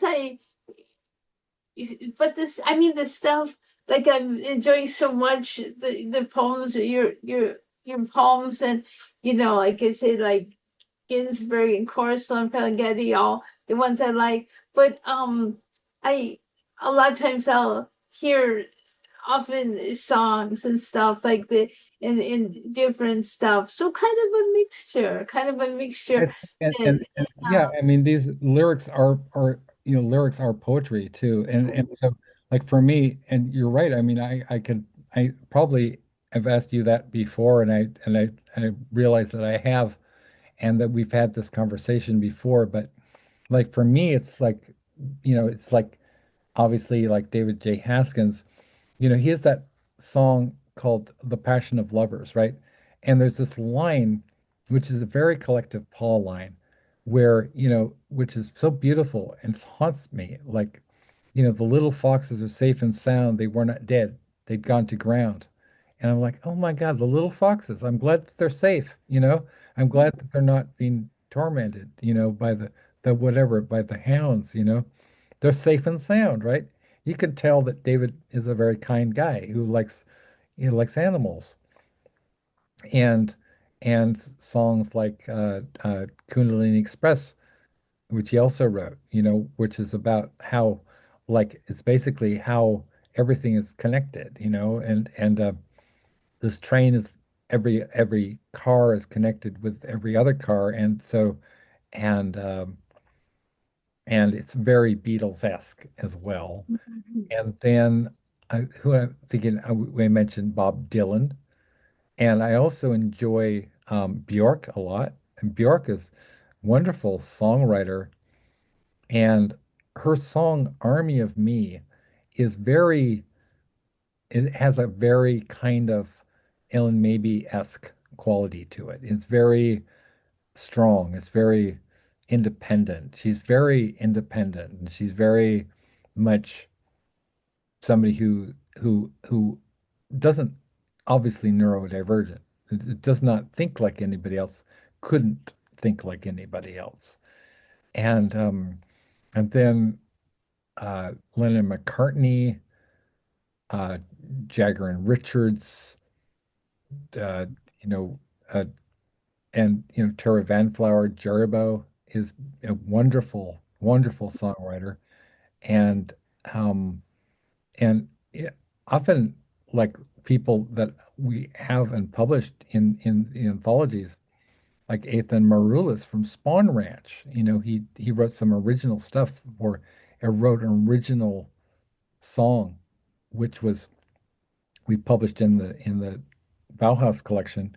You know, like amazingly enough, he basically wrote a sequel to a Bauhaus song, and he himself has collaborated with David Haskins, as has Jaribo, right? So this is absolutely unique.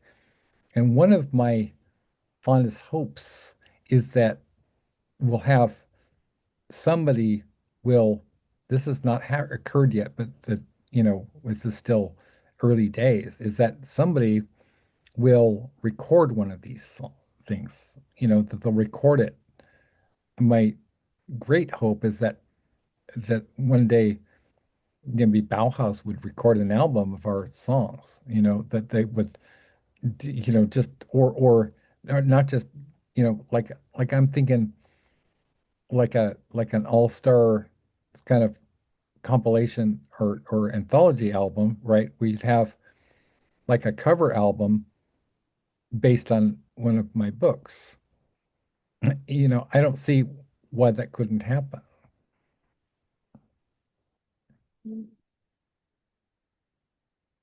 So that's why one of the things I keep doing is kind of encouraging people to network with each other. Eventually, oh yeah. So I did tell you that Hannah Brishard is joining the Bowie book. Oh, I mean, do you know who she is at all? Or okay, so there was a film called Cracked Actor that was made in like 1975, and that was chronicled Bowie's tour. I think it was it was his LA tour, and Hannah Brishard is this, where she called herself space cadet, right? And in she's in the film, which is kind of a documentary about Bowie, and then she became one of the most uh I guess famous Bowie fans, and so she does these kind of conventions where she has all of the people. She has Ava Cherry, and she has everybody, right? And so I was invited to, there's this show called John Majori on Bowie, and it's a really big show. It's a YouTube show. I'm going to be on there on the 27th, and I think I asked you about that, if you wanted to join me, and you said you couldn't that particular day, but you suggested um and ultimately Jackie Dilworth, right? And I asked Pickles, but Pickles, I always like to sort of bring Pickles along. And so that's going to be amazing because they have like thousands of subscribers and a huge audience. So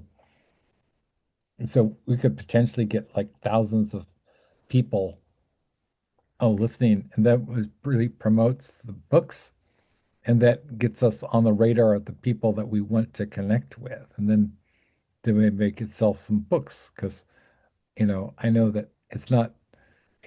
I mean, we're artists and we write for pure joy of it, but it'd be nice to have readers. I mean, more readers, So like, and we're not going to like kick them out of bed and say, "Oh, you can't," you know, we don't we want to be obscure poets and artists and still, live under a cloud of debt and so forth. Hey, what if we were, what if we had enough money, we wouldn't have to worry about even our neurodivergent asses could still stay ahead and still, you know, whatever, do what we do with our, whatever. And so I'm just hopeful that if I was able to connect all of the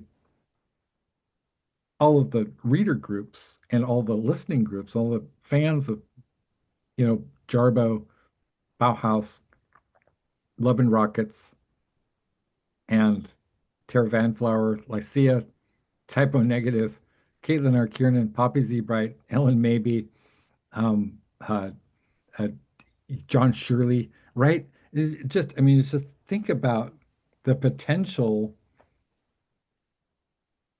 and we keep getting bigger and bigger too, and more authors. So the potential is almost exponential for readership because individually, these people are so have written have created such culturally important works. And so it's just a matter of time before we hit critical mass and blow up. I think it's already seems to be happening.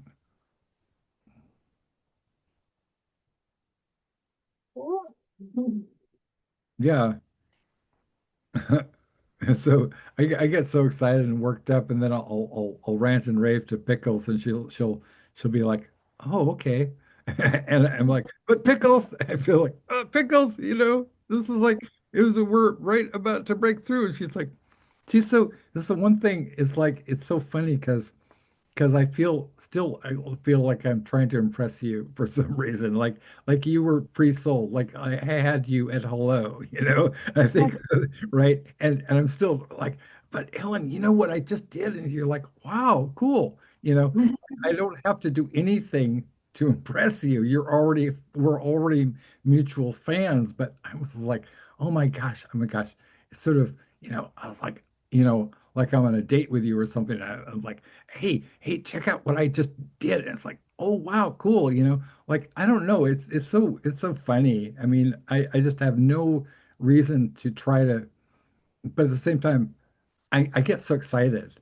And and like my parents have heard my stories over and over again. And so my mom's like, okay, I've heard that story for years. And you're always talking about Ellen Maybe. And so you're always talking about all these people. And you're like, yeah, yeah, yeah, okay, I know it, I know it, I know it. So stop it, right? And I'm like, but she was in that movie with, yeah, yeah, okay, we know.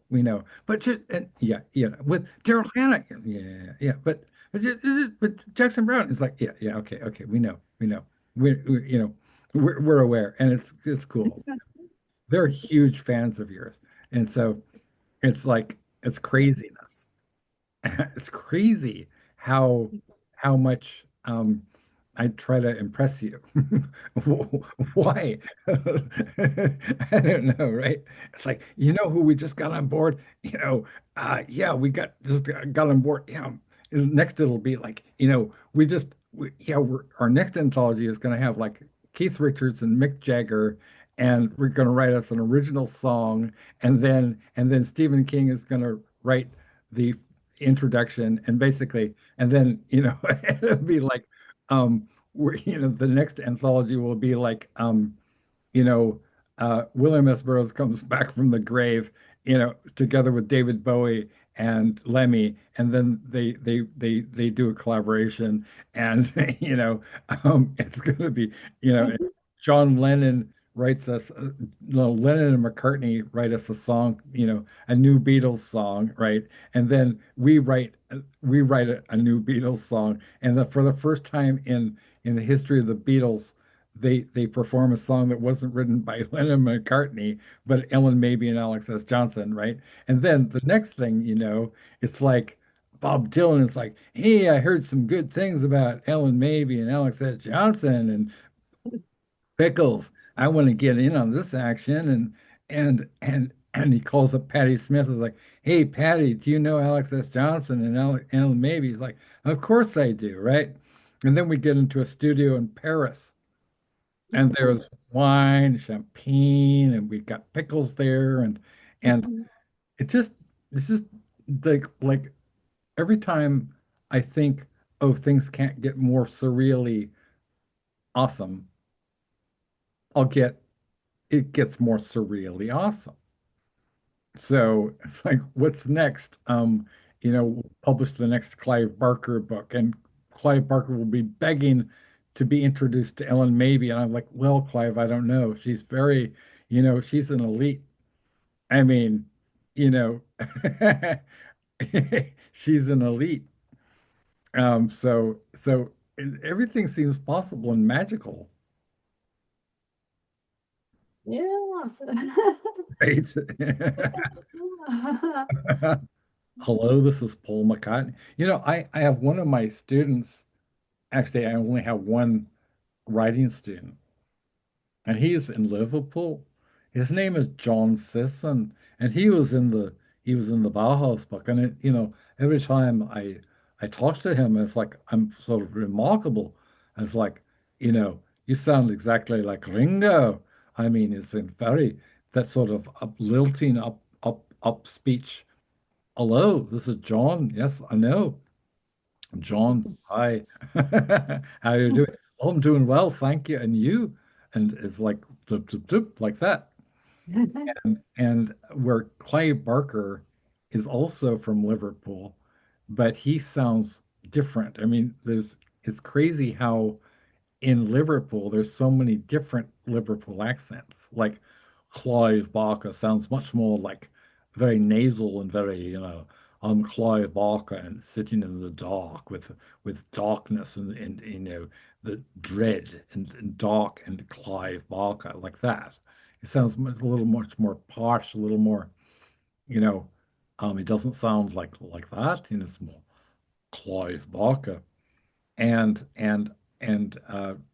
Ramsey Campbell sounds completely different too. So, like, I don't know, I'm rambling, but shoot. So I just get so excited, and I don't have one of the reasons we don't sell many books is and I don't have many people who are impressed is simply that all my friends are famous people. Right. And so it's sort of like trying to tell, hey, Catfish McDarris, which is funny because Cat was saying, Ellen maybe's really famous. I know, man. I know Catfish McDarris. And wow, you're Catfish McDarris. And, he has signed stuff that Burroughs sent him. And he, so it's funny. So kind of trying to get out to the readers who aren't part of our social network, I guess it would be the key. And you have a lot of fans, you have a lot of readers.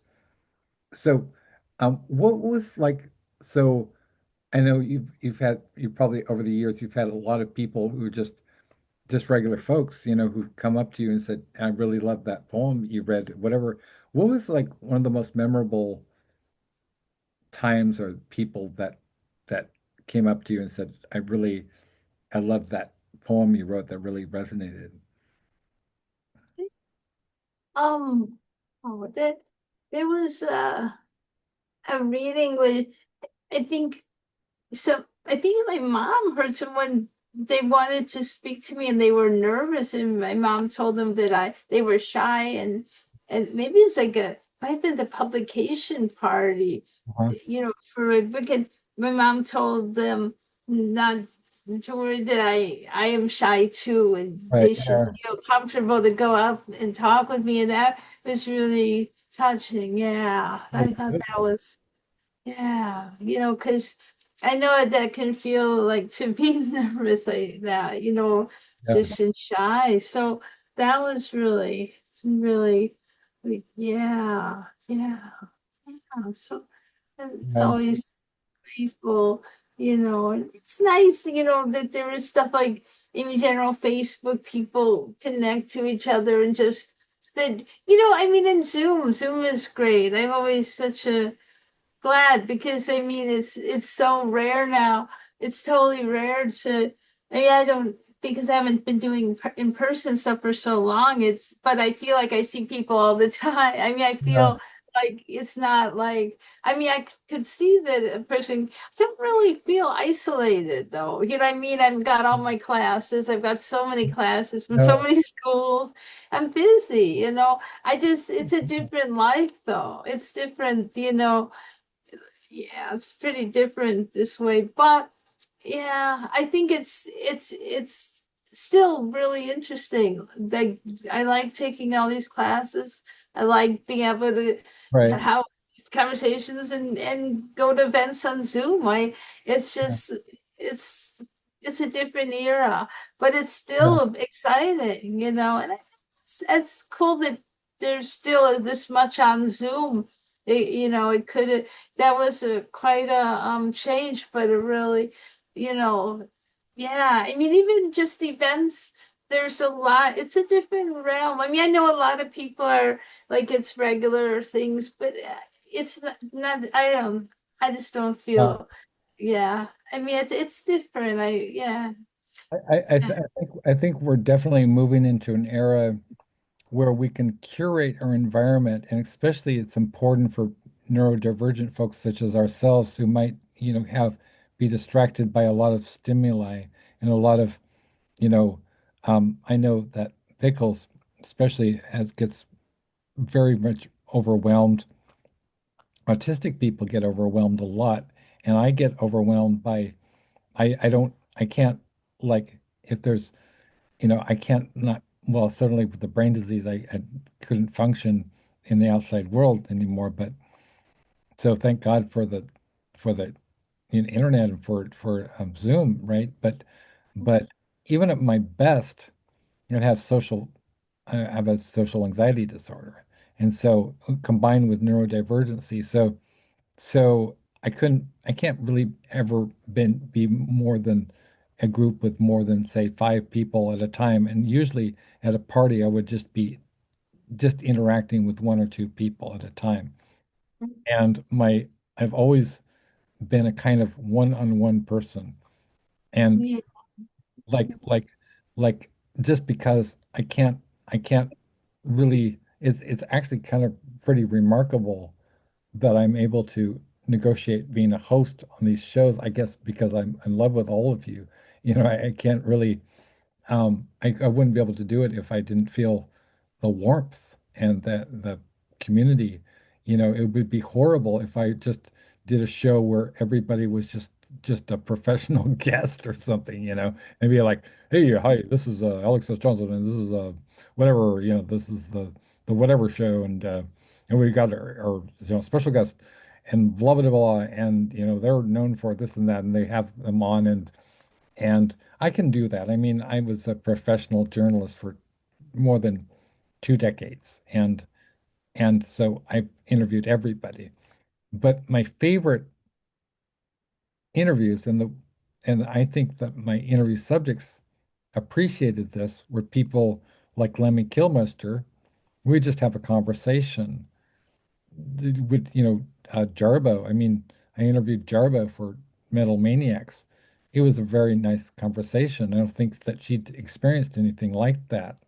Um, and the way I do these programs, we just talk about things that are important to us, and just I don't care about how you're supposed to do it. I mean, I think you are, like thing I love about you is that you're kind of a rebel to and Ron Whitehead.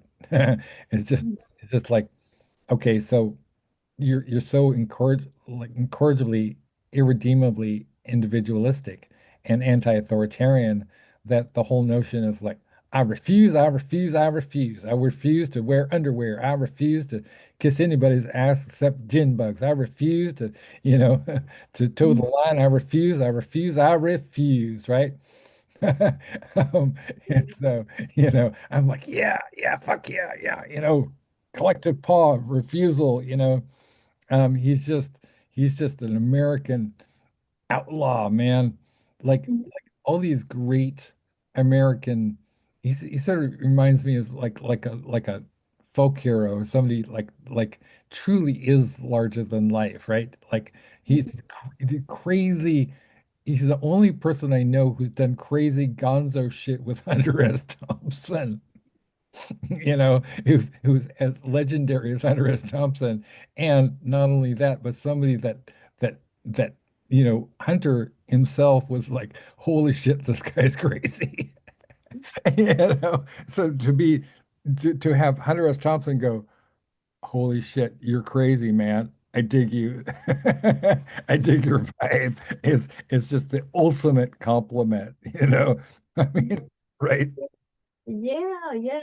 He's so sweet. It's been so nice. So many have been down to earth people, and that's Yeah. beautiful. Yeah, Right. it is just like because I don't know, I'm very sensitive. I think like I never like I spent like a week in Oslo and being hosted by Agneta Kirkevåg from Matter Mortem, which is very renowned metal band, and they're it's one of those bands where people kind of it's the soundtrack to their life, right? And she's a very beautiful and extremely talented woman. But I never resonated with the Norwegians, even though I am Norwegian. But they were so formal and polite, and I was like, but cold. And I'm like, well, I would be much better Italian. Mhm. And I was approached just the other day by this woman in Italia, and Alba Montalvato, something like that. And she's and it just freaks me out because like I think if you have like I'm mostly female friends and most of them are platonic. I'm in a relationship with Pickles. That's it. And so but if you approach people with respect and they know that you vibe with them with respect, I think what most a lot of men fail to appreciate is that women can, if you have women friends or actual friends, that it's like owning Fort Knox. Like the goddess is very real, right? The goddess can do anything for you, if you vibe with goddess will say, like, write you a blank check, right? I would say, offer you is hand you a blank check and say, write whatever you want, right? You want $1 million, okay, right? I will cash it for you. I will hold your hand. I will take you to the bank like you're a little kid, and I will deposit the $1 billion in the bank for you. That's what having actual women friends is like, I mean, since I've been your friend, the doors have opened that I didn't even know existed. And and it's really great, but um so yeah, so as you would say, yeah, so yeah, but the whole I think people like Lemmy Kilmister had the goddess energy. He understood, and he had so many women. Oh, what I was going to say is that it's hilarious how many like hot women I know who are fans of mine too. They're all over the world. It's crazy. It's like if I were into that, if I didn't have Pickles, I'd be like, holy shit, Cassandra Alagoscufi. I mean, I don't probably shouldn't be saying this on the, but I mean, she's gorgeous, and like Daniela Vacu in Romania, and this woman is like oh my God, and I'm like, and it's so passionate too, and so our interchanges are like, you know, like it's like oh, immediately it's like oh wow, you're so interesting. I was like, yeah, me too. And then I was like, ciao bella, ciao bella, because um, I resonate much more with like Southern European and Mediterranean people and people like Hazel Lynch, right? It's just like my gorgeous Hazel Lynch, you know, because like I don't know, man. Like I know you are emotional too, and so I just I'm a really bad Norwegian. I just could not. I couldn't exist in that country where we was like, well, we are being very grim now, and now we are going to have some beers. Like, no, man, why? Why? So, um, yeah, and so like I feel that the goddess will give you everything. And I don't mean specifically like talking about men and women, or could be gay people or lesbian people or bisexual people or asexual people too. It doesn't really matter what your gender is or your sexuality is, that if you're kind of vibing with um dignity and respect for others, if you care about others, your first thought is how are you doing? How is Ellyn maybe doing right now? Is she doing okay? Right? Emily Frank, she doing okay? All this other stuff that people want so much. It just seems like it happens naturally if you have the basics, if you have basic respect. All this other stuff that makes you insanely attractive. It just makes it's such an attractive qualities, and it's magnetic. The people who have that quality, like you and Emily and Pickles and Nicole, you know, you're not extroverts. None of you are extroverts, and I'm not an extrovert either. Believe it or not, I'm very, very, very, very introverted. So I spent my entire life looking for people I could talk to. And it's sort of like being in like when you're a kid, you have a little tree fort. Right? It's like Small Bear and Pickles Club. Friends only. Right? And then you climb it up the tree on the ladder and you get into the tree fort and you close the door and it's like, wow, and you've got a candle or something, you've got a flashlight, and you're like, you've got this tent, you've got like, and it's like you've got all your favorite books and whatever. It's like, or music or whatever. It's like, yeah, and let's tell each other stories. And that's like kind of feels that way to me, is that this is like the middle-aged version of that where we've all kind of been through life, and we've had our romances, we've had our successes and failures and spectacular adventures, right? And now we're kind of in another era of our lives, right? Where we don't have to, we've done that stuff, right? And so the pressure is off for like, oh my God, I wish somebody, if I don't, if that girl doesn't like me or whatever, I'll be, whatever. It's just we don't have to worry about that. Maybe I'm speaking for myself, but we don't really have that same pressure because we've seen through it. We've experienced it. We know what it's like. And then so we get to have that mature perspective of people who are in the position of the elders. We're the elders now. And right, and we can bring people like on board who are in the same position we were in 20 years ago, 30 years ago, 40 years ago, and say, you know what, it's going to be okay. Young pup, young whatever, young colt, young calf, right? Mhm. Young inductee, future winner of a collective paw award, right?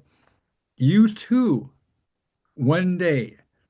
I feel it's sort of like there's these archetypal roles that are that that like sort of like you talk about like, the mother maiden crone thing, right? Well, and then Ron Whitehead is in the position of he is our elder tribal leader. And if we're an indigenous tribe, he'd probably wear like some like antlers and he's very close to being, he's like a shaman or something, right? He'd be wearing like a, a bear head or something like that. And he's such a shaman, He is the elder statesman, right?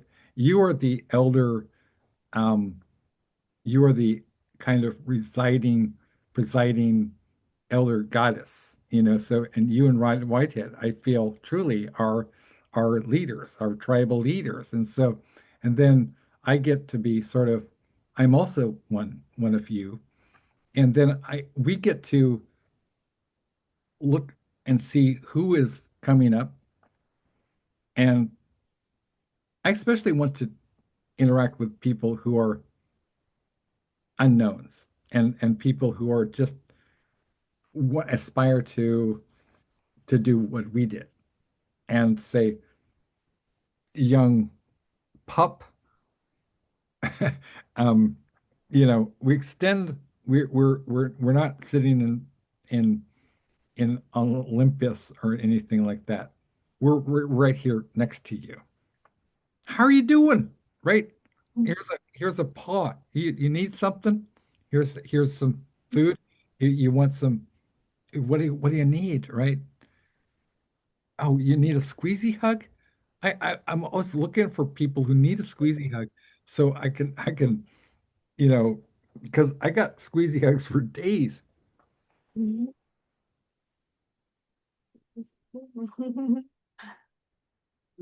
It's cool. Do you feel that way about yourself, or how do you think about that at all? Or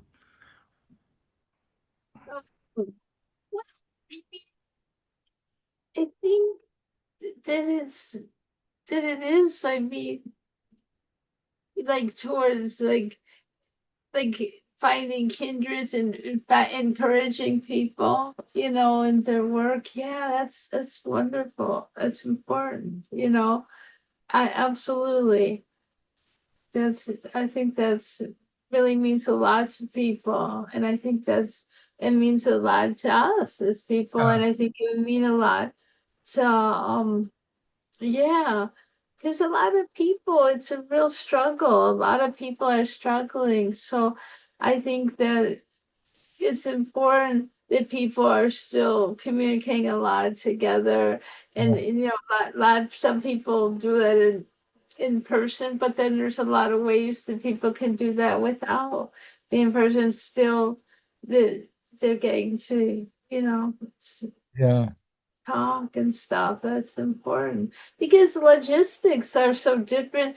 I mean, people can be talking from all over, and that's really wonderful. That's truly yeah, great because that couldn't even seem possible because people of our age didn't grow up with the internet or anything right. like that. So it's a whole different world. People now, I mean, it's so different. People have this technology, like they just don't even never had it before that. They just Yeah, have it, they grow up in it, and I'm not very technical. It's amazing how technical people are now, but yeah. it's really something. And see, I'm gonna switch this. I don't want to like because my mom, like, so she's very sensitive to sounds. So I'm just gonna put my headphones on, and it's like, okay, so yeah, uh,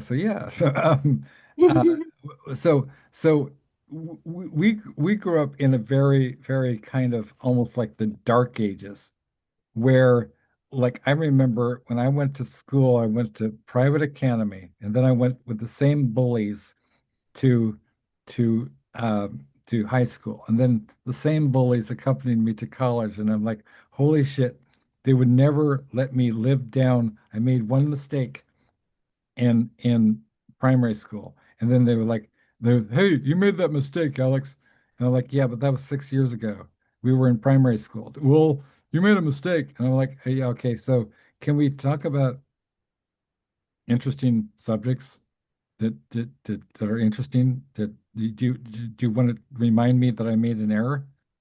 Because yeah, I mean there are people who you- you've probably known people like that who just like constantly every time you're with them, you have the sinking sensation because they want to remind you of something that you did wrong, Mm. right?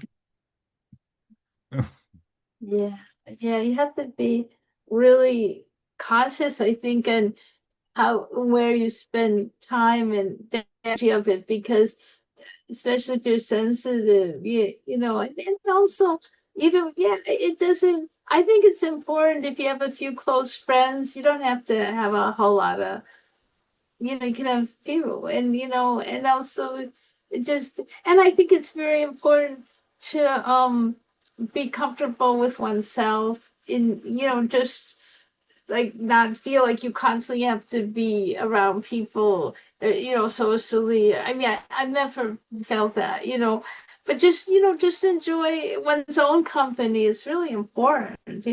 That's yeah, it's sort of, some people just seem compelled to always interact constantly with people. That seems very exhausting, for me. Although people seem to thrive and kind of probably think that it's unusual to be fine with spending plenty of time, in one's own Yeah.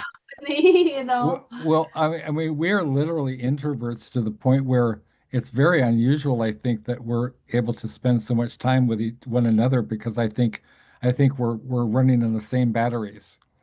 And Mhm. so I think almost subconsciously we adjust like if our energy is flagging and because we're tired or we've been talking for literally 5 hours straight. But it doesn't matter because we're not trying to impress each other, for one thing. We're not talking over each other. We don't not have an agenda. We're choosing this. We could be writing, we could be watching a Zoom, we could, another Zoom. I could have been on Rick Lupert's show, open mic.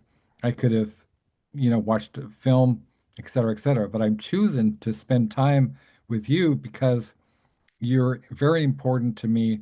And if I wasn't, if I wasn't like you are one of my favorite authors, so why wouldn't I take that opportunity, right? And it's like you're like William Carlos Williams or something. Why wouldn't I take the opportunity while we're still here on the planet to spend as much time as possible, just communing with one of my favorite artists? And so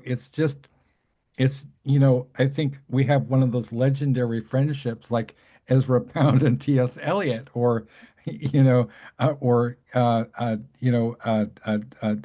Herman Melville and and uh,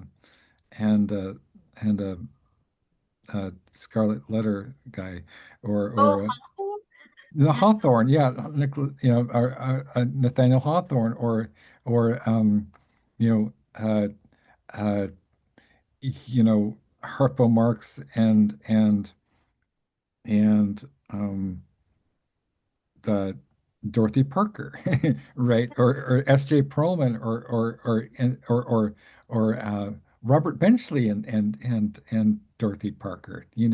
They were such huge friends. I would think we have one of those legendary literary friendships that people are going to be writing years from now. They're going to be writing the Ellyn, maybe an Alexis Johnson story, right?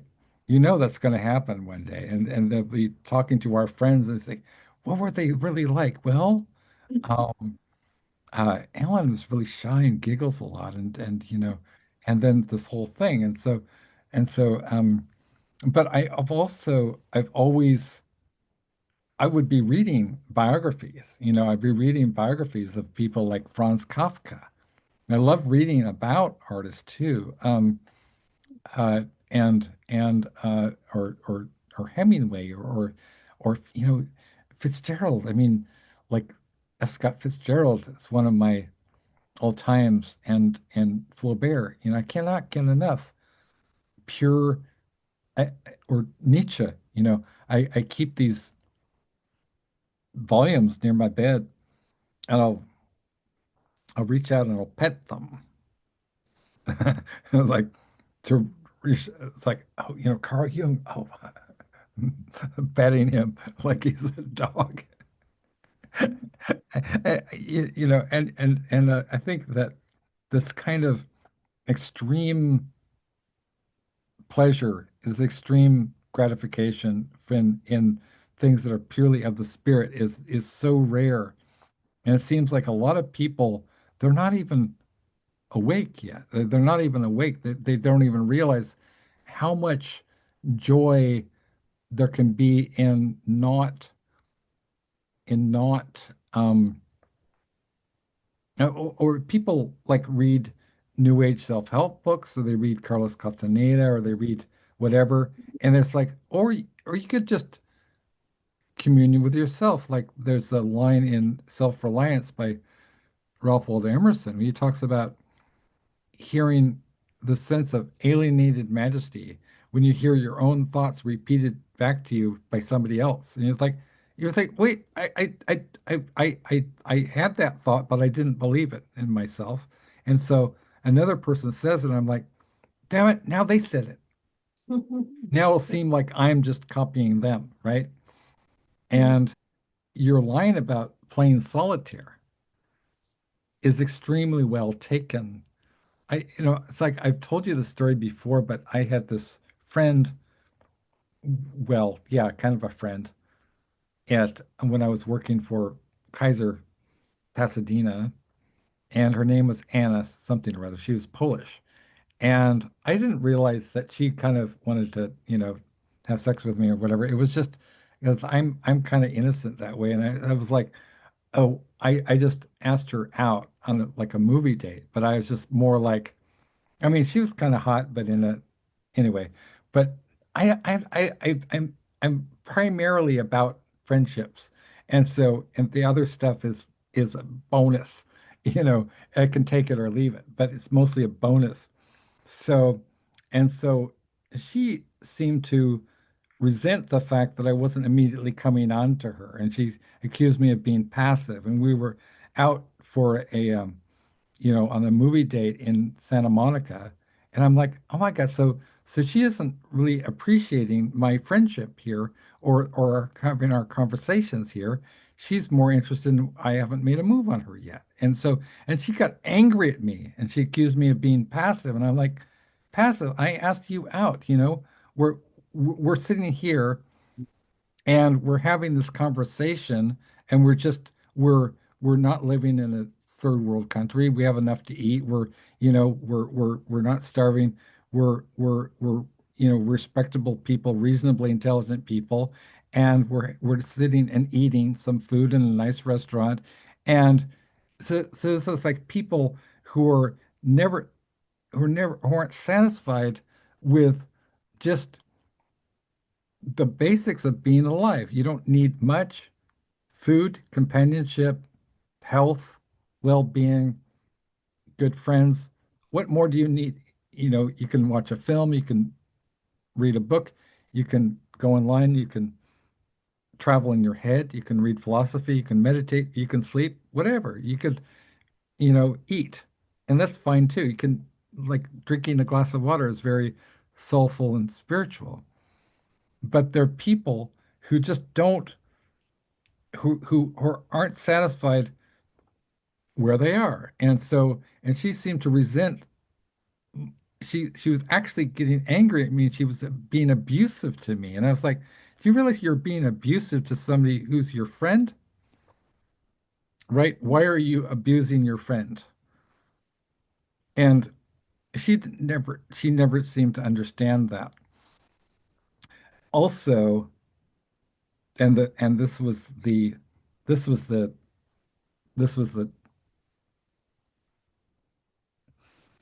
the kind of I will not tolerate anti-Semitism. And she when she started in with she's every time I brought up an artist or an author or whatever, she would say, "Oh, she would bring up their their Jewishness." And like, and it became, and I was like, at first I was like, okay, so you're Polish, so, but what's this obsession with people being Jewish?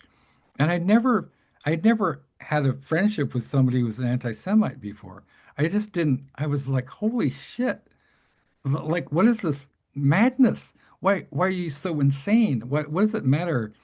I mean, I mean, it's like, I had this friend at who was one of the managers at where I worked, where we worked the same department, named Ruth. And then Anna was like, we're talking about Anna, and suddenly she spit out, "Oh, your friend Jew Ruth." I'm like, what? My friend Jew, what? Jew Ruth? That's not her name. Her name is not Jew Ruth. It's Ruth, and she's Norwegian. And do you even know the whole history of Norwegians and how they kicked out Hitler and so forth by they said we're all Jewish and they managed to completely foil the Nazis. And it's like, so I don't understand this, how people get hatred in their hearts for other people who are just they have the stereotype. And now I know have friends who are Jewish who are extremely obnoxious and fit all of these cultural stereotypes, and I love them just as much, even though I couldn't stand to be in the same room for more than 5 minutes. That there are transgender people who are you know who I can't get along with. They're just some of them are just assholes. It just depends on the individual person. And I will never, for the life of me, I will never understand racism. Like, how did you like, do you have any idea how do people get that way? Like, what's going on with that? Yeah. No, it's, it seems a lot of times, in the song, you've got to be taught, sometimes people pick it up, in around environments. I mean, some Yeah, people like that seems to be part of it. And so, yeah, very, it's horrible. And yeah, but, yeah, because, yeah, the people can be very influenced by their environments and stuff. And there are, some really awful people for sure. Scary and stuff. yeah. But yeah. I mean, it's like people don't go around with like with like swastikas on their foreheads. You could I think it would be like it would be cool if you could like spray luminol on people's foreheads or something. You could see the swastika, whatever, which is actually a sacred symbol of India, and so that in itself was like turned into a hate symbol. I mean, it's just awful. Like so, and things like wokeism is now used as a pejorative, where it is, it's comes from African American idiom, and it means, enlightened or, oh, like you're hip, it's like it's certainly not meant to be like a slam. Oh, you're woke. Oh, wow, you mean that have a little more understanding, basic understanding of empathy and other people. Oh, I guess that's a bad, terrible thing. I should be hating you. I should be closing the door in your face because I resent the fact that you know, that you have, you know, a different shaped nose than I do, or whatever. You have your eyebrows are slightly, whatever. You have different, you know, shaped eyes or hands or feet or and I've been sort of discriminated against as a slight man. People have kind of mistreated me because they think, oh, I'm a small man, and then that somehow that makes me less of a person, that I'm small man. So like, okay, so what are you shallow? And why do you have to like I won't say their name because this is going out on the on broadcast, but there's a person that I worked with. I actually mentioned their name during the broadcast, but um, who would always put me down and say, "Oh, you're a mild-mannered guy," like that's an insult to them, and that would constantly put me down and criticize me for being mild-mannered, like that was like it's a bad thing, as opposed to I don't know what, you know, because because and this person revered Charles Bukowski, and I'm like, well, yeah, I mean, Charles Bukowski was not a model of behavior. He was horribly abusive to people. Why would you? I was like, why would you want me to be like Charles Bukowski? And I think sometimes also I've encountered women who are have so internalized misogyny that they, if you're a man and you aren't like whipping them or something, that they put you down. Like, but it's just very weird. Like I'm like, okay, so um I don't like to have to play these neurotic, weird games with mental head games with people. Like, why can't we just um, all get along or not? We could. I don't have to have a friendship. Like you said, right? I don't have to have a friendship with people. I just say I value my time so much that I will. So my time for reading. So you're like a book. You're a book, right? I mean, you're a living book. So like if Oh, that you made me know that made me think of it, in Fahrenheit 451. exactly, Have that. Yeah. exactly like Fahrenheit 451. Yeah, exactly. Right? Yeah, like the forest of books, right? What a marvelous and that guy was an LA writer who didn't drive. Like me, right? Like, that's amazing. Ray Yeah. Bradbury, right? Ray Bradbury, he wrote so many great stories and so many stories that were so fantastic and a lot of horror stories that were really. Did you ever read The Veldt? Mm, the belt? Yeah, The Veldt. The belt. It's the veldt is a kind of a African grasslands, and it's like a watering hole. And so it was a very, very early story that was kind of written in the 50s, I think, and it was startlingly predictive of things like virtual reality. And so there's this basically what happens is this family, there's this little kids and they're kind of evil children. And then what happens, I think, was what I remember, is they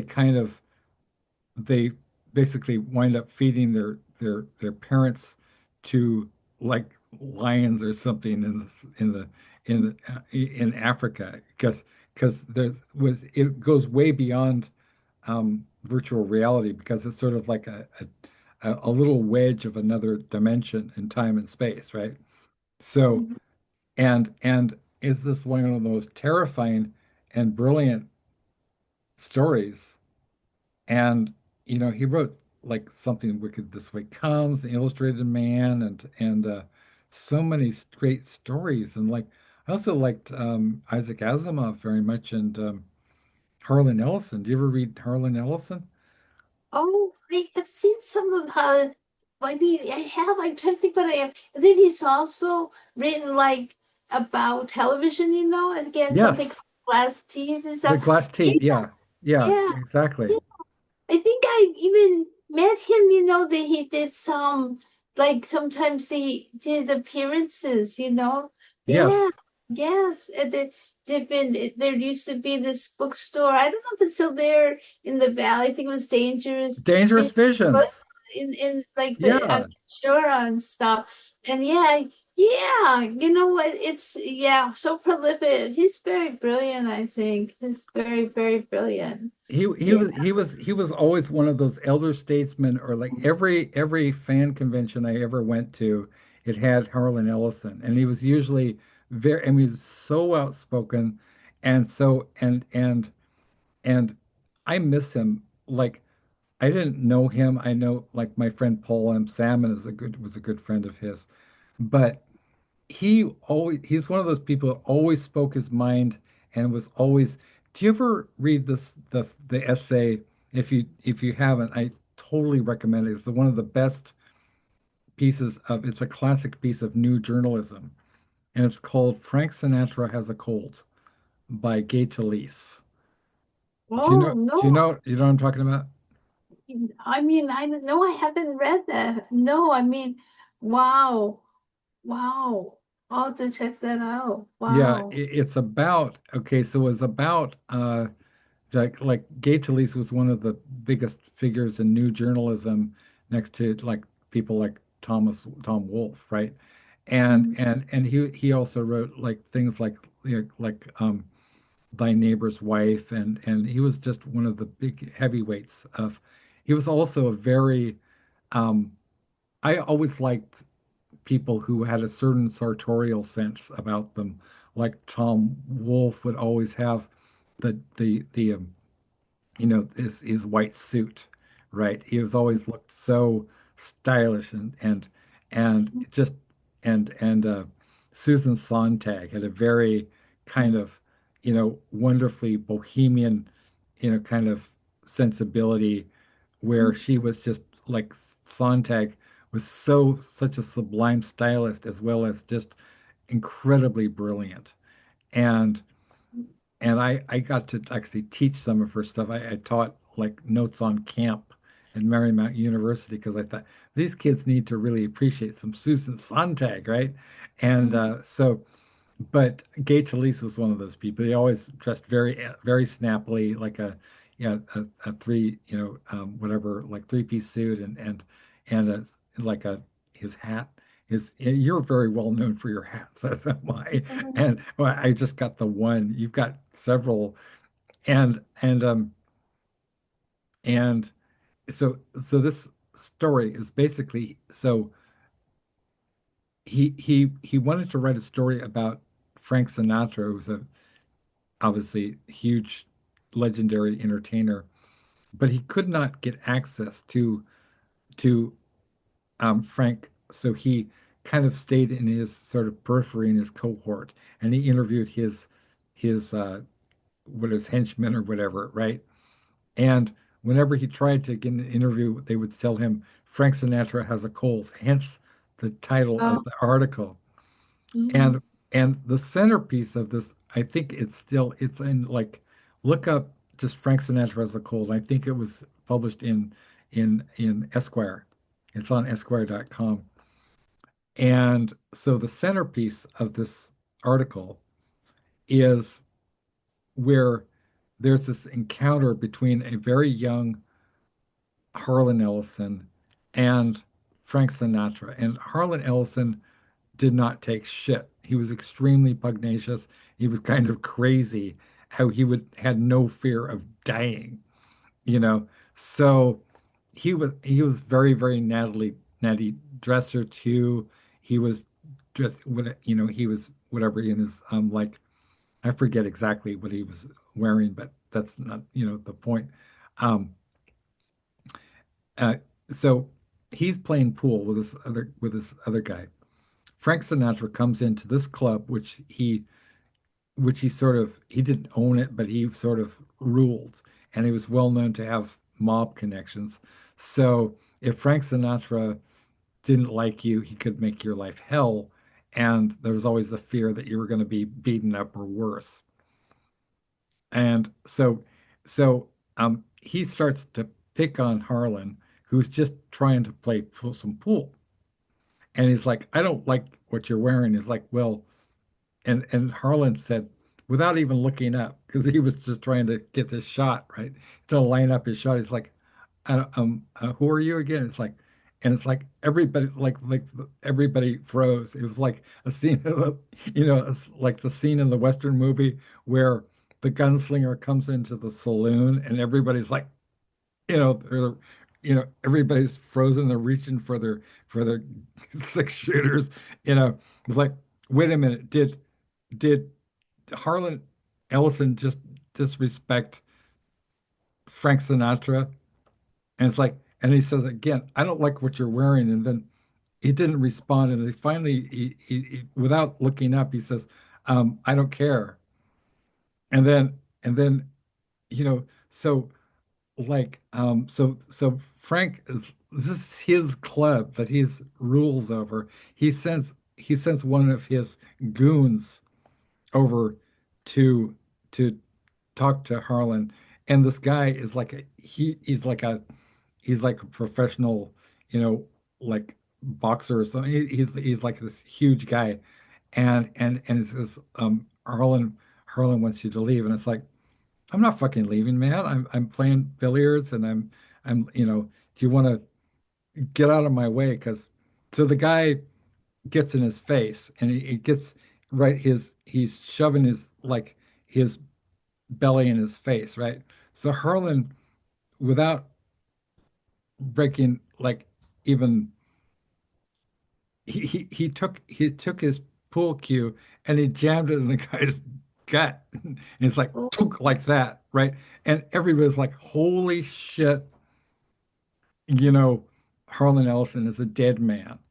And and you could hear a pin drop, and it was like everybody's waiting for to see what would happen with Frank. And so his own people sort of like pushed Frank Sinatra back out. It's like he's like muttering, you should get that guy, whatever, and we'll take care of that guy. It's like, you know, and so so then his Frank's security guys tells Harlan, okay, so you better lie low for a couple of weeks, and we'll until this clears over. Well, Harlan had no fear of anybody or anything.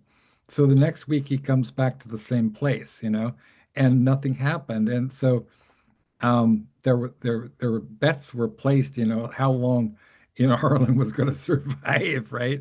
But I think I have that quality. It's kind of, I'm kind of crazy, where if somebody threatens me, I'm like, yeah, okay, so like William Burroughs said an amazing thing. He said, there are many people who hate my guts, but very few who are in a position to do something about it. Right. And there are people whose entire menace is the threat of they're doing something to you. And there's also a really great anecdote that's very similar, along similar lines, about Bukowski, right? Where he was at this party, and there was this guy who was I guess he was like a Vietnam vet or something like that. And he starts to, like, I don't know how this happened, but he pulls out this gun and he starts to waving it around. And it's like, and then he's threatening to shoot people. And then Harlan, I mean, not Harlan, but Bukowski, instead of running away or whatever, or being afraid, he goes right up to him and he pushes his belly against this guy's gun. And he's like, go ahead, shoot. I'm a suicide case anyway. And so the guy starts crying. He completely, like, like, oh my God, and I've always been that way. It's like something snaps or something takes over. If people threaten me, or people, it doesn't matter whether it's like with something, I'm gonna tell people shit about you, or I'm gonna ruin your career, or I'm gonna. It's like, yeah. So many people have tried to you know cancel me or anything, and it never works out in their favor. It always works out against them. because if you don't have fear, then you don't have anything. Mm. You know, and I think fear is the great can be so you know your own fear of what your own mind can conjure up. And I sense that's not about you too. Maybe I'm wrong, but I sense that you're one of those people who'd be like, yeah, and what are you going to do about it, right? What's your, you know, what can you realistically accomplish if somebody were to threaten you and be like, I can't see you buckling or being worried. Maybe I'm wrong, but I don't know because you're also very enigmatic, I guess. But but Eh? You know what? I can't. We should eat something. Do you know how long we've been on the okay, computer? so We're setting so records. We're I setting I records. I am always happy to, go and eat something. I probably should eat. So I love you very much. You too. Have a warm squeezins and have a wonderful evening. You too. This was so nice. This is so fun and very cool, very exciting. And thank you. See you later. See you See you later, soon. my friend. Okay, bye-bye. Bye. Thank you. Thank you.